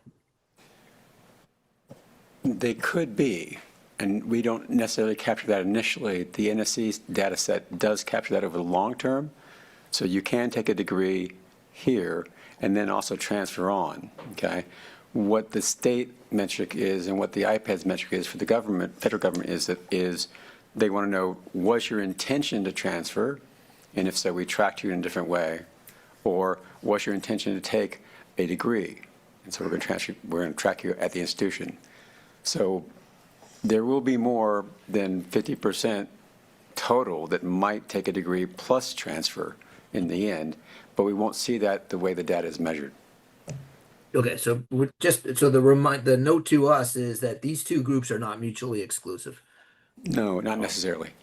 And we have no really good way as to know by how much. So it's just an important reminder. My comment, I'm basically going to restate what I said earlier because I don't think I said it very clearly. This is one of our highest priorities, right? To increase these numbers, right? In terms of like student success is one of our highest priorities. So as thinking in terms of the 3-year, budget plan that we just passed, our strategic investments, which are embedded in that, I would just hope and encourage you all through Stephanie, ultimately to share with the board and present to the board strategic investments that you think would be wise to make to increase these numbers. Thank you. I appreciate that. I'd be happy to look into that. I'll talk to Dr. Bulger. But this is, I think, for me, if we look at student success being at the heart of what we do, we're really happy to present this kind of information and get feedback from you all. Excellent. Thank you so much. We are at time, overtime, unfortunately. Thank you again. This was an amazing presentation. All right. Dr. Bulger, I wanted to ask, are we going to do kind of similar to what we've done in the past where we kind of do all three of them, the next 3 items, which is academic affairs, college council? Well, I think we want to do policies first. Yeah, my apologies. I apologize. And, I apologize. Yeah, I skipped a line here. My apologies. Sure. So thank you, everyone, for your attention, for your commitment and dedication here. We'd like to do these next 2 items. So, Brett, if you could do policies, do them together if you wouldn't mind. And then we'll have the next, our vice presidents come up and share with you some information. So, Brett. Good evening. Thank you, Dr. Bulger, and good evening, Board. This evening, I bring to you 5 policies for a first reading. They are presented as 2 separate agenda items at the request of the Board to provide an opportunity for some discussion on the last one. Before I dive into this, though, just want to give you some background on how we do policy review and the subscription that we have with the OCCA Board Policy Library. OCCA in 2018 basically saw the value of what the state system in California had as far as a board policy library. Almost all of the community colleges in California take advantage of a system that's offered through kind of their version of OCCA. And they offer a library of both board policies and administrative rules for the colleges to use. Similar to how the federal government provides financial aid offices around the country with a set of policies, that was the goal of the subscription library as well. And so in 2019, the board had a conversation and decided that it wanted to go in that direction. Until then, every single policy that the college had was developed locally. It went through the college's legal counsel, and for most of existence, that's been a out-of-house legal counsel. And so there's a lot of expense with that. Plus, every time there is a law that changes and it necessitates a change in policy, we would have to pay our attorney to go research that and recommend language that came to the board. OCCA saw that all 17 colleges in the state were kind of struggling with that, consuming a lot of resources, time that went into policies, and so they took on the goal of introducing a similar system for the state of Oregon. The LCC board in 2019 moved us into this subscription library, and so since 2019 we've been participating. We were one of the first community colleges to join OCCA's library. Today, 16 of the 17 colleges are participating in the program. So you can see it's very widely used by colleges around the state. And every year, as you've already kind of seen this year, we get legal updates from OCCA's legal counsel, Karen Smith. She works with the league in California and the lawyers down there, and they kind of keep in contact. And so they're reviewing these policies on a regular basis, and that really has freed up a lot of the resources from the college and so we do pay for the subscription, but it's a very small amount compared to probably what we used to pay on legal bills for that. And so I bring that up because one of the policies we're going to talk about last is a template from the OCCA library, and so I just wanted to give you kind of that background as to how we utilize it. But for the first 4 policies this evening, you'll see we're bringing before you Board Policy 2305, 2310, 2320, and 2360. We're not recommending any changes for these 4 policies, so if you'd like, I'm happy to answer any questions if you want to dive into these. If not, we can kind of go on to the final policy. Any questions from the board? Zach? I had a question about, where is it?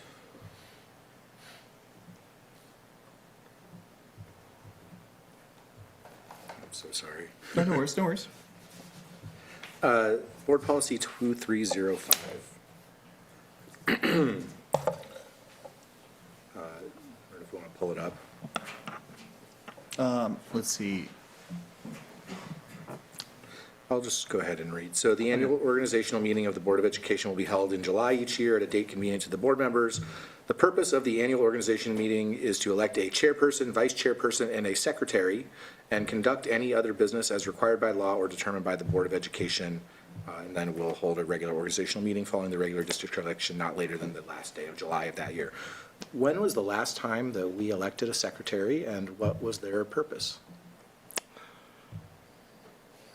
I would have to get back to you on that. I believe the secretary may be the president, actually, Yes, it is. officially. Is that, okay, good. Yeah, the secretary is the president. So you're electing me every year. Yeah, thank you. Okay, so to be clear, the secretary does not need to be a board member? Good. No. Okay, I'm the thanks for that clarification. I think one of our policies actually says secretary is appointed by the president. So one of our policies, and I think it's a list of officers, down the bottom under secretary is appointed by the president for the board to take minutes. So I think there's actually language in there. Okay, that sounds contradictory to this language saying that we would elect a secretary. So I just want to, if we need to come back and clarify, we can. If there is this other board policy that's contradictory, if you can red flag that for us, I'd appreciate it. And I think that brings up a good point that because we have adopted the new policy library since 2019, we have adopted quite a few policies, and we've also, the OCCA policy library operates kind of on a different philosophy than what was used to develop what we refer to as the legacy policies, those policies that were in place prior to 2019. Those policies used a model called the Carver model. I don't want to dive into the weeds too much. You can Google it and look up to see, what the Carver model is.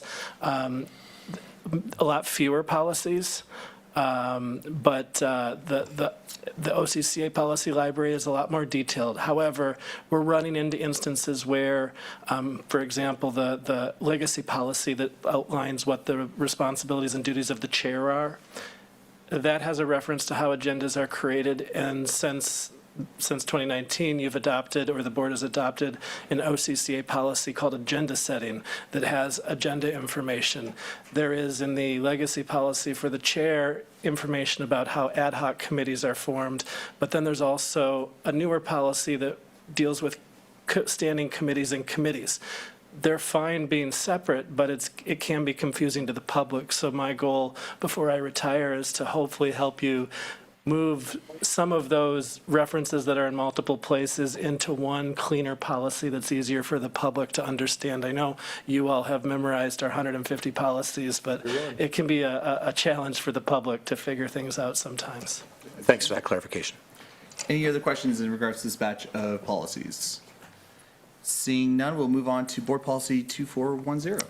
Yeah, and 2410, this is your policy that talks about the process for how to revise policies. And as you recall, last month brought forth a policy that you had actually approved in November, but in that 1 month between November and December, there was a legal change recommended by OCCA's legal counsel just to strengthen Board Policy 5040, Education Records, Directory Information, and Privacy. And that was being done, unfortunately, unfortunately, kind of because of all of the action we've seen at the federal level, trying to access student records and just making it clear that the college will follow the privacy laws from the federal government as well as state law when it comes to protecting our students and employees. So when the college adopted Board Policy 2410, there was a template from the OCCA library, and it kind of gives options. You don't have to accept everything from the library as is. This allowed you to determine the process that you would like to use for revising board policies. And what I did was include in your materials this evening the third paragraph from that policy that is really what we're focused on here, that I'm hoping to get feedback from you on. And because it explains the process right now that's required to make a change to board policy. And it says that in order for a policy to be revised, it has to be on the agenda presented at a regular meeting or work session, and then the next regular meeting or work session. Because we oftentimes now have one meeting a month, what that means is if there is an urgent need to revise a policy, such as the legal recommendation from OCCA to strengthen that student privacy policy, we are looking at sometimes needing 2 months in order to make that revision. The language from OCCA in the original policy that we kind of built our current policy off of, it suggested more flexibility for the board. It said that usually the board would follow that 2-month process for a first reading and second reading. However, you could choose to give yourselves, now that we're looking at this policy, you could revise your current policy to give yourself options like that. And so I included the language that was in the OCCA library, which is what I would consider the most flexible language. It basically allows a majority vote of the board to revise a policy in the same month if it determines that that is the appropriate thing to do. I also gave you an alternative option of just requiring a supermajority vote, if that would be the will of the board. At the end of the day, it just takes a majority vote to revise policy. So, I mean, if a majority of the board wants to revise a policy, you're just kind of prolonging the inevitable if the policy is going to change. And so it's really up to you all as the board how you would like to handle this in the future. Do you want to give yourself the option to be able to revise a policy quicker, or do you want it to take a full 2 months? Zach? Okay, so under the OCC policy language, a regular majority could approve it in a single meeting, whereas under option 1, it would take a supermajority to approve in a single meeting? The OCCA library, or the OCCA language says, in unusual circumstances, the board may change, amend, or add to board policies at the same meeting at which they are introduced. Which would be a regular majority. That would be a regular majority. Okay. It doesn't define unusual situation, there's kind of, it just leaves it up to you as the board. Mm-hmm. And then the alternative option that I provided would just be, say, like a supermajority vote of the board, so 5 instead of 4, that would just say, yes, we agree that this is something that should move forward this month. Any difference between the word exceptional or unusual in this case, just synonyms? Well, is exceptional a higher bar than? Like, where are you pulling exceptional from? So in option 1, it says in exceptional circumstances. In option 2, in number 2, it says in unusual circumstances. Oh, that it could be either. I drafted option 1, and OCCA drafted the OCCA template language. So I might switch that to more directly reflect the OCC language. I personally, at this moment, I probably lean towards option 1, the one that you've drafted. It seems reasonable that if there is a emergency, that we can make a decision, but that also it would take a supermajority to make an emergency decision. So that's where I'm leaning at this moment in time, and appreciate the work. Julie? Oh, you're muted. I lowered my hand and thinking I unmuted. I have to agree with Zach. There's too many what ifs, in my brain that I think if there was a supermajority, I mean, if the majority of the board said, hey, we have to change this policy, it's critical, I think we have consensus. I would hate to have, an election and have some people come in and say, yeah, we're going to get rid of the sanctuary on the campus and we're going to change that policy by a majority, a simple majority vote. So I like this same meeting, supermajority. And to be clear, if we have 2 meetings, it would still only require a simple majority. The normal process would still be in place. This is only for special circumstances where we're trying to move faster that we're saying if we're going to do it in a single meeting, we're going to have this higher bar that requires a supermajority. Correct. And your current language, which requires 2 meetings, is specific, and it says regular meeting or work session. So you are not able to schedule a special meeting and have that count. It's not a regular meeting. So your hands are a little more tied with the current language. I like it. Kevin, I apologize. I missed your hand. Go ahead. Thanks. We had an instance earlier in the fall that I think about regarding Board Policy 4350 and the interpretation of what a substantive major change is. And actually the 2-month cooling off period, if you will, was really helpful. So I am in favor of slowing the process down as opposed to speeding it up. Even with a supermajority, I would be uncomfortable with it. Well, and I can't think of an instance other than the most recent suggested legal change from OCCA on the policy that was on your consent agenda tonight of another time where it would necessitate a change in the same meeting. Yeah. I think this would just give you that option in the future if the board so decides. Mr. Chair, Go ahead, Jerry. do we have to choose one of these 2 options to move forward, or we move them both forward? We can move. Go ahead. We're voting next month, right? So we need This to is make your a decision. first reading of this, and so what I was hoping to get is just some direction for what you would like to see placed in the consent agenda next month. Of course, if you don't like what's in the consent agenda, you can pull it out, but my hope was just to get enough direction from you to have a sense of what the board would like to see. Option 1. Option 1? Okay. Any other questions? I have a quick comment. In regards to unusual circumstances, per NWCCU or the NWCC rep who came, she indicated that we can create definitions. You were indicating there was no definition of unusual circumstances. Can we create a definition in that situation? I would discourage you from doing so because you may, again, tie your hands and prevent yourself from doing something that, say, a supermajority of the vote feels is necessary to do. Okay. Anytime it is a staff recommendation that the board consider this option, it will be presented, staff will present it to President Bulger, and I'm sure that will be shared with the agenda setting process, and it will be in your board materials. And so I think that gives board leadership an opportunity to say, no, we would like to take the normal approach on this. Okay, got it. Any further questions or comments?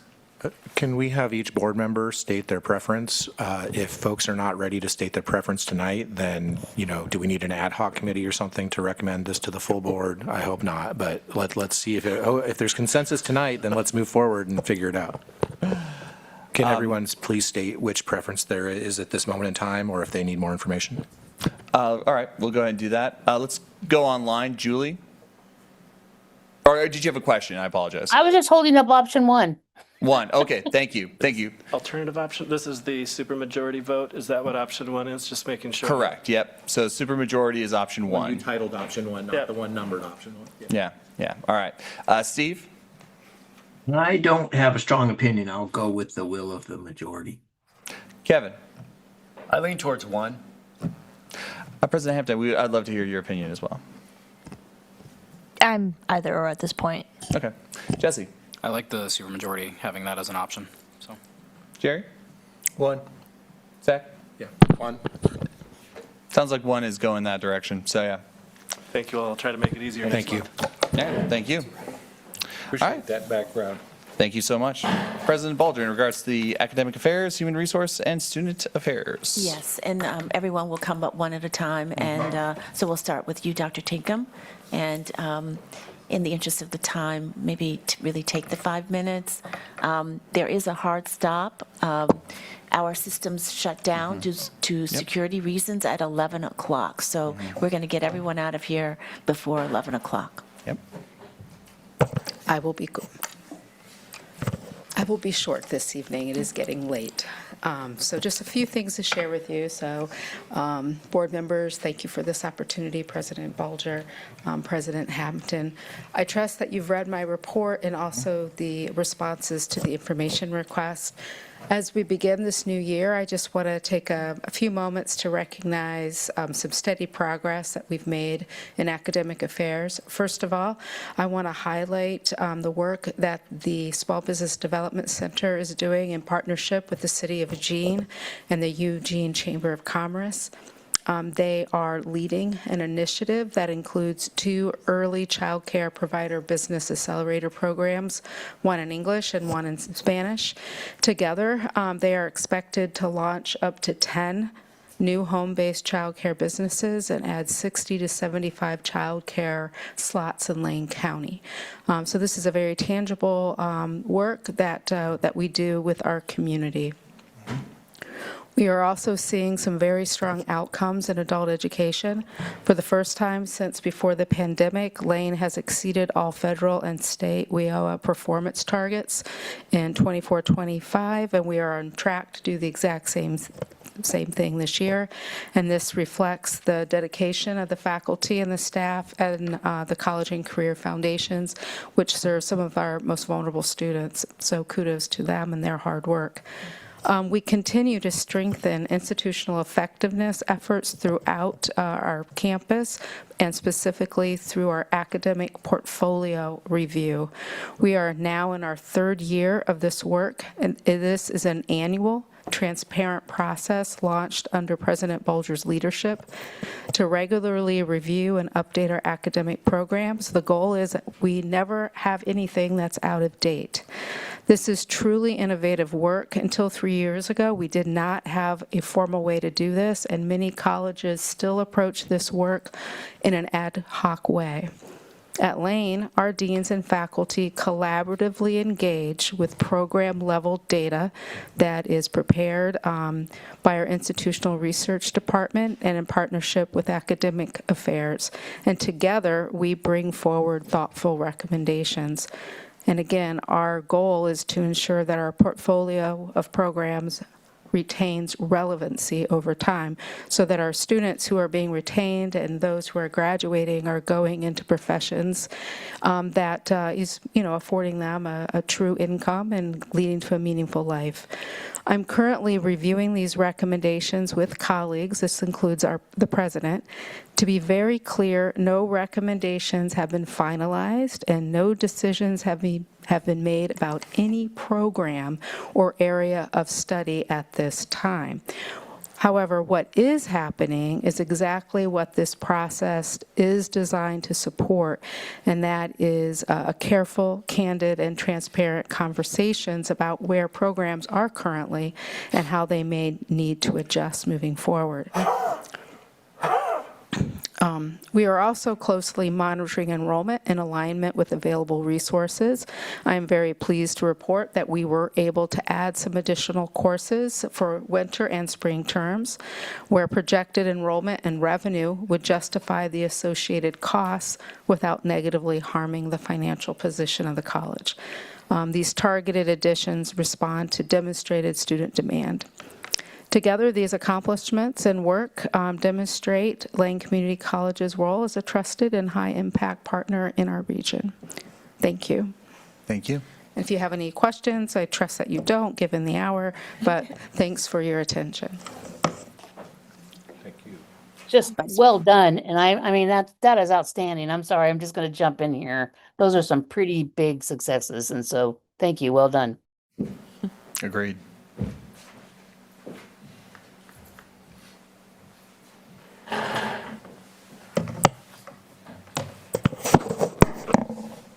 Good evening.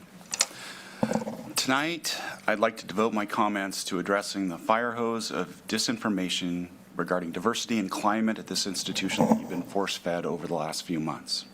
At the November 3rd meeting, you heard a report that Adrian Mitchell made on behalf of LCCEA alleging that faculty diversity decreased by 3% due to poor working conditions on campus.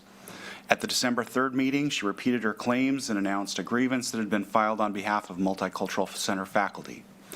Additionally, among the public comments, you heard from someone who isn't even a resident of Lane County bemoaning the preemptive dismantling of our DEI office. As I work to set the record straight, I'd like to make a request of you. Be skeptical and ask yourself more questions. To start with, ask yourself, what is the coordinated story I'm being told through association reports and public comment about diversity and climate at LCC, and what would change if it's wrong? I'll start with the allegation that we've heard over and over, including at the December 3rd meeting, that we've dismantled the DEI office and that, quote, at this point, no new staff will be hired for this same office or functions. That public comment at the December 3rd meeting coincided with our posting for AVP and Cultures and Belonging being live on our job site. Had I been given the opportunity to speak, I plan to show it to all of you, and it's still there if you care to look. That posting will close January 21st. With 2 weeks to go, I'm grateful that as of Monday, we have received 36 applications. I sincerely hope that no potential applicant was dissuaded from applying by the purposeful misinformation spread by those speakers and others. I also wonder why, with such concern about DEI, they would potentially do something to damage our efforts. Now on to Adrian's November 3rd presentation.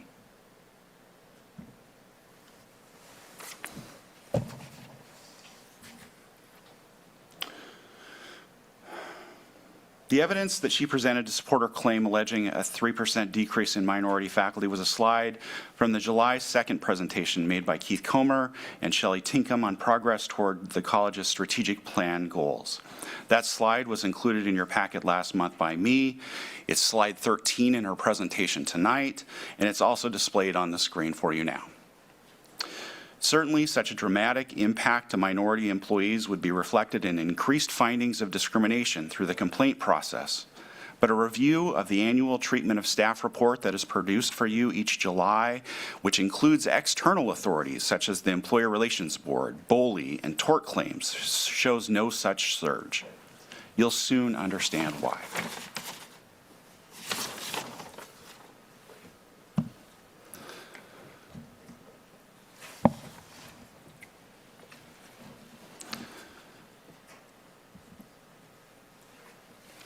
The slide reflects institutional data that show changes from fall 2022 to fall 2024 in the demographics of our employees on the left-hand side, and changes in our employee group total populations on the right.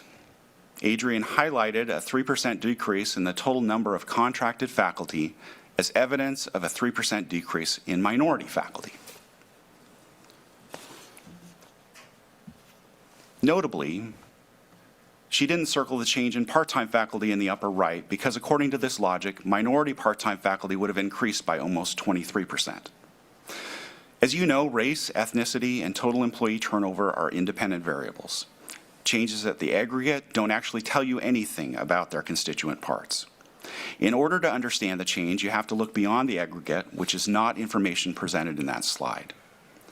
Reviewing the payroll details of faculty from fall 2022 to fall 2024, I found that we had a net increase of 16 more minority faculty receiving paychecks during that same pay period, including a more than 50% increase in Hispanic identifying faculty. Minority faculty representation actually increased from fall 2022 to fall 2024, the opposite of what Adrian alleged, and even in the context of her presentation tonight. Spreading falsehoods like this denigrates the sustained climate work of every employee at this college and directly undermines this board's stated goals regarding diversity and climate. She continued this narrative in her December 3rd presentation again, alleging disproportionate impact on faculty from historically oppressed groups, which you now know to be untrue, and cited a newly filed grievance on behalf of faculty in the Multicultural Center. The grievance dubiously alleges that a manager is prohibited from requesting a one-on-one meeting with faculty they supervise. To be clear, these types of meetings happen routinely across campus between faculty with primarily non-teaching assignments and their staff and their managers as a means to communicate and complete the work of the college. Additionally, despite the supervisor named in the grievance holding such meetings with white, cisgendered, heterosexual faculty as well, the grievance has been filed for just multicultural center faculty in service of a narrative about disparate treatment that just isn't supported by the facts. While there are a number of other issues with her November report, due to time constraints, I'll address only one more tonight. That is the allegation that she repeated regarding wage theft. In my experience with unions in general, and this one in particular, an allegation that someone hadn't received the pay that they were due would have come both immediately and directly to me. So you can imagine my surprise when I learned about the allegation at the same time as all of you at the November meeting. Wage theft is a crime, carries civil and potentially criminal penalties. So I contacted Adrienne at 8:30 the next morning to inquire about the claim. She stated it was a direct quote from the faculty member who had resigned, but that she would research it and get back to me. To be certain, faculty can say whatever they want, but it's a conscious choice to repeat this malicious slander of our classified payroll staff without first verifying it. 2 months later, I've received nothing further from Adrienne to substantiate the claim that she made in front of this board. My staff makes sure our employees are paid correctly on time, every time. LCC does not commit wage theft. There is, however, a bright spot in all of this. The quoted faculty member who allegedly had to end her promising full-time teaching career because of intolerable working conditions here has landed on her feet. She is teaching part-time this term at a community college. That community college is LCC. I cede the balance of my time. Thank you, Shane. Zach? Shane, there may be questions. I'm just going to make a statement. I found that report highly unusual. We get information from different members of our community on a regular basis. I think we as a board are able to receive information and vet it and ask questions about it. Multiple times I've received information from our faculty union that I've sent follow-up questions about and has been very helpful to our deliberations as a board. And I would expect us to assume good intent on behalf of the people that are contacting the board. I don't believe I've been force-fed information. I don't believe that I have been deliberately misled. And I didn't appreciate the allegation against a member of our campus community that works really hard to serve her constituents as well as the broader campus community. I appreciate the information. In the future, if there are issues, I expect you to correct those issues, ideally in a written format. But to call people out in this way, I found it very disrespectful. I think that, you know, on the flip side, people have a problem when people call out the president by name. I was shocked. Thank you. All right. I would like to make a comment about that, and I will let the other board members certainly speak first. Jerry and then Kevin. Well, I join Zach in that comment because you could have said all those things without mentioning a name. You could have depersonalized that. It was very painful to listen to the way you put it. You could have communicated to us by depersonalizing it and say, you could have said a third person said this, but yeah, I was unhappy about that, very. Kevin. Thank you. I have kind of an opposite reaction, so thank you, Shane, for the information. I think it's an effort to balance information that the board receives, and you know, it's part of the larger conversation that we need to consider. as we go forward to make decisions. So thank you. Jesse? I would appreciate having everything you presented sent to us, if please. Excellent. Julie? I appreciate that, Shane, your comments, your honesty, your forthrightness. I can see, I appreciate you defending the accuracy, and the misaccuracy and the misleading information. This isn't just a member of our community making something that we could possibly discern. We get inundated, the board, with information from the faculty that says this is the truth. And we're not able to, in a public setting, to be able to actually discern that truth. So it is one-sided, a lot that we get at us. And so I appreciate that we're kind of at the next stage of information where we get to actually recognize that these inflammatory requests that were, statements about some of the minority levels of faculty leaving, and I appreciated that you letting us know if that's true or not. It's not easy to discern as a board member. We get told all the time by the faculty union that we, the board, have to exercise our authority as a board, that we need to know what we're doing, that we need to follow our board policies, that it's our situation. So guess what? The same is true from the administration to be able to provide us with that information as well. And so I appreciate that we get to have two public factual statements being presented to us so that we, the board, can actually discern that information. So I do have an opposite viewpoint, and I thank you and appreciate your honesty and your forthrightness, Shane. Steve?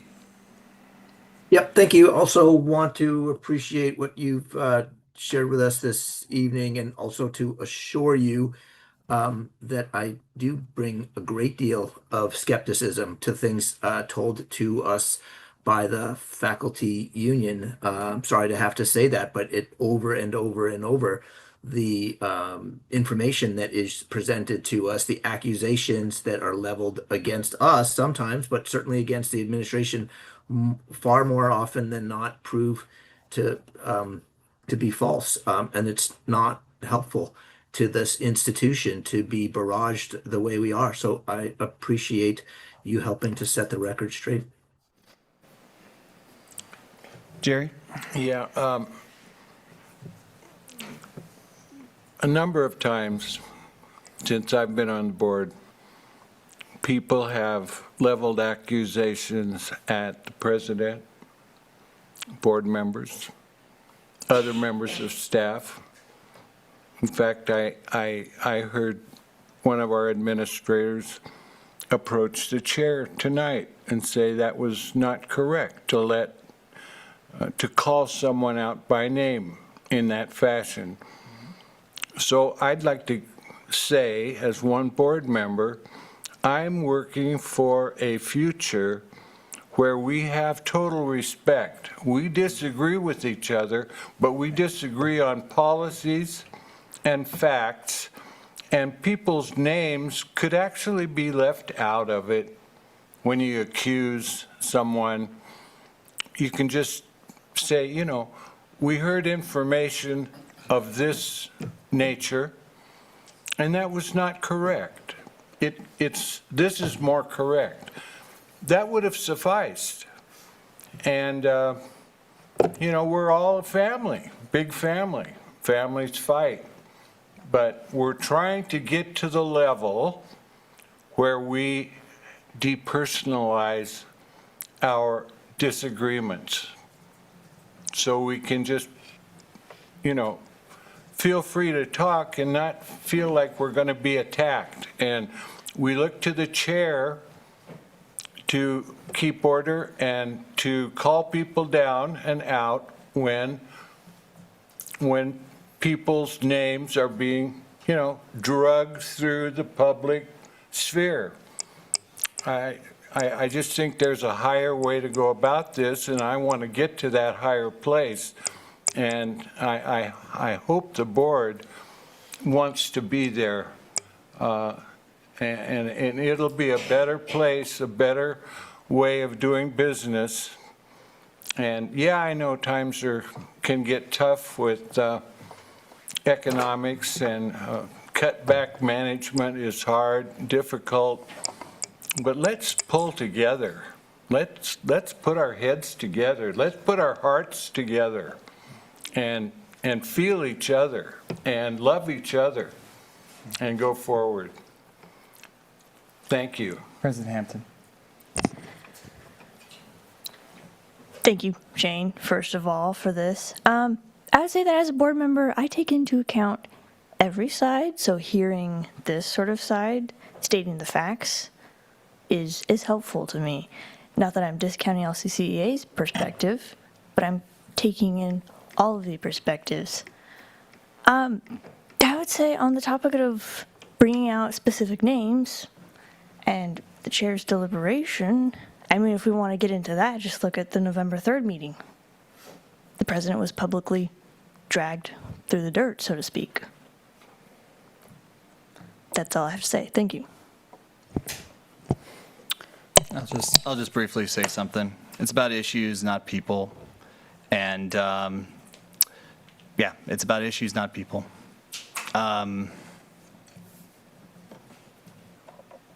And I've been doing a lot of research in regards to freedom of speech and what is defamatory and so forth and everything like that. If we are going to limit people's freedoms of speech, there's liabilities there. So, quite frankly, this is different.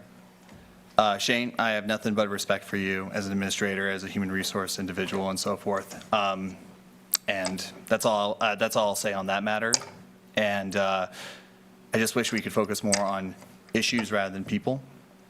And I include my fellow colleagues in that as well. I've seen many meetings where we're attacking each other as opposed to talking about the issues. And there's things that yes, I heard a lot of my colleagues talk directly to Shane on this, but I also ask us as board members to look in the mirror as well. We shouldn't be attacking each other by board meeting, email, comments, respectfully. It's about issues, not people. Kevin?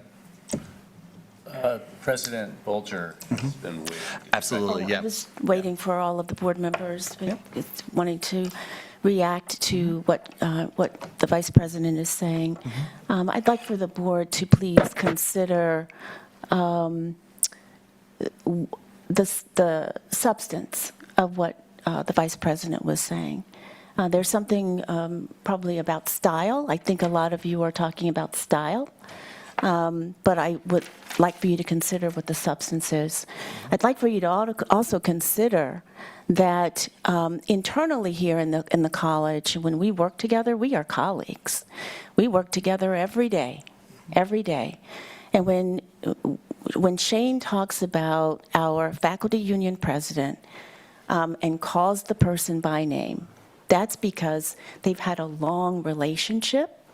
A relationship that I know, and I'm assuming that the faculty union president also, have cultivated over a number of years. So I understand that some board members have had a reaction to that.